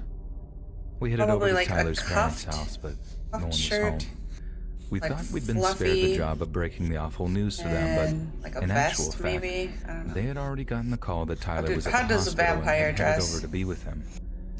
I told my parents what happened when I got home. Through ugly tears, I described the dizziness, the coughing, the wheezing, and the puking. My mom, who used to be an EMT back when she was in college, gave me this weird, knowing I look. looked through like Then a headed off to ruffly get in shirt. touch with Tyler's parents while I went up to my room and cried myself to sleep. I was shaken awake We'll make a it few hours slutty later because by he's my a little dad, who slut. had some news for me. There you go, you little slutty vampire. Tyler wasn't dead. Oh And man, neither I was always poison give the my reason why he'd had the terrible episode on the chibis curb like that night. massive dumpies, You dude. see, Tyler had an allergy, specifically to gelatin, something which is found in a lot of candies, cakes, ice creams, and yogurts. Tyler knew not to eat anything like that and had to agree to go through his candy haul with his parents later that evening so they could weed out anything that might give him a reaction. But what he didn't know, what I didn't know, and what many of you there might not know, is that some cereals contain gelatin. Really? Yeah, cereals. God knows how or Lucky why that Charms, might be the maybe? case, but it is. So as it turns out, Tyler sifted through his candy and found some chocolate cereal bar type thing and assumed that he could eat it. Fun fact, Tyler also checked the label himself to see if the thing contained any gelatin, but didn't realize that some products use different types for gelatin. Things like hydrolyzed animal protein, collagen hydrosylate, or denatured collagen. Probably make Obviously, this shorter. It's a 14-year-old little Tyler long was for not how a nutritional stubby scientist the arms and are. had no idea that these terms were pure Like semantics this. and that he was eating This gelatin. one could also be shorter. But still, Tyler could have gone into anaphylactic shock. His throat could have closed over and he could Bleh. have suffocated, right? Bleh! Bleh, Again, I say. wrong. He was never in any real he's danger bald. of this happening because only Should I rarely does an paint him allergic like reaction to Dracula gelatin flows do that. and have like the Very rarely. grease paint? Not like nut allergies, Widow's which can actually Peak? straight up kill you. Tyler just got taken to the Kuromaru hospital, as Dracula given some flows would be antihistamines and was so kept funny, overnight though. so the doctors could monitor his condition. So, in the end, everything was okay. No one died, and there was no mass poisoning in our town that year, but still, what happened that night was one of the most horrible events of my entire childhood, and I'm pretty sure you can all understand why.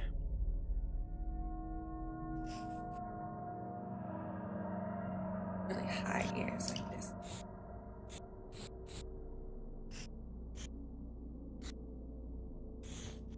I love running.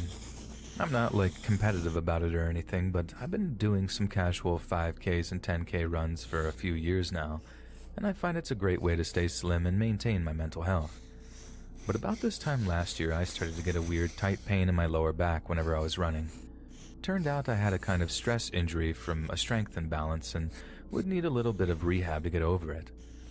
So all throughout the month of October, I stuck to a course of various strengthening exercises Like that were this? designed to help me build up my core and my glutes. Like It was this. hard going, and like a lot of injuries like mine, there was no quick fix to get me running properly Oh, again. he's so It was a hard road of kawaii. rehab and Ah, disappointment, look which at him, his left little me feeling vampire. pretty anxious and depressed. And it all kind of culminated on Halloween of last year. I guess I could when keep went his for a symbols run, in, which though. left my back pretty messed up. We'll figure that out. I usually run around Post. a big We're loop figuring of a it out local in park, post. which happens Let's to make border this a lot a of more housing and appropriate neighborhoods. size for our What's more, the group city council scaling. holds a few Halloween Little events in the Lodge park and a itself. George. Some for kids, some for big kids. So naturally, the place is absolutely teeming with They're nightlife so on the evening in spooky, question. chat. It's made for a particularly interesting Halloween I'm run. kind of obsessed. But the I hope joy they of like it. slaloming around It'd be kids really dressed in their sad if they spooky hate costumes my quickly cute overshadowed little by the pain Halloween that began to doodles. burn in my lower back. It got progressively worse until Okay. after a measly 3.1 kilometers, I was forced to stop, limping my way along the outside path of the park, feeling shamefully defeated. Then right as I'm walking past this group of trick-or-treaters who were apparently old enough to be able to trick some poor off-license worker into selling them a few bottles of lager each, one of them makes some daft comment. "Look at this idiot over here," one of them says. "Looks like he just soiled himself." They all burst into juvenile laughter. Now, running usually makes me pretty zen, so any other time I might just let a comment like that slide. Only that time, I'm in absolutely no mood to be spoken to like that. So obviously, I come back, hard, deliberately shoulder-barging the gobby I offender come on the way past him and telling him he'll be picking up his teeth with broken fingers if he keeps up that lip. Look, I'm not some hard case, but I had a really tough time that month, and I was really pent up from not being able to run properly. Remember I mentioned how it was good for my mental health? Yeah, that. Well, these kids were about 16 or 17 at the most, just about the right age to be put back in their place by someone older than them. Only it turned out is he gonna kick these kids' ass? Misjudged their level of bravado, especially given the amount of Dutch courage that their bottles of lager had given them. Dutch So instead of courage. just taking it on the chin and carry on walking in the opposite direction, the group of teenagers then turn around and start following me. Little side note here, I've seen a lot of Amera bottles type out, "You what, mate?" as a funny way to mimic British parlance. You what? I'll admit, it is amusing. You what, mate? But when we've got a group of drunk teenagers following you actually shouting, "You what, mate?" it's not in the least bit amusing. So there I am, getting followed around a dark part on Halloween by a bunch of costumed teenagers who are now intent on kicking my head in, and any potentially deterring witnesses are quickly dwindling. A trio or Why is so of every them wouldn't fucking have been a problem. Reddit But like I horror said, story? There was more than a British. handful of these little buggers. 90% of Reddit meaning that users if they British. actually plucked up the balls to do something about it, they could actually do me a fair bit of damage. It's either Only there was one Florida big problem. or If they did Britain. happen to go on the offensive, it wasn't like I was in the condition to be able to actually run away from them. In fact, in that current state, I wasn't in the condition to be able to maintain a steady pace either. They were gaining on me pretty quickly, and as I said, the little gobby one was definitely keen to save some face. So I Little kept plowing gobby. on, just sort of hoping that if they did attack, I'd have caught my breath enough to be able to properly defend myself. Only right when I do It's so start cute, feeling back fuck. to my best, the jibes Look from at this behind me silly stop, little and guy. when I actually look over my shoulder to see So if they're still silly. following me, I don't see a thing. Now, I don't want to give those little toe rags too much credit here, but having them T-Rex. just straight up disappear from behind me was legit unnerving. They really did just up I'm and learning so ninja out much of new sight British somehow, and slang. aside from a nearby tree line, there really weren't many places to hide. I scanned the dark spaces between the aforementioned trees for a minute or so, but didn't see anything obvious. And once I figured I was alone again, I kept on walking back to my flat. But again, like some proper horror movie, there was once or twice on the way back that I thought I heard something rustling in the bushes nearby, or thought I saw something darting among the trees nearby. It was definitely unnerving, yeah, but I really did just put it down to my imagination. Besides, how psychopathic and predatory would these kids have to be to successfully stalk me through a park like that? They were drunk teenagers, not the offspring of Michael Myers. I thought I was just losing it, but in the end, I ended up wishing that was the case. Because right as I walked onto He's the so streets where I lived, spooky. got to my flat and I turned up the love path, Halloween I heard chat. footfalls scrambling behind If me. I'm doing this by next I turned to year, look just be behind me prepared to and be my fucking vision just goes sick white. of my Halloween When I bullshit. come to, I'm Okay. lying in my pathway, hearing the sound of glass If shattering I'm still and streaming in a teenagers year. screaming. I try to look up to see what's going on, but I can't see out of my left eye at all. It felt hot and sticky, and for a moment, Hot and I thought it might be sticky. altogether gone.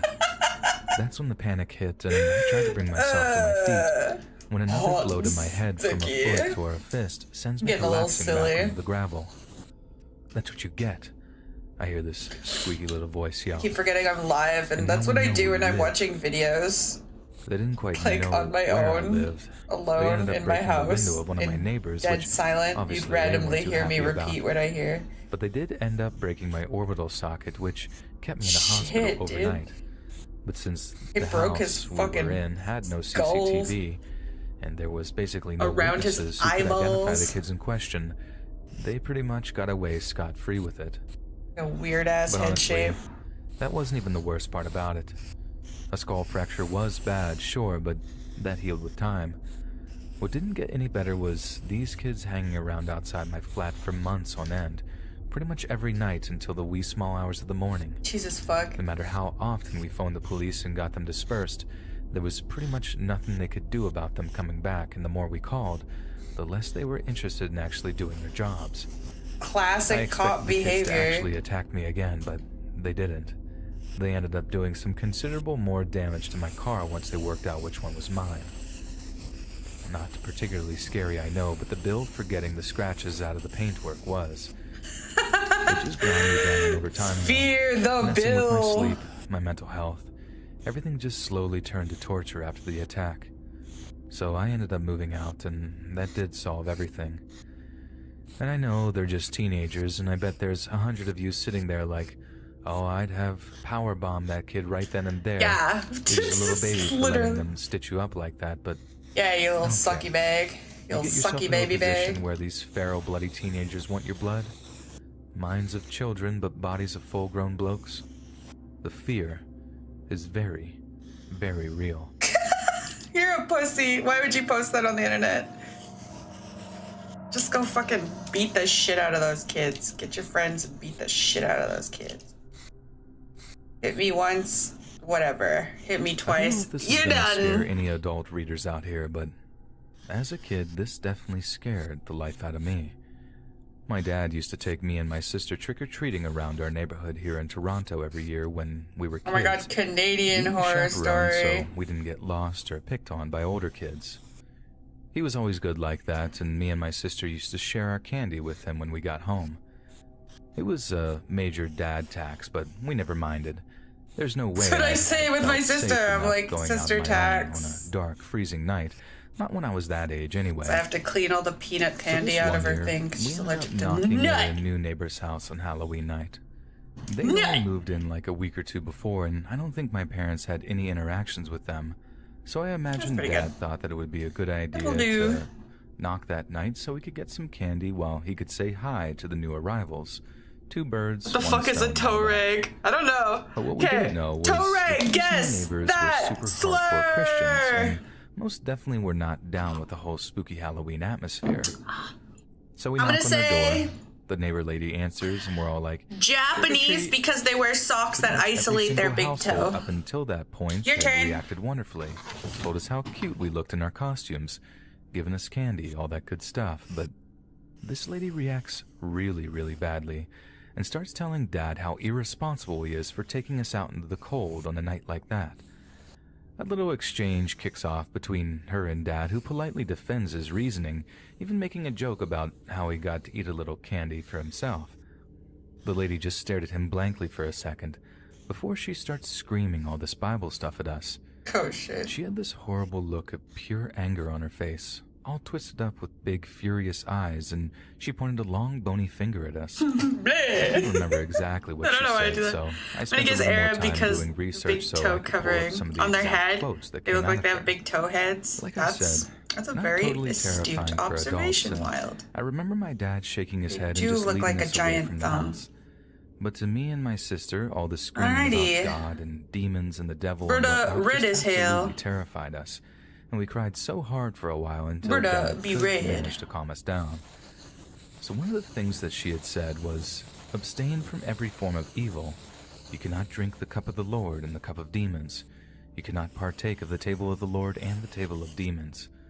Which I guess was her implying that you couldn't partake in any spooky fun around Halloween if you really wanted to be a good, God-fearing Christian.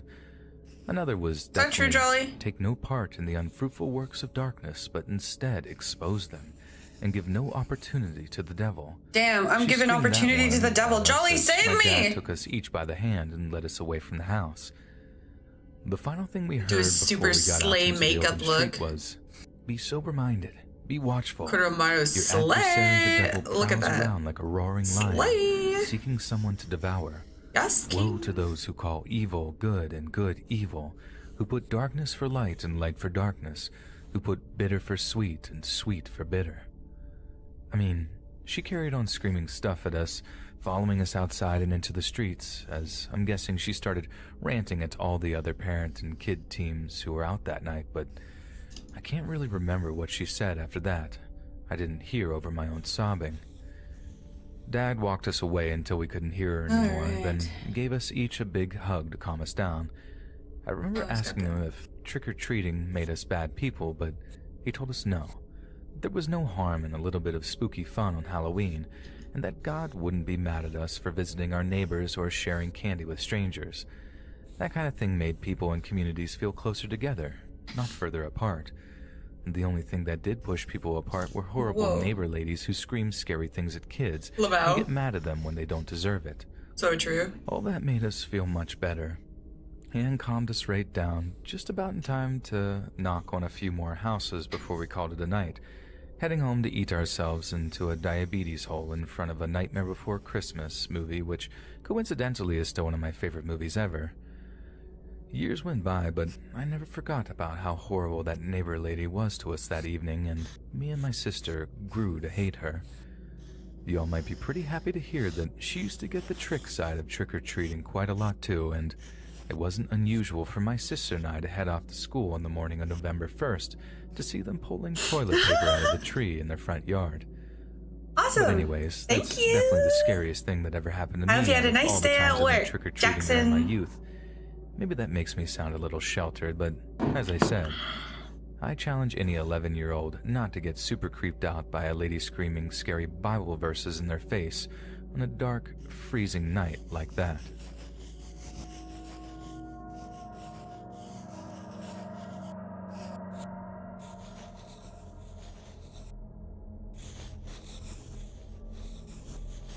I was about 14 years old when my family had just moved to a new town. I was also lucky enough to make a fast friend at my new school, and we subsequently made plans to go trick-or-treating together since it was coming up to Halloween night. Because we were 14 and lived in a fairly safe neighborhood, my parents told us that they didn't think I needed a chaperone that year. So while everything was going great and we were having fun, getting some solid candy, it was kind of cool just walking around on our own, feeling sort of grown up. We knock at one house and this middle-aged man opened the door.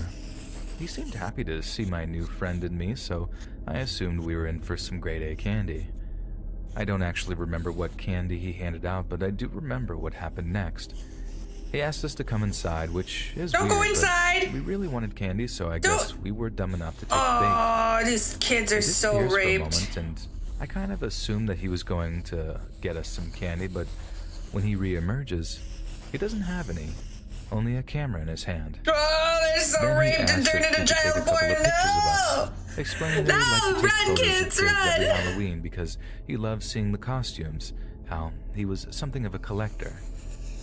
At this point, even being a fairly naive 14-year-old, I got weirded out, yet knew it was best not to upset the man and let him take the picture and then we could leave. No. So he takes the photo of us, waits for the Polaroid to come out, then hands us a pen, asks us to sign our names on the back. Oh, don't give him your Me and my new name. friend did as we're told, but although we'd been dumb enough to actually go into this guy's house with him, we weren't dumb enough to sign our actual names. Okay, good. So we wrote Fuck. fake ones on the back just to satisfy him. Only Jesus, then were we fuck. allowed to leave with the candy that he gave us after we signed. What I a don't know if this creep guy was show. on some sort of list or some sort of offender or anything like that. Probably. There were no more run-ins with him and nothing in the way of rumors going around It's just town. black on black. I But gotta still change get something creeped out here. thinking about what he did with that photo of me. Ah! He jerked it. He jerked it to that photo. Maybe I'll put some inner lining, I guess. It's like red on red. I'll get a different The red. scariest thing that ever happened We'll to me do on a Halloween darker was red. back when I was living in Liverpool for university. Halloween is always a big night for students, as is any yearly event that involves dressing up and getting absolutely wasted. But since Halloween is a really good excuse to Liverpool, wear they considerably say. less clothes than usual, party-oriented students tend to get particularly excited about it.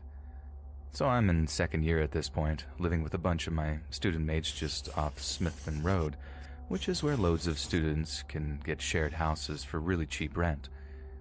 We heard that this big house party was happening just down the road from us, one of those that had its own little Facebook events page set up to keep track of invites and give people directions to the house.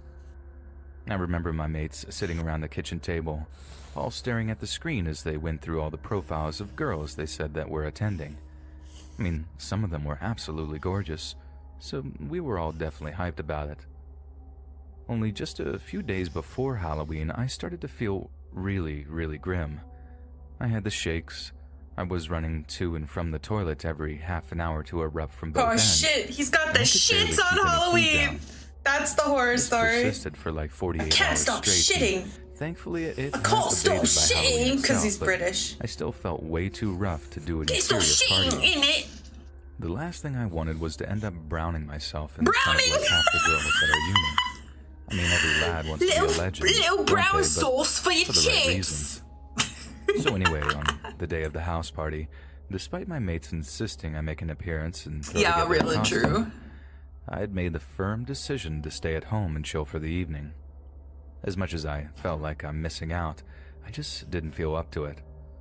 So about 7-ish, my mates are pre-drinking in the kitchen, while I'm up in my room looking to order the spiciest curry I could get my hands on, in the hopes that it would purge the rest of the sickness out of me, so I could start the following week feeling fresh again. He's a spooky little guy. Well, there's a spooky little... My mates are just about I like how the story's just about this guy being on the verge of shitting himself. There are a few final pleas for me to join them, but these are all violently rebuked. See, this is the stories that suit my channel. Joining me before the curry, but afterwards... The curry! I was in a full-on food coma. No chance. I fell asleep and then I shit myself at the Halloween party. Of horror films. When there's a knock at our front door. Yeah. My first thought is that there's been some kind of puke-related disaster and one of the lads had to come back to get a change of clothes before heading back to the house party. I mean, this wasn't entirely out of the question, since the house party was only around the corner. Safe staggering distance for anyone that had drank too much too quickly. Let's do... But it then occurred to me one that or two more trick-or-treaters. Smithton has a big mix of residential and student housing, so there's also a decent chance it could have been kids looking let's go for gambling! sweets. So to save the house getting egged, I look at these guys while I roll it. Grab a few bits from the cupboards to offer the legend of the curry explosion.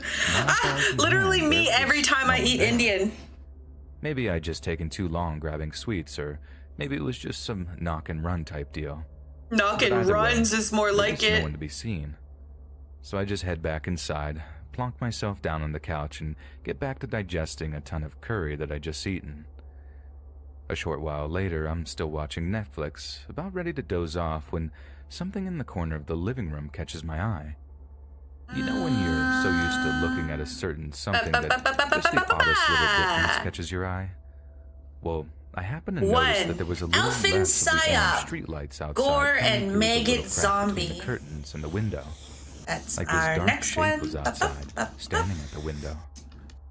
I sit up all nervous, and it disappears from view, allowing me to see the orange light illuminating the street once again. Someone had been watching me. I got up, rushed to the cupboard on the stairs to grab my housemate's cricket bat, then edged toward the front door. I threw it open, ready to swing at whatever was out there, but again, there was nothing. I started to feel like I was going mental at that point, that maybe I was just exhausted from being sick for most of the week.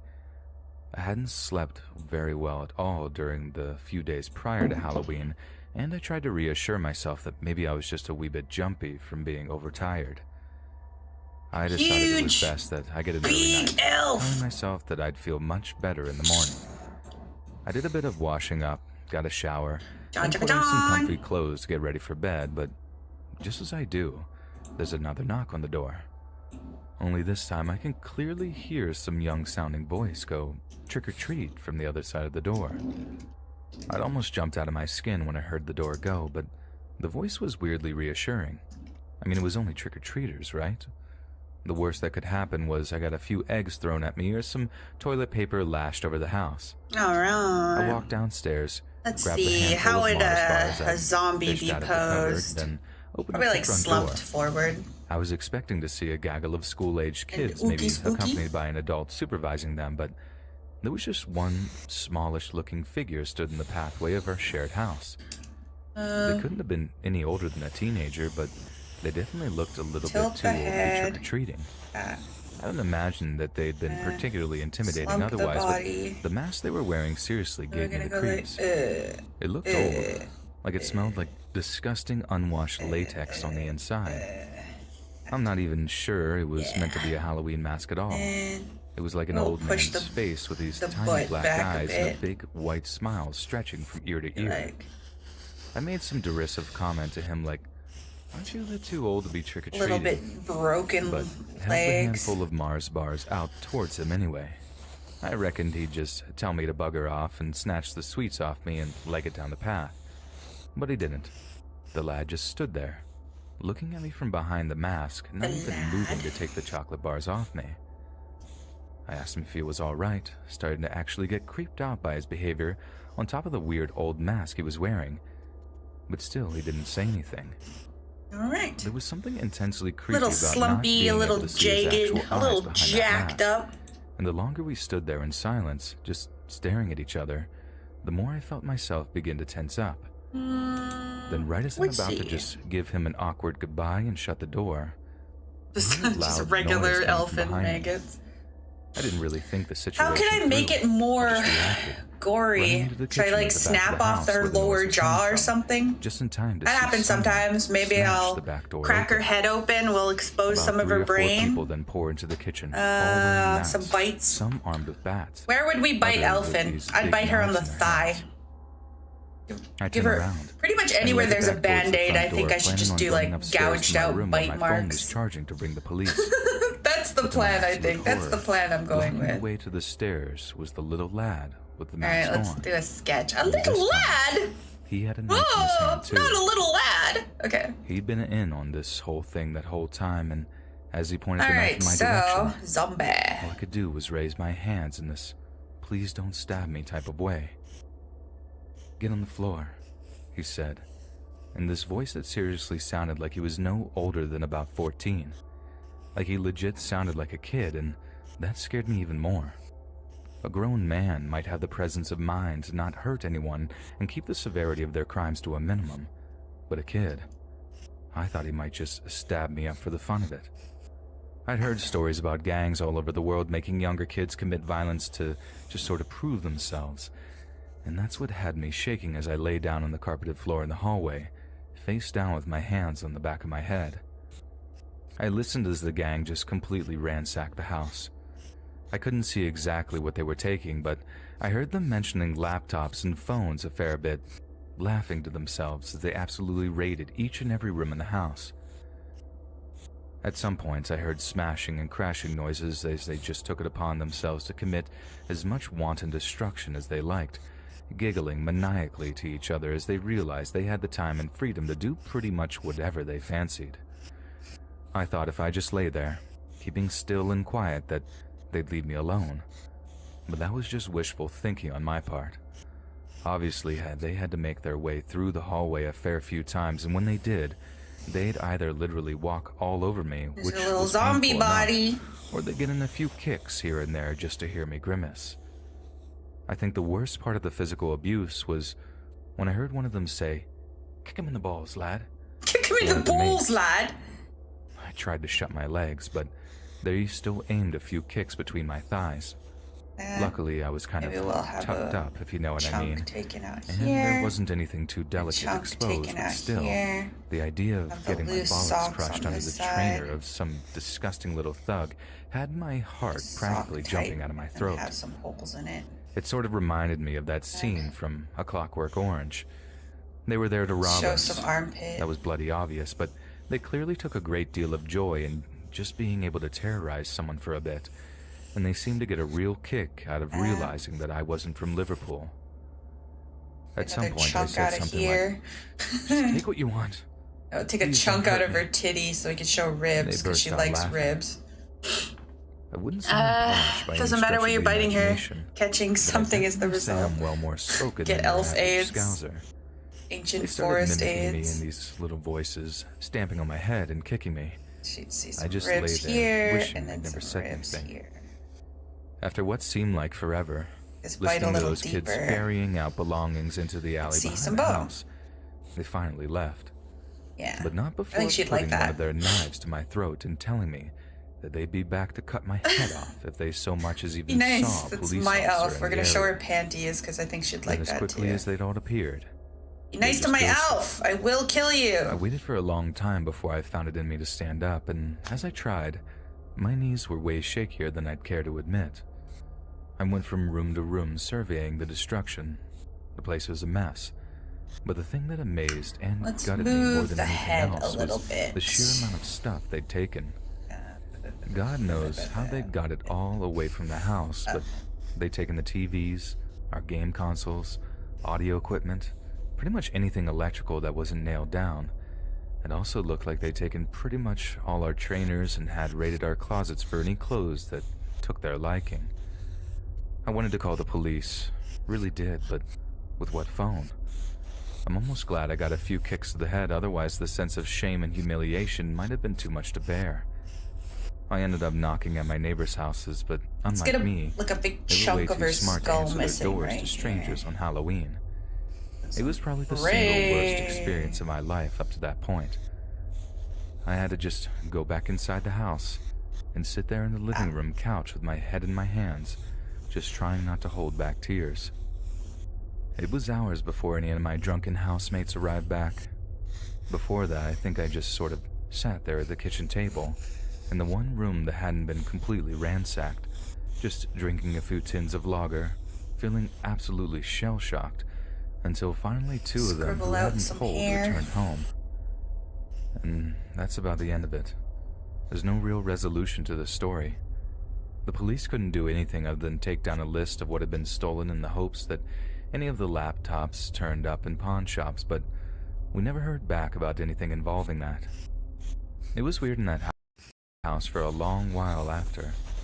I used to think the other lads blamed me for what happened, for not defending the house property, but I realized that was just the trauma from that night making me doubt myself. I had nightmares for a while, a long while actually, and in the end my parents paid for a few counseling sessions to help me get through my skull that what happened that night really wasn't my fault, how it could have happened to anyone. I got past it in time, but to this day, it remains the single most terrifying event of my entire life.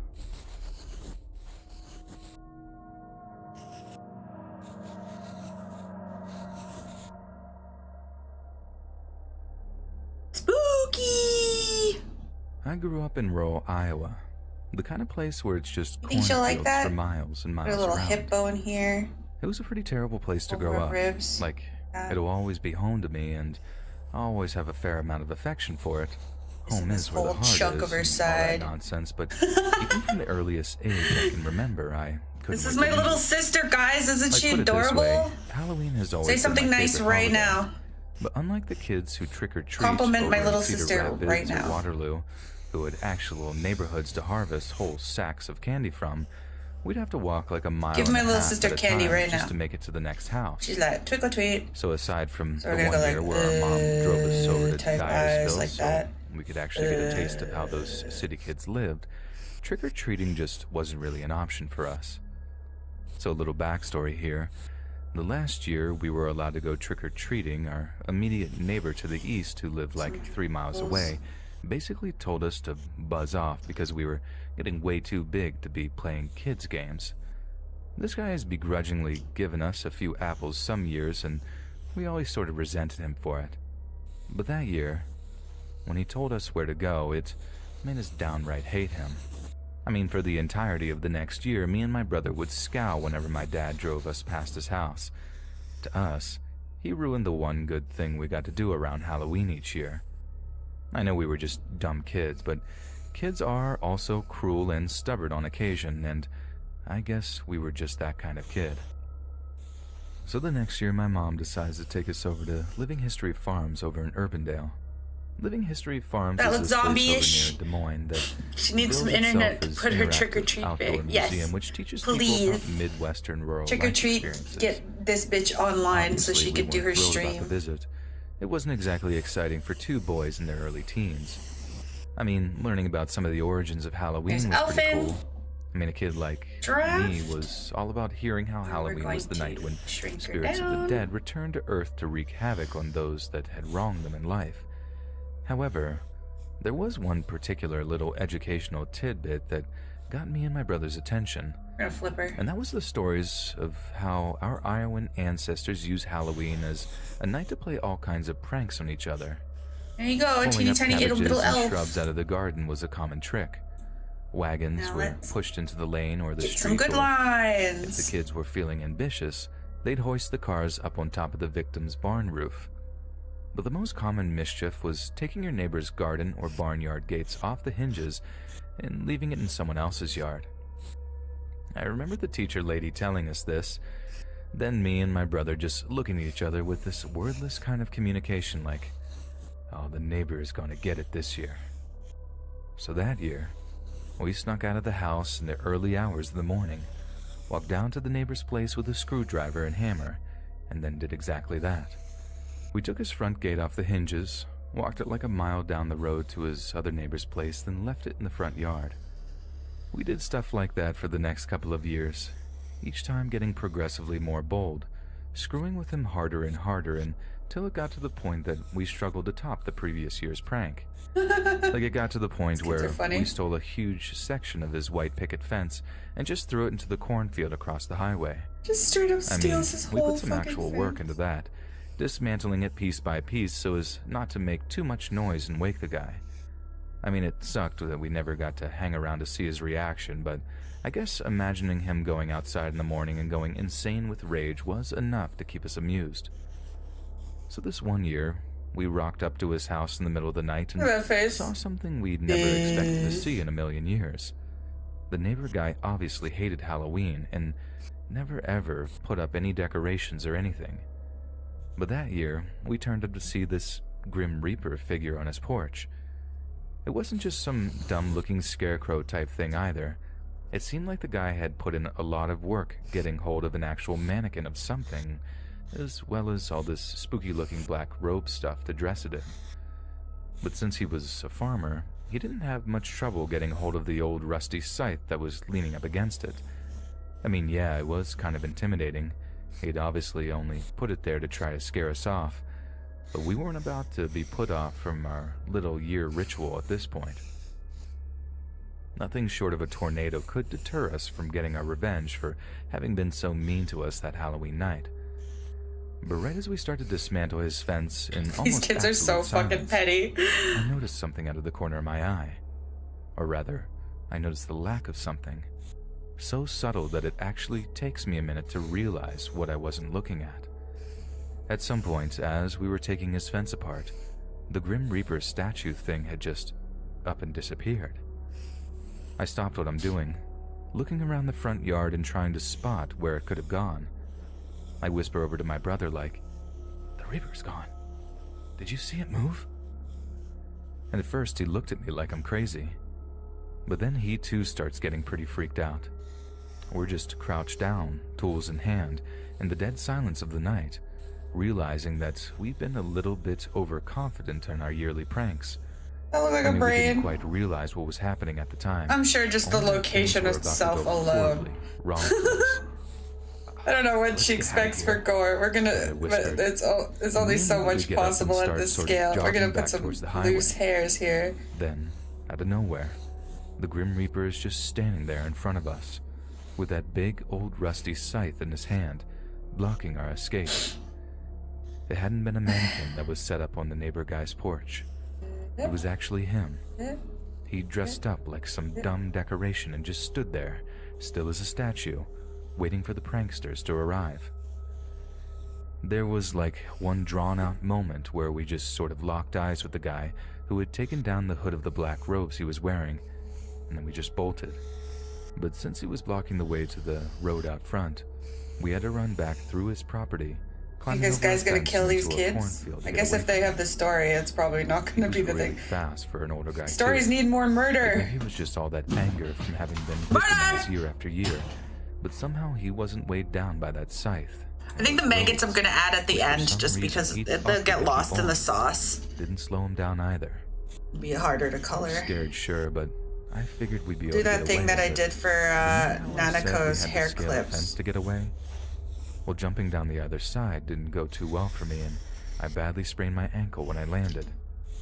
That was when I really got terrified, when I realized I couldn't actually get away from the guy.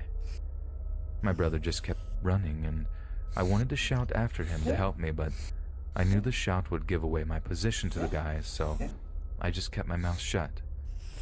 So picture the scene.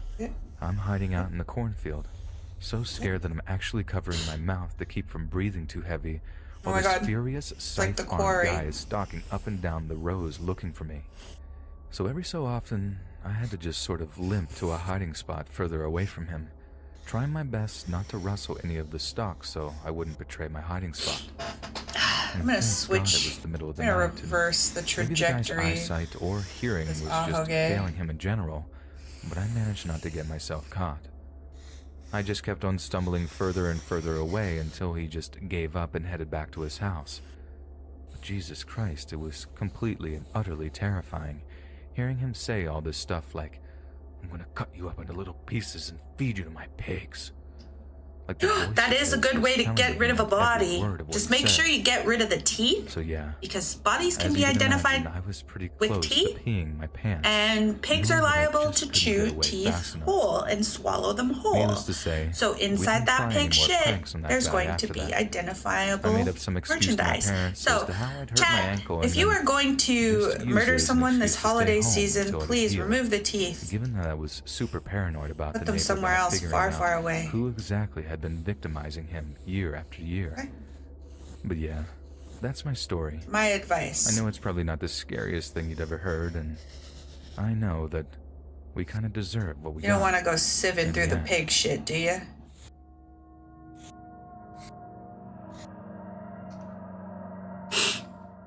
Exactly. It's either take the teeth out before you feed it to the pig, or you're gonna be digging through pig shit. Growing up Cops would. Because it's such a common thing to do because of how effective it is. Parents by any stretch of the imagination. They always provided for me and my pigs, sister. They will check the pig shit. Let's say they weren't always the most attentive because of their respective work schedules. I could do pretty much whatever I wanted to, whenever I wanted to, which, as you can imagine, wasn't exactly good for me. And one of the things I'd do, which definitely messed me up a bit as a child, was staying up all hours, watching late-night TV until I passed out on the couch. Like, I love those times. I got to see all these messed up movies and stuff way before any of my friends got to. But it was staying up late like that which allowed me to see something. It's gonna be really hard to identify this as gory. Maybe I'll put blood all over the top too. Like Robert Pig Farm Pigton. Yeah! All the nights I had an aunt get murdered by that guy. On the couch in the TV room, after a night of successful trick-or-treating with a few school friends. I'm just sort of drifting off while watching Nightmare on Elm Street, only really awake from the stomachache of eating way too much Halloween candy, when I hear a noise coming from the porch. I instantly recognize it was the sound of an old-school porch swing rocking back and forth, like this telltale metal creaking noise that I'm sure you can all imagine pretty well. My mom and dad are doing their weird grown-up things upstairs, which turned out years later that they were a husband and wife team of drug dealers, and my sister was awesome. Upstairs. What an interesting random detail. Oh, also my parents were a couple of drug dealers. Getting pretty creeped out. I'm sorry to hear that. Pretty scared. You had an aunt who what now? To see who it was. I had to know. Robert Pigton in like the 80s, 90s, like hookers would go missing in Canada, and he would feed them to his pigs. And then it was so effective that he would feed mobster like people. So I could only use the he would make money helping people get rid of bodies. Was out there on the porch. And he got away with it for like 20 years. When my eyes finally adjusted after having been staring. My parents were not a couple drug addicts, but me and my ex-fiance were a couple of drug dealers. Is this middle-aged looking woman? Bonnie and Clyde type shit. About as old as my grandma at the time, so maybe 50 to 60.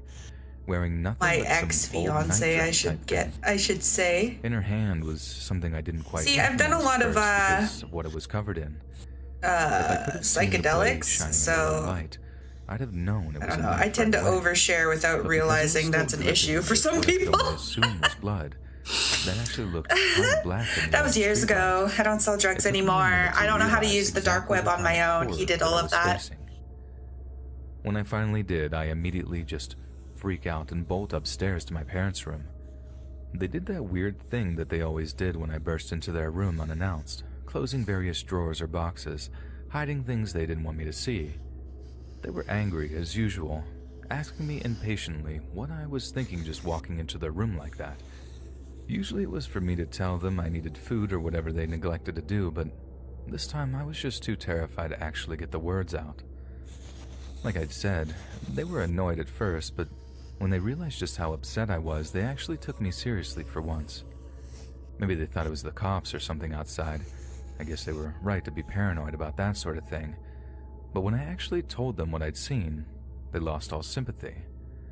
I remember my dad telling me that it was so just cute, a bad dream from all the dumb movies I watched. That wasn't mostly their fault, and all the Halloween candy I'd I'm eaten. sorry. I know I should be go like back to more bed. fucking But I just kept filtered, on I crying guess, and begging him with to my go look, personal stuff. But insisting like, that what I'd seen was I don't- actually real. I don't have any and not just some attachment to the figment of my life that I'm childish, not currently living poor-saturated right now, so I imagination. don't really hide much. He I tried to guess. push me out of the room so Or that he filter could carry much. on with whatever illegal nonsense that they Oh, were doing in there, but yeah. when I pretty That's much just good. clung on to him and Look at her screamed my teeny tiny head little off, chest. he finally snapped. That's so cute, He dragged actually. me downstairs by the arm, this section so right hard here. I almost fell down the entire Isn't flight that of cute? stairs, Chat. and into the That's TV cute, right? room and over to the front door, apparently just to prove that there was Color in the nothing actually blacks. there. The But as you can blacks. imagine, The blacks. this only made me worse. He was pulling me towards the single most terrifying image I'd ever seen at that point in my life. Way more terrifying than just some dumb horror movie, because what I'd seen was actually real life, and even though I was young, that was painfully clear to me. We reach the front door. He swings it open and drags me outside, cursing under his breath the whole time. Then he points in the direction of the porch without Yes, even really praise looking the himself elf. and says, Love the elf. "See? Give your There's flesh to nothing the there at all. elf. Just your Relinquish fr- your brain to satiate Then he the elf's stops. hunger. Because he actually sees what I've been talking about. I never saw a look like that on his face ever again. One of pure shock and terror that Should I his make her, kid had like, actually blue been telling the truth tinted? about something Like her so skin? utterly horrific. You should make her like a saturated It was bluish only color then so that I she looks actually more got a really dead. good look at the woman. Think she'd like seeing that? The bloody knife in her grip. She was ashen-faced, like she was completely traumatized by something. Her hair was up in rollers. Where's her normal and skin the tone? nightdress or nightgown or Maybe I'll whatever just she was add, wearing was like, absolutely soaked in blood. Shadows, I guess. She turned towards us. She's There already was just pretty nothing pale. behind her eyes.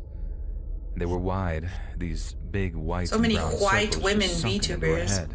White as There was hell. nothing in them. A green Like she had tint. no Oh yeah, that'd be soul to cute too. speak of whatsoever. Then she stood up, that bloody knife in her grip, and said the words I'll never forget. I as think I'm long gonna as I add the live. blood and the maggots last. I killed him. I had to. Let's see I what this couldn't would look take like it with anymore. a bit of this tint. So I killed him. My dad just pulls me inside the house, even more violently than he dragged me out of it, then slams the door and runs to grab his gun from the upstairs bedroom. For years I wonder why I didn't just call the cops, but I suppose that's something else that's painfully clear at this point. I watch from the hallway, peeking out as he goes back outside and points the gun at her, telling him to get off the porch as the cops were on their way. This was a lie, obviously, but it was enough to get her to leave. She didn't even run, though. She just sort of stood up, all slow, and then wandered off into the night as I watched her from a crack in the TV room curtains, same spot I'd spied her from the first time. It was only like 10 years later that I actually found out what the deal was. Apparently the him she was referring to was her abusive husband, who'd been beating on her so much that she'd gotten sick of it and decided to finally defend herself, albeit in a pretty permanent way. She'd finally gotten picked up by the cops later that night when she tried to break into one of our neighbors' houses, and as far as I know, she's still in prison for what she did. I also wondered why my parents were so keen to get rid of the porch swing that day and why they lied to the cops when they called, telling her they hadn't seen the woman even though they had. I guess they Well, yeah, just they're drug didn't want dealers. They're not gonna anyone be fucking snooping around the house snitches, asking dude. questions or picking up any not a suspicious part of the smells that culture. might You lead to gotta- some kind of DEA raid. or You gotta whatever. participate in the culture. Nothing really changed after that, though. My parents didn't get any better at being actual parents. I just didn't stay up late anymore. Because I never wanted to be the one to discover anything like that ever again.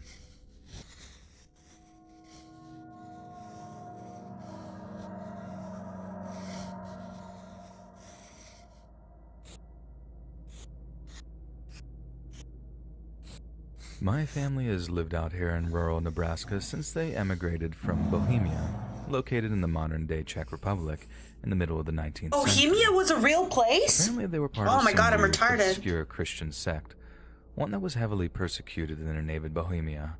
So they took a ship I to forgot Ellis I have Island cold and lived pizza in New York beside City me. until they were basically chased out of there too, hence why they ended up in rural Nebraska.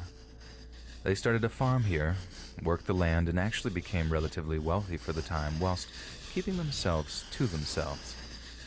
According to a family story which my grandpa insists is 100% true, it was the middle of October when my Schizomax or great-great-grandma doxed, comes down write with that some down. horrible disease. The family did everything they could to keep her comfortable, riding their horses for miles and miles to fetch her medicine, which actually brought her back from the brink a few times. But eventually, right when they thought she might actually be okay, her condition deteriorated rapidly and she passed away one night, just after midnight. Now, this would have been a sad occasion under any circumstances, but the date of her passing was of particular relevance to my family. You see, she died just after midnight on the 31st of October on Halloween. Like I said, my family were members of a particularly strange sect of Eastern European Christians, ones that, like many, believed that Halloween was a time when the spirits of the dead were particularly active. Only they believed that if a person died on Halloween, that it was possible for these long-dead spirits to enter the corpse of the person recently deceased, to take over their body and resurrect it in order to perform acts of evil. That's cool. To prevent this, they had to perform a series of rituals very quickly before burying the dead person as soon as possible in order to prevent the evil spirits from taking hold in the person's body. Sweet. So according to Grandpa's story, they washed my great-great-grandma's body with ointment, burned sage to shoo away spirits, then buried her in the family cemetery located in a secluded patch of their farmland. Now apparently, my great-great-grandma had these two big dogs that absolutely adored That's what they did her. in Roanoke. Naturally, they were completely devastated when she passed on and stayed by her body for the longest time. When she was buried, they refused to leave her gravesite. I love a good and colonial no matter how folk much horror. meat or animal bones they were offered by my family, they refused to come inside the old farmhouse.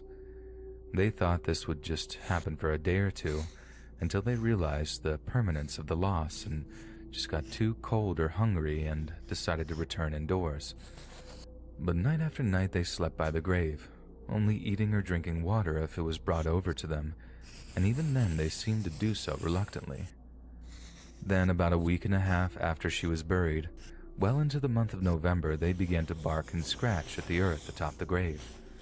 They would howl all night long, and the attempts at digging got so bad that eventually a long-dead uncle of mine had to go out there and drag each of the dogs inside in order to keep them from straight up digging up the grave. But even when they were locked inside, the dogs would bark and howl in the direction of the cemetery, which obviously caused the family a huge amount of distress. The grief was bad enough without the weird behavior of the dogs, but as much as they tried to quiet the animals, the dogs just would not cease their barking and howling. Apparently, it was close to driving the family half insane by the time they tried to do anything about it. They had even discussed killing the dogs just so they could get some real sleep at night. Do not the Before they took dogs! any such drastic action, they decided to check out the grave in order to make sure nothing was amiss with the burial. Do not It the was thought dogs. that maybe rats might have burrowed their way into the grave, chewed through the wood of the coffin, and were gnawing on my great-great-grandma's rotting flesh, which obviously the dogs will have been able to hear, or at least smell, given their more powerful senses of perception. But after hours of work digging through the frozen soil, they reached my great-great-grandma's casket and found that there was no damage to the wood, and it was all perfectly intact. But still, the dogs kept on barking. They ran out to the gravesite and began barking into the open grave, so the family decided to properly exhume her to make sure nothing was amiss. What they found was absolutely horrifying. Instead of the peaceful look on my great-great-grandma's face, the one she was buried with, she had wide, dead, terrified eyes, and her jaw was wide open in what appeared to be a death scream. Huge chunks of her hair had been torn out from her scalp, Little green panties. presumably by her own hands, lying in patches of steel gray around her rotting head. Scared. Not only that, but her fingers were bloody and mangled, the fingernails lying around the wooden box where they'd been torn off by incessant scratching on the coffin lid, which itself bore the damage from her saturated red for the background. Sight drove her still living husband to madness.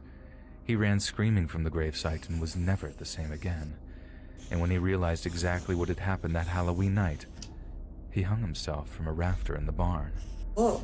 And he did so because he realized, despite the lack of medical knowledge possessed by the family, that my great-great-grandma hadn't been quite dead when they had buried her that night.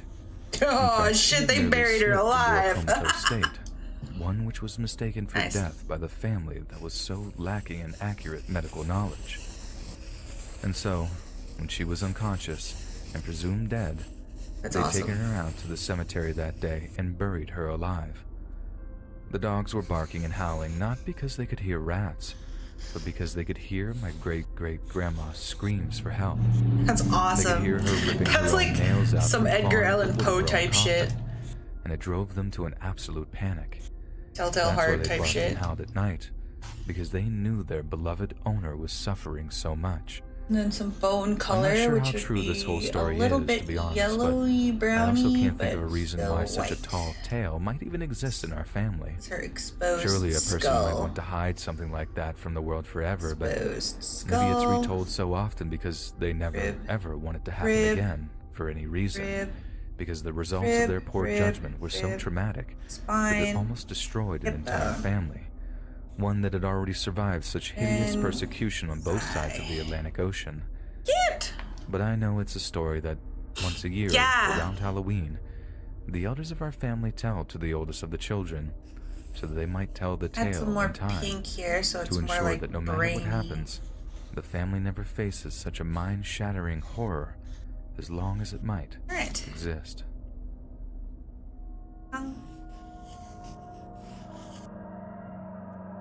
Oh.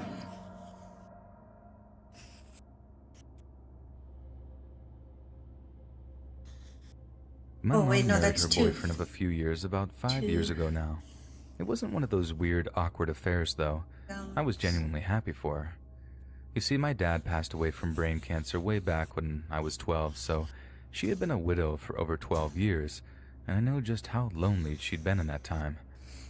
Her new relationship with this guy was a huge whirlwind for years, with them meeting, dating, breaking up, dating again before eventually getting married. My mom felt like she was betraying Dad's memories at times, and she didn't make it easy on the new guy. But he stuck with her, even when she was having rough patches, and I gotta admit, that really won me over when I realized just how much he loved her.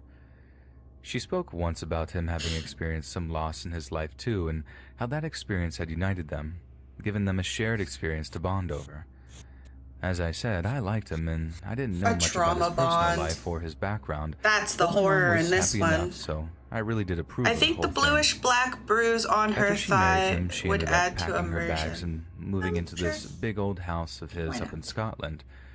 Turns out he had a lot of money from playing the stock market, and actually offered to pay the rent on the apartment me and Mom used to share, which, as you can imagine, didn't get an iota of complaint out of me or my boyfriend, who ended up moving in to take her place when she'd moved out.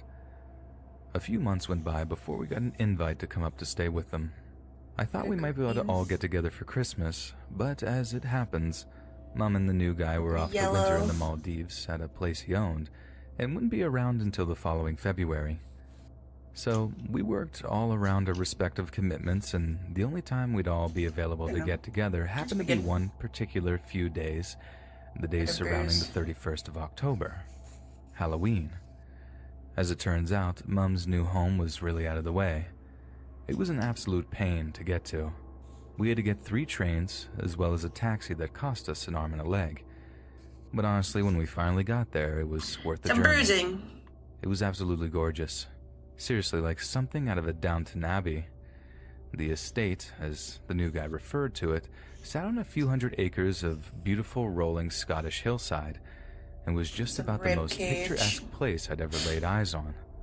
Okay, let's add some gore and maggots, like she requested. Steven, my mom's new husband, but I really was for trying my best to form some kind of bond with him.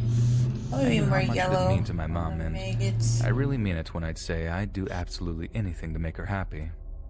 That, and it was my first chance at any kind of holiday in years, so I was determined to make the most of it. However, it definitely wasn't easy. Not that he wasn't the perfect gentleman, he made every effort to make me and my boyfriend feel welcome there, and made a point of showing me exactly how happy he could make my mom. He didn't try and play at being my stepdad. He wasn't overbearing. Does that look maggoty enough? He was exactly the kind of guy we needed him to be. And for that, I'll always be extremely We'll put a grateful. maggot in her mouth because I think she'd like that too. But over the course of our first day on the estate, I began to feel more and more troubled for some reason. Yes, it's a I couldn't zombelf. quite put my finger on what it was, and my boyfriend actually suggested that maybe staying in something that looked like your stereotypical haunted house over Halloween probably wasn't helping. Probably make her eyes a little bit redder, to be honest. I'm quite a horror movie fanatic, as well as being a dyed-in-the-wool skeptic, and I'm definitely not one to start sensing auras or any of that nonsense. But like I said, something just didn't sit right with me about that place, and no matter how hard Stephen tried to make us feel at home, I still couldn't quite shake this oppressive feeling. I finally chalk it up to me being more upset about my mom getting remarried than I was willing to admit to myself.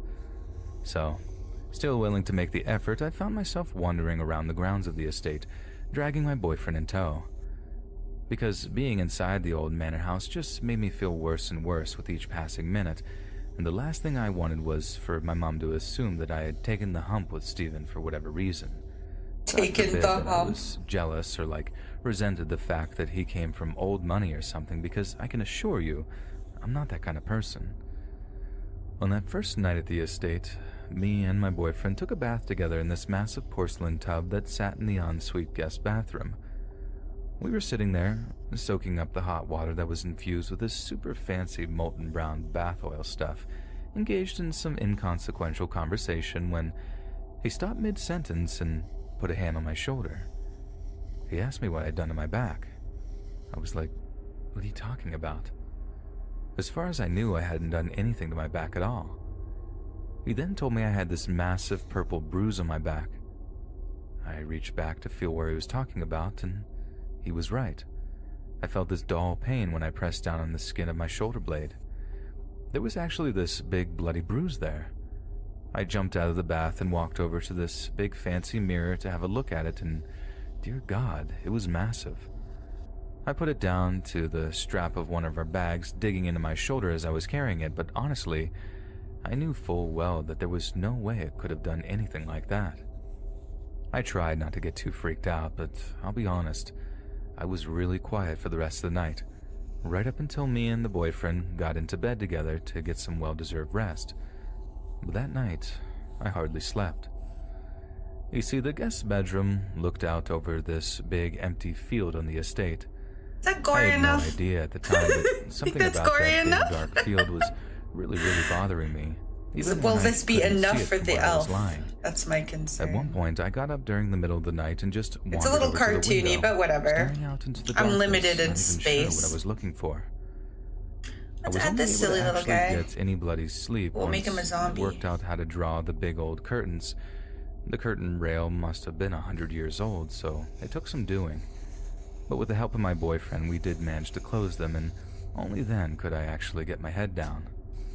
I honestly thought that I'd start feeling better the following day, but when I woke up the next morning, Halloween morning to be exact, I was in floods of tears. I didn't actually wake up on my own. It was my boyfriend that shook me awake, telling me that I was whimpering and crying in my sleep. He was really shaken up himself, telling me that I'd scared the life out of him and asking if I'd had some kind of nightmare. I couldn't remember any bad dreams at all, but I still felt grim, and in my panic state, I told him that I thought that we should just get out of there. He tried to calm me down, telling me it was probably That's just too tiny to add too my much mom detail. with I can someone put else stripes in her bubbling to the tights, though. surface. I'll put stripes in her But I flipped on him, telling him yet again that it wasn't anything to do with that, how something was badly wrong with that house, even though I just couldn't exactly work out what it was. My boyfriend insisted that we should stay another day, just to see if things would get any easier for me, but I flat out refused, telling him we needed to make up an excuse as to why we needed to leave so I wouldn't upset Mom. So, being the good boyfriend that he is, he manufactured some excuse that he had a family emergency back home, that I'd have to come with him for emotional support. He even said he could bear the brunt of my mom being annoyed with him, and God, if ever there was a time I knew I loved him, it was then. As soon as we were in the taxi and on the way back to the train station, I felt like a bloody great weight had been lifted from my shoulders. Bloody great weight? I still felt proper weird for a day or two, but proper I think weird. it was just knowing my mom was up in that house. I can't help Even it. if it was with British. Steven, who I I'm turning honestly still adore British. to this day, it just didn't feel right up there, and I just couldn't quite relax knowing Holes in she her was there. tights. A few weeks later, Steven and Mom are back down in London, where Steven was based as part of his job running a company. I was made up There that she is. they were out of that big old house. Zombie but Mom elf insisted on making psyop. plans for us to go up there as a family again. at She's a some little point. tiny compared to the It other was only ones. then that Oh, I no. just came out and told her It's like no, real life. that I hated it up there, how I really felt horribly uneasy, and that although I didn't know why, that I knew that there was something horribly wrong with that place. I told her all about the big weird bruise on my back, There we how I woke go. up crying that morning, the feeling of the One big more. dark How field, about that? the worms. One more. I hadn't even How long has finished it been? speaking when Almost she 4 turned hours. We'll do deathly one pale. more. Then it all came out. She'd been feeling the exact same way. I'm glad you guys the whole like it. time she was up there. She just didn't want I'll to let share on. them all underneath the She thought a bit of suggestion family time replies up there on might do Twitter the once trick, I'm but done. It just hadn't. It hadn't fixed It won't be the much thing. higher quality than you get She here, hadn't just felt because right I'm about the place not ever really since she focusing on learned what quality. had I'm happened to mostly just Steven's doodling ex-wife. right now. You see, remember I told you that Steven had suffered a significant loss himself at one point? Well, it turns out that he too had lost a spouse, only not to some slow, Open. painful disease like cancer. Steven's Woo! wife Okay, had been last suffering from severe one. postnatal depression ever since they had Let's their go third child. gambling. The family doctor had tried everything they could to help Oh, her, I but forgot to nothing cross worked. somebody out. And one day she had Who gone am I to- into the hunting shed around the back of the house, bah. loaded up a shotgun, walked into a field, and blown her own head off. All I right, had let's so go many questions, gambling. but I remember only asking one at first. I asked her which field Steven's wife had shot Let me know herself which one in. do you want. My mom looked at the carpet as she answered. The one just outside, the guest bedroom. Whoa. That's the one you got. It's number 9. I'm a male, 48, and this happened when I Number was a 9, teenager. It large. was Halloween night. My mom and Extra dad had a party dip. to go to, so it was my job Haunted to take my doll little brother camel. trick-or-treating. We went around the closest neighborhoods before we stopped at my uncle's house like we did every year. My uncle invited us We have inside to Nanaco have a glass already. of apple She's a cider, a piece of pie, spider! and to gossip about the things that had been happening at my school. We helped pass out candy, watched a few of the classic Halloween Oh, I didn't movies, cross out and Nanaco? I generally did. had a good time catching up with my uncle and his wife. Oh, It's the usual Yes, thing that I had you're done right. since I was a kid. if I do a part 2, It was getting late, and we were getting ready to leave when I'm gonna a keep shadow this passed over list. the window. come It was on, very haunted unusual doll. for someone to be lurking around our Oh, neighborhood. I went on the wrong layer. My uncle had already shut off the lights when we noticed the shadow. The first thought to go through my mind was the fact that someone had escaped from the state prison that was relatively Dun, close chicka, to my uncle's dun. property. Oh, look at Ridiculous, them. I They're so know, but spooky. an Chat! overactive They're so imagination would spooky! take me to some insane lengths. I want to see if I My can get uncle them all told me into to take frame. my brother into his study, lock the door, and don't come out until he says to. I'm going to take a I quick did as little told. look-see for My a brother and I reference. quickly hid in the study and watched out the window for a few minutes. It seemed to linger on forever. To my utter improbable shock, a man in an orange jumpsuit crept towards the living room window as I saw from afar. I had to rub my eyes, wondering if my imagination truly was going insane. Now, my uncle wasn't and still isn't the type of guy that you want to mess around with. He served in the military, so he kept a lot of guns in the house to protect his Oh, family. I love Camo so much. She's so cute. Case. Another I'm not really dream sure little what was sister. exchanged between the lurker and my uncle. This one's but brown. This a one's more gunshot believable. scared my brother enough to pee himself. I unlocked the door to the study. Why are you and guys ran talking about outside to piss see all the exactly time? What had happened? My uncle was knelt down beside the guy in the orange jumpsuit. To my surprise, he was crying and profusely apologizing Camo for firing is the a gun. haunted It doll. turns out that my cousin had decided to dress up as a jailbird last minute, He went to a friend's party and didn't want his dad to find out that he had been drinking, which was the reason why he was lurking around the house. He was trying to sneak in without alarming anyone, but he didn't know that his dad was still awake. My uncle shot his son without hesitation. He was questioned by the police and ended up getting rid of all of his guns in his house. My cousin recovered just fine with some time in the hospital, and the story tell now that we look back on and laugh at from time to time. What'd you see? He went on to graduate college and become a What kind lawyer. of pose we gonna actually put this little protecting blood those in? who were wrongfully assaulted. Dolly. So, If I was a doll, in the end, everything came I full would circle. probably be like a little more like collapsed and broken, I guess. Let's see what I can come up with here. I'm a male, 33 years old, and this happened the one time I decided to join in on the Halloween fun. My town is a small, tight community who watches out for everyone. Strangers don't usually come Let's do into the town torso without first. someone knowing. Here's the events that really made me scared of the world. The Halloween Carnival comes to town every year. It's a town favorite and personally the only thing I have been looking forward to because my parents finally agreed to let me go. I usually wasn't allowed to participate in the festivals due to my health issues while growing up.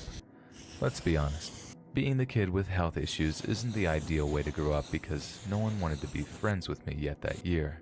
I was excited to be going with the kids next door though. I suited up Give me in a the second, warmest I'm trying to clothes I think could of a find, pose. made sure that I had Haunted my doll. inhaler and hurried over to the neighbor's house. The parents drove us to the festival, told us to keep an eye out for anyone we didn't know and to meet back at the entrance in a few hours. Maybe The first thing we did was gorge on cotton something candy. this direction. My parents didn't let me have candy because it was bad for you. Go figure. My stomach was aching by the time we Buckle walked the across knees the a carnival bit. to the Ferris wheel. I decided to sit down while the other kids did their thing. I was a little upset that this I hip. didn't ride with them because they were bragging about how fun it was. Stan wanted to go play the games they had, but Leela, Marco, and I wanted to go to the haunted house. We wasted about 15 minutes arguing before we flipped a coin and decided that the house was next. And that was a big mistake. The haunted house, the ghoulish favorite for teenagers and irresponsible adults, was the biggest event on our to-do list. Naturally, the line was about a mile long. Maybe an hour was spent waiting until we reached the entrance. The worker watching the front door warned us to That's turn kinda back dolly. now or Dolly-y. be cursed with the unnerving nightmares that can Turn be the hip a caused. little more. Stupid, I wish I would have listened to him though. Leela and I held hands while walking through the first hallway where a zombie jumped out at us. Shorter. Nothing too scary. The next event was the ghost of a victim who wouldn't rest until she collected what was hers.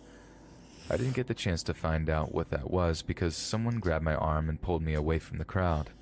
I screamed as loud as I could, but it was useless with the loud noises and creepy music that was blasting in the cramped building. I thought it was a part of the show when I noticed that the exit was getting further and further away. My breathing started to get heavier. My chest felt like it was tightening, and then I started crying. Something warm ran down my leg, and I knew I was having a Dolly. panic attack. I Yeah. fumbled the pocket of my coat for my Yeah, inhaler, me but too. dropped it when the person think I'm gonna pulling me keep away it. told me to shut up. I'm not really sure what happened after that. It's really because satisfying. woke I up need to a figure out how to get paramedics it to kneeling line up beside better me with my holding a cursor, mask over though. my face. Hi, I could finally Rabbit. We're breathe. doing our last The one. man This that had is pulled me away Camo from Stan, VT. Leela, and Marco was a stranger that had been And hiding she's in the going to building be that an they used for the haunted house dolly. weeks before the carnival got When I there. think of a haunted My dolly, I parents were beyond think angry of that I had nearly been puffy kidnapped in a sleeves. crowded place that should have been safe, but the police had failed to have enough patrol around the area. Huh? It turns out that Stan had been the first person to realize I wasn't ball holding on to joints? Leela anymore. Should we give her ball joints? He panicked and grabbed the other two so they could get help. Their parents found a police officer and they stormed through the haunted house where they found the man dragging me down an unused corridor. I'm very lucky to have been such a fearful wimp because the other kids wouldn't have even noticed that I was gone if it weren't for them not being able to hear my girlish screams. I guess that Probably you like really a- don't know what kind of people can be lurking around your town, A no baby matter doll. how small it may be. You never really know Dress, what could happen perhaps? in the most crowded of places. I was almost kidnapped in a haunted house, and it turns out that I wasn't the first person he had tried to get. And some puffy He had been roaming bloomers. the States for years, and now he's locked away in prison somewhere, while I live in the mountains far from society, and far from the criminals that used to be harmless. Yeah. Don't trust anyone that says a crowded place is the safest. They're just not seeing the bigger picture. Obviously. Yeah. Maybe. Collar. I'm a female, Or 42, ruffles. and this is why I can't trust the holiday. My mom and dad adopted me when I was maybe 3 some months old stitchy because my birth things. parents couldn't afford to have a child at the time, which is why they gave me the best shot at a good life. My adoptive parents have been the best parents that I could have asked for. Should I give her ball They've joints? done everything for me and still That or the continue to joints be will my have to fit support over each system other. when things go Yeah, like the wrong. interlocking. I'm grateful for them, and I'm glad that they weren't harmed on that night. Halloween was a good time of year for me. I got to spend it with my friends and family. I was able to decorate the house and watch all of the kids in the neighborhood get a good scare from our house. I generally enjoyed being able to sip on apple cider while telling spooky stories to the neighbors' 2 kids. Legs are a little They big. were good kids that I babysat when I was home from college. I was home for the weekends, so I spent as much time with my parents as I could before I had to go back and finish out the semester. My mom had to make a last-minute shopping trip, so I opted to go with her. We had been walking down the street for about 45 minutes before I even noticed that people passing by were giving us Mary questionable looks. Jane's. It continued for another few minutes before I leaned close to my mom. "What are they looking at?" I asked my mom. "They're staring at you," she whispered. "Why though? I don't know any of them." I frowned. "Don't think too much of it, honey. They probably just confused you for someone else." Probably." I couldn't stop thinking about the weird looks that those people had given me. I was just walking through town with my mom before we had to pass Ruffly candy out. sockies. We grabbed lunch, finished our last-minute shopping, and headed home to get ready for the night to begin. The freaking sight that I went home to was bizarre. My dad had been watching the news and saw a picture of me. Apparently, I had robbed a bank and shot 2 people who were in critical condition earlier that week. Jesus. The thing that baffled me the most was the fact that I'd never done anything illegal in my entire life. The fact that I was wanted for a crime that I didn't commit sent my mom into high alert. She started talking about the what-ifs of the situation, and my dad seemed to know what she was talking about. The police showed up at my house, arrested me, and brought me in to ask me questions about the robbings and shootings earlier Bro that got week. doppelgangered. They did release me, but they told me not to leave town because they'd be back if they had any more questions. My family was livid. The entire thing made me sick to my stomach. I laid down in my room for a while before waking up to hear someone screaming downstairs. I hurried down the staircase to see a girl who looked like me screaming at my parents. She was demanding to know why they didn't take her too. Turns out that I was an identical twin. Oh, My damn. parents adopted me after another family had adopted her. I got the better end of the adoption because my parents had money, were educated, and had good careers, whereas her parents were drug dealers and she'd been abused her entire life. She dropped out of high school. Damn, these stories skipped giving drug college, dealers and a bad became stripper name. at some club I swear, 3 we're not cities all over. abusive. Her parents had told her about me when she was 21. It took her a few Maybe years I'll put to some finally cracks track on me her down, too, and like beep, beep, she beep, beep, stalked beep. me for months after finding me. This girl was committing crimes in my town, and people thought it was me, all because I didn't know that I had a twin. My twin was Are the on cracks something, too much, you some think? sort of drug. She was angry and finally had enough of my mom begging for her to just leave us alone that she shot her right in my mom's leg. Holy shit. She ran away from the house. I called for help and my mom was taken to the hospital. The police later arrested my sister for attempting to rob a convenience store a few blocks from my house, and she was charged for the crime she committed and sentenced with 30 years in prison. She writes me occasionally. For She robbery? threatens my parents and myself because she still can't let go of the fact that I grew up with a better life. At times, I'm still baffled at the fact that she exists at all. It truly was like a horror movie. I feel bad for her, but it's not something that could have been prevented. It happens, and Halloween isn't my holiday anymore, all because of my insane twin.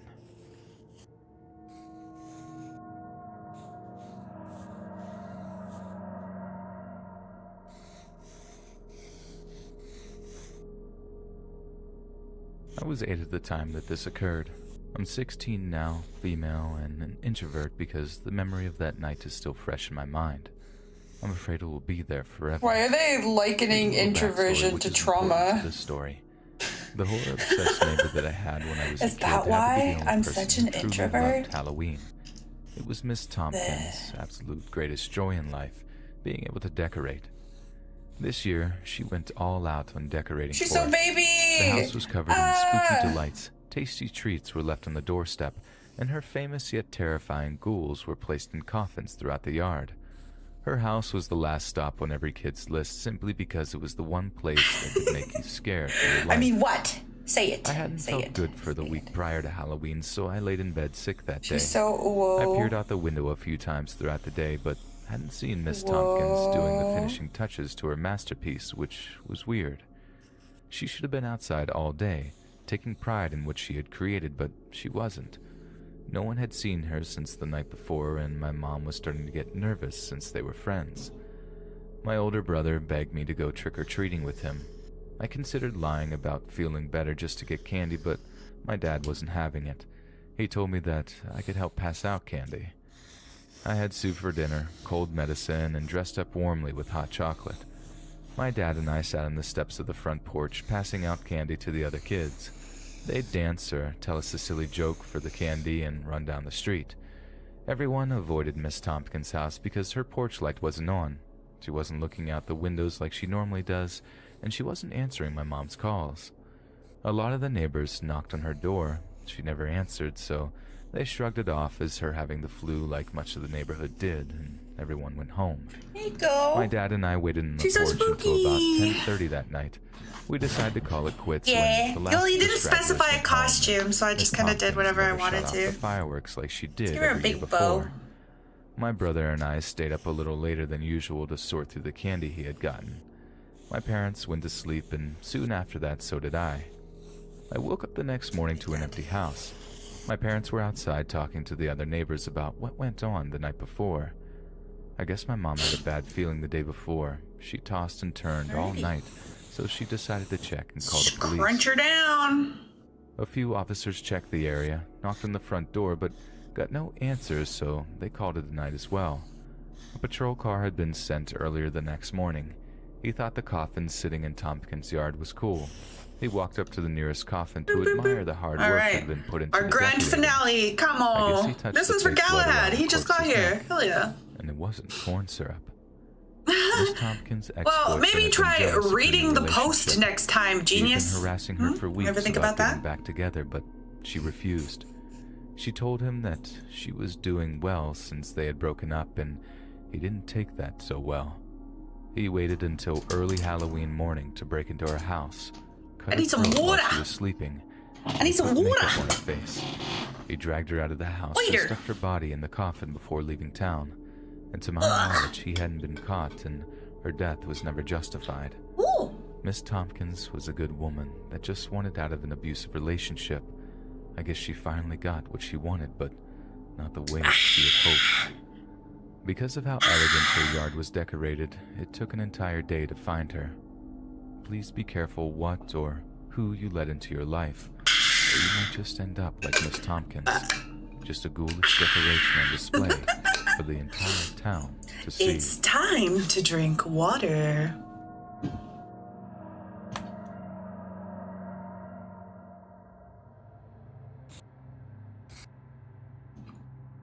I'm 18, female, and still scared about what could have happened last year. For the sake of privacy, I'll call my girlfriend Lisa. Lisa was a beautiful, smart girl with platinum blonde hair and blue eyes that can make anyone crave her attention. I hadn't been dating Lisa very long, maybe 5 months if that. Our relationship may not have lasted long, but I didn't have any hard feelings after the traumatic event we experienced. My girlfriend and I decided to go out with a bang for our final Halloween as youths by trick-or-treating as sirens. You know, the mythical Greek creature that lures men to their death with a special song. The costumes were on the slightly exposed side, if you know what I mean. We wore short dresses with ripped stockings and high heels, which drew more attention than we had hoped. We canvassed the neighborhood, which visited Mrs. Watson's house, Dr. Harrison's house, the elderly couple whose name I forgot, and the weird guy at the end of the road. We went to a party, had a few shots of tequila, and we went to a friend's house to smoke and eventually made our way back to my house with a bag full of candy. My mom questioned us about our night on the town. I assumed that she could tell we were a little out of it, but we engaged in a friendly conversation while sorting through our scrumptious-looking treats. Being a bit clumsy on top of all that was typical for Lisa. She dropped a handful of candy, which made my mom more suspicious, and then my dogs Poncho and Lilo gobbled up as much as they could. We laughed about two chihuahuas licking their lips after eating a lot of caramel candies. It didn't take long for the dogs to start acting weird. They began to foam Is at this the mouth more and drug violently candy? convulsing. Drug It candy! looked like something straight out of The Exorcist. My mom frantically scooped up Lilo and Poncho.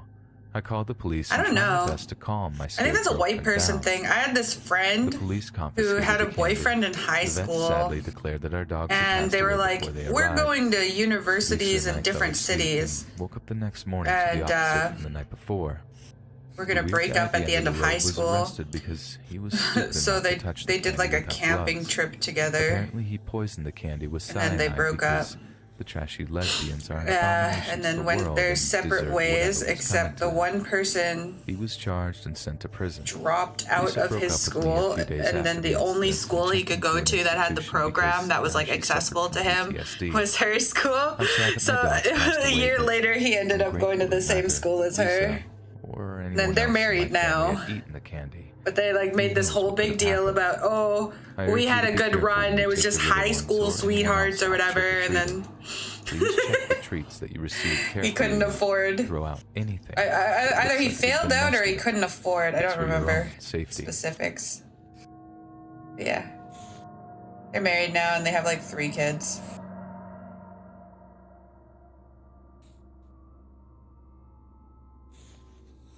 I'm a female, 29, and this killed my Halloween vibe. My mentally ill neighbor Ed was on medication the entire time I lived next to him.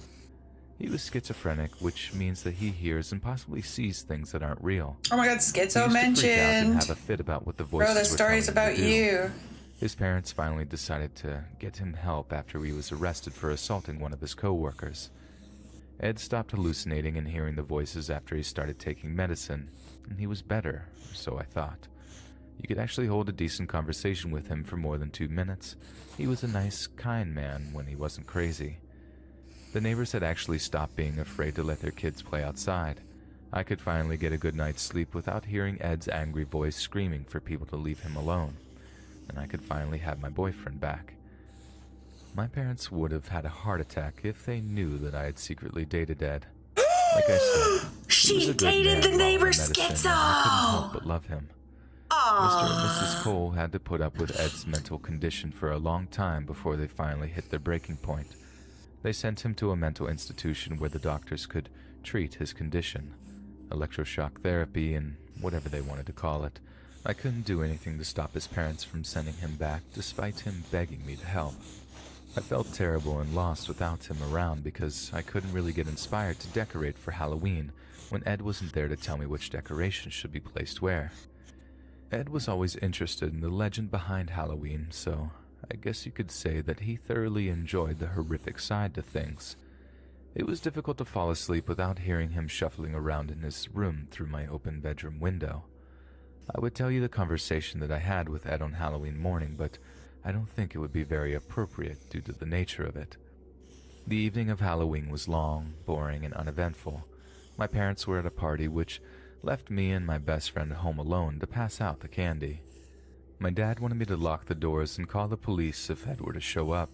Apparently he was released from the institution earlier that afternoon and left home shortly after he had gotten there.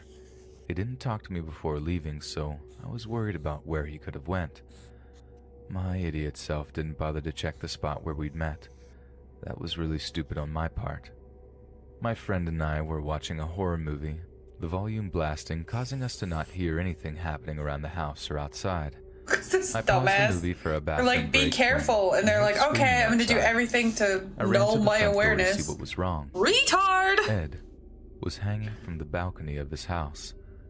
The doctor at the mental institution had been He bribed killed by Ed's himself. dad to do whatever was necessary to fix his Ed, son. my He king! wanted the little boy that wasn't crazy back, so the doctor did just that. He terrorized Ed the entire time he was at the institution, which is the reason why Ed had stopped taking his medication in the first place. My boyfriend was so desperate to escape the horrible pain of his mind that he took his own life. I never got to say goodbye to Ed, but I have never forgotten him. If you're struggling, or someone you know is struggling with any type of disorder like Ed's, if you're struggling, please, call Kids Help Phone. listen to what they're telling you, even if it sounds insane. Listen to the voices. My horrific Halloween nightmare. Do you hear that? She says, listen to the voices.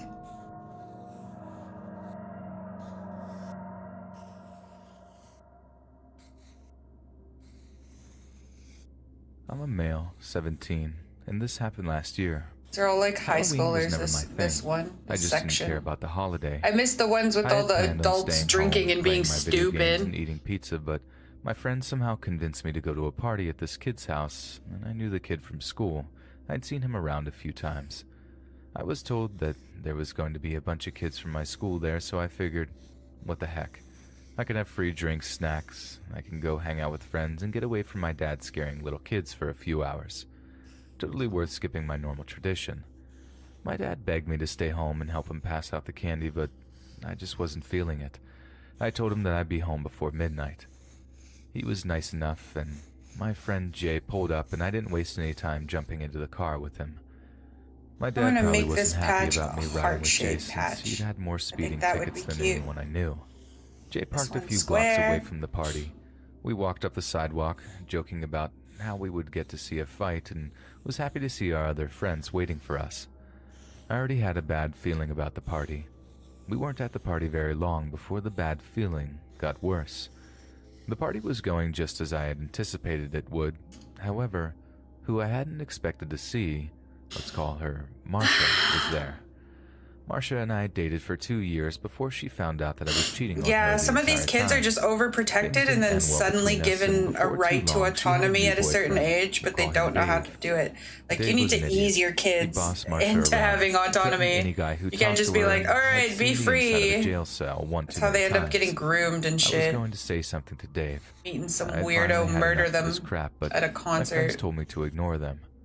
Marsha wasn't worth getting into trouble over, so I left it at that and joined the crowd outside by the pool. I threw back quite a few shots of whiskey before challenging myself to win at beer pong. I kicked major butt at that. My friend tapped me on the shoulder and pointed to Marsha. Of course, she had to be walking towards me. I glared at her until she stopped in front of me. I didn't expect to see you here, I growled. Yeah, she chuckled. I wasn't going to come here, but Dave insisted on seeing the cheating idiot. Well, here I am. I wouldn't get drunk if I were you. Never know what's going to happen. That She sounds like a smiled. rape threat. What? I thought to myself, while Marsha walked back over to her boyfriend. Why would she say something like that? I mean, I knew that Bro's she gonna could get hold a grudge, raped. but it felt more like a threat to me. I kind of shook the thought away from my mind. As if she's and got a stuck close problem to with my him friends. cheating when she's already We were got a talking new about who boyfriend, would like likely less than a week graduate later. high school and High school become a is like criminal. that, though. Just the The usual people who things were dating teenagers like were to think fucking about, I guess. I snacked on jumping several from things person to nearby try person. and sober up. I generally was all enjoying the company of my classmates before some jerk. See, me, snatched my I was drink out of my different. hand. I had a turned around to see boyfriend Dave throughout the standing whole behind me. thing who was He was way older His cheeks than were me. beet red and his jaw was clenched. He didn't leave me The evil alone look long in his enough to eye have brought me out the have inner time a-hole to in have me. multiple high school We exchanged boyfriends. some not nice words, and I was the idiot who threw the first punch. Brawling hadn't ever been my strong suit. Naturally, the criminal destroyed me.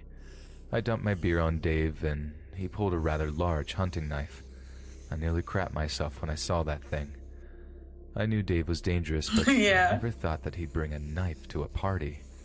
I felt like I was done. Something like I that. tried to run away as quickly as possible, but I remember the entire world spinning.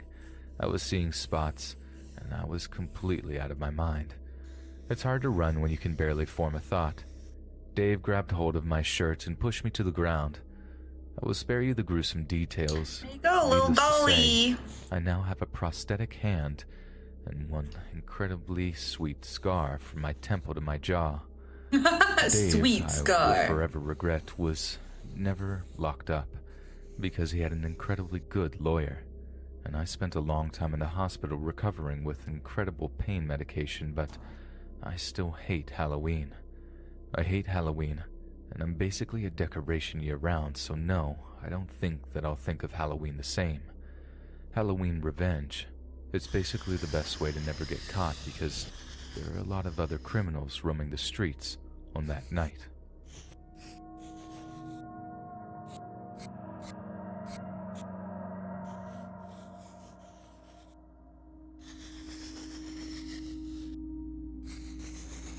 Each year around Halloween, my family gets together to tell the scariest stories we can find.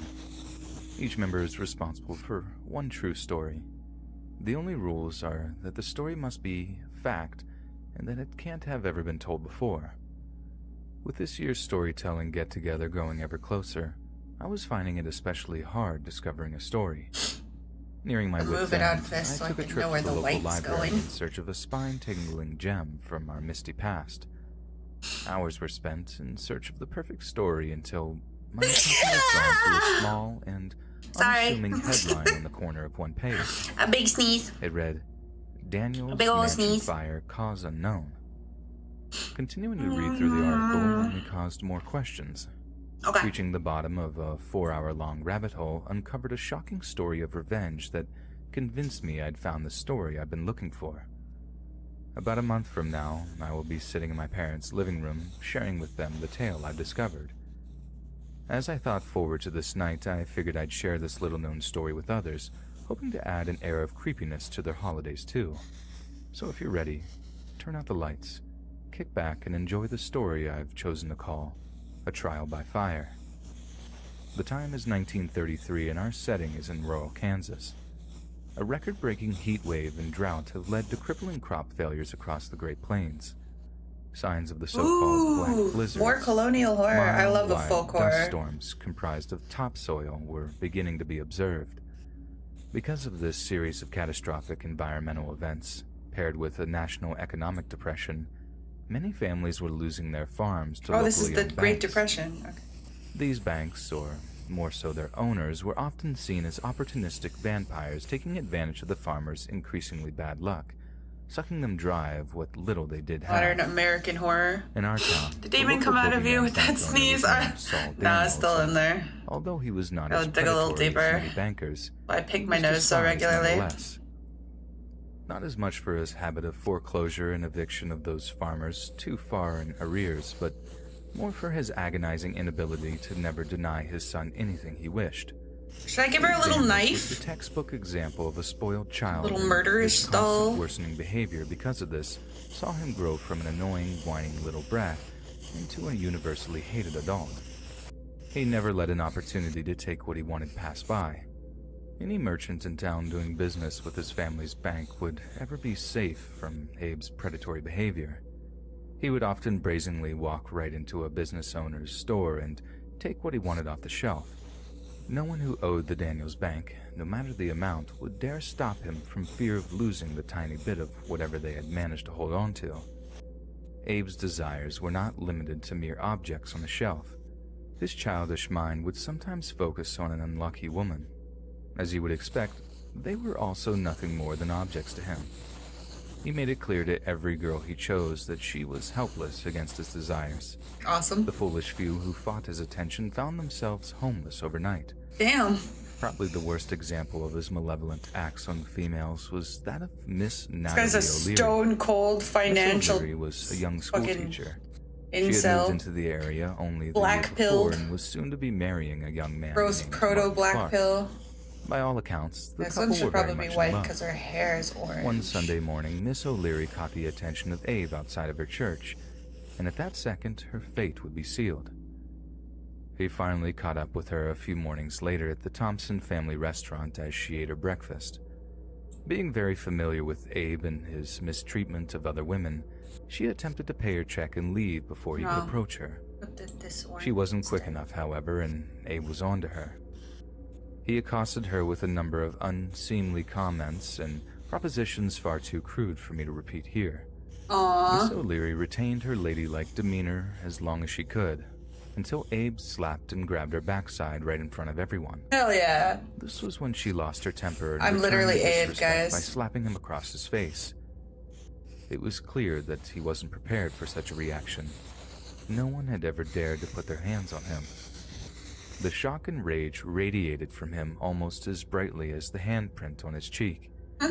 Abe must have been unsure of how to deal with the situation and stormed out of the restaurant without a word. Everyone there that morning did their best to warn Miss O'Leary of the danger she was in, but she didn't take their warning seriously. No man or woman could strike Abe Daniels in front of witnesses and not expect severe repercussions. Severe repercussions were exactly what she would receive. Miss O'Leary's body was discovered 5 days later in an irrigation ditch just outside of town. Bro, she got She had murdered. been struck about the head at least 15 times. Various bones throughout her body had been broken so badly that the pathologist, Don Atkins, said that they were like those he'd seen in head-on auto collisions.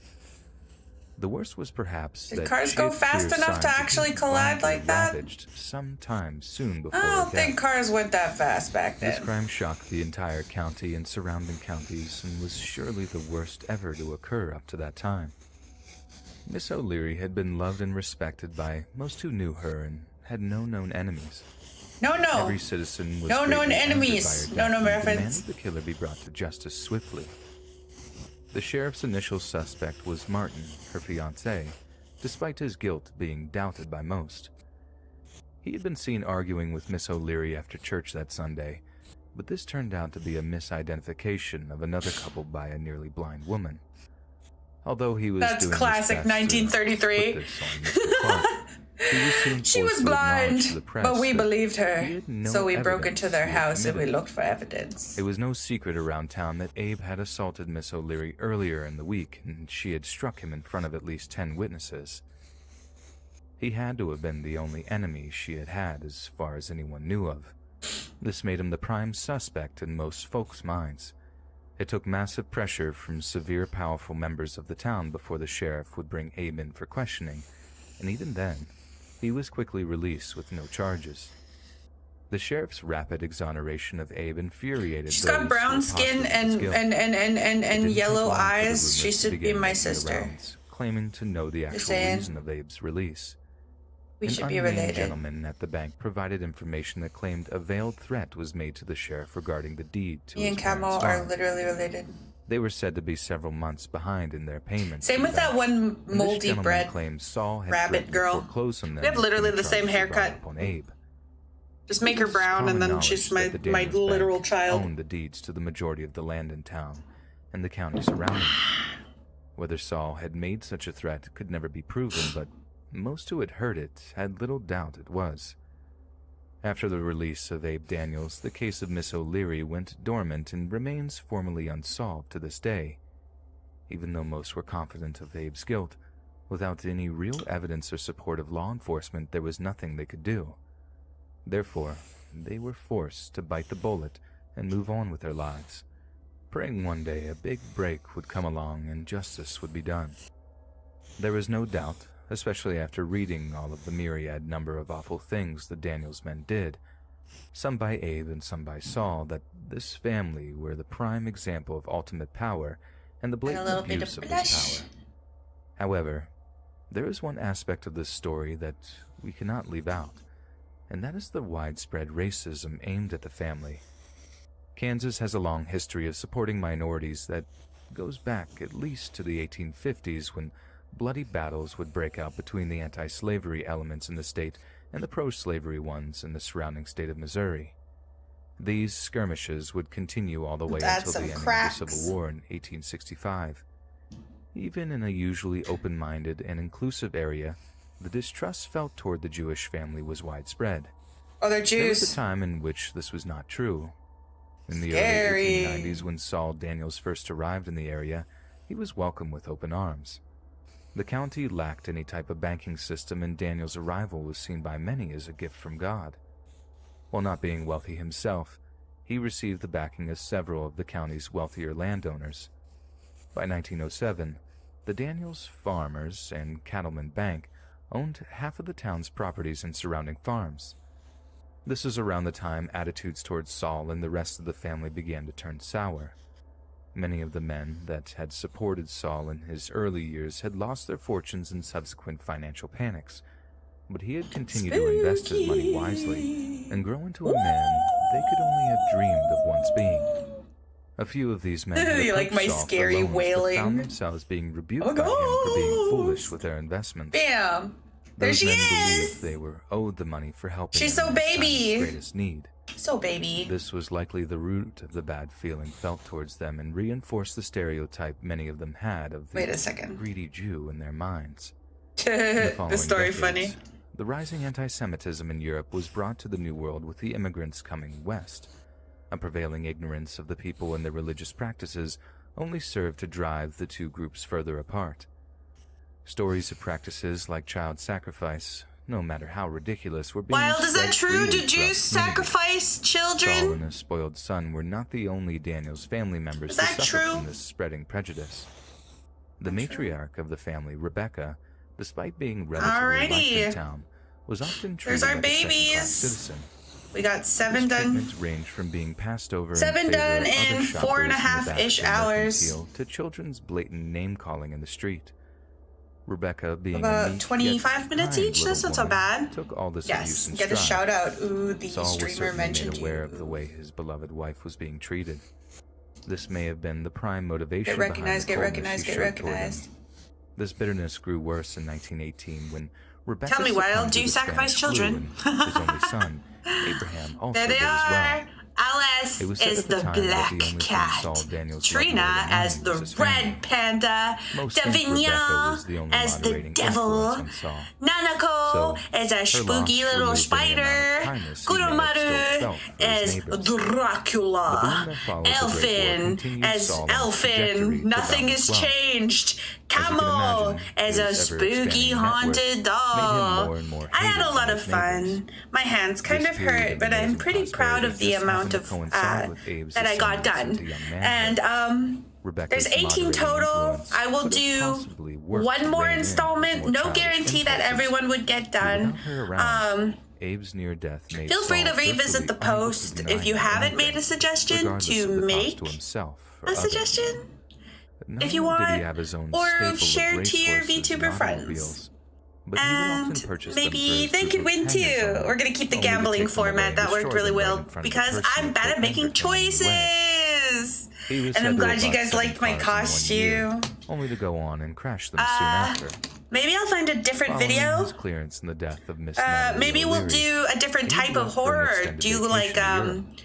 This forest should have been a horror period of relief stories for the town's or inhabitants, but the vile folklore actions of horror Saul would stories. force the Maybe we town can to pick make a choice theme for many next never believed time themselves instead of capable the generic Mrs. stories Mabel of Reed was an events, elderly real lady life living events on that happened 150 on acre farm Halloween. her husband We'll change it up. purchased from the Daniels We'll do Bank in body horror or 1927. cosmic horror. I don't know. 2 years Let me know later, what he you was think. thrown from a horse And killed, yeah, leaving why does Mrs. everyone Reed, think you're now a Mexican? widow, Nobody thinks you're 3 Mexican. months Get over for their yourself. son, Grant, to Anyway. find work. I love you, In the PN. deepest depths of Wild the Great Hero, Depression, Thread work anywhere Fox, was Joey exceedingly Chimney, rare. Galahad, Blackleg Hearing Jackson, there were jobs Crimson aplenty in Shadow, California, Wawa Tab, Grant George caught the train 998, heading west. and anybody In his else out absence, there, Dot Mrs. Hacker, if Reed you're did still her best here. to make what was left fresh until You're real Grant as fuck, found work. Photo Coon. Thank you for At the 4.5 coming. month mark, And every cent was spent, they're not and she high had yet to hear quality anything from her chibis, son. but I will be She posting the survived results on-store credits on and Twitter. kindness of her fellow farmers.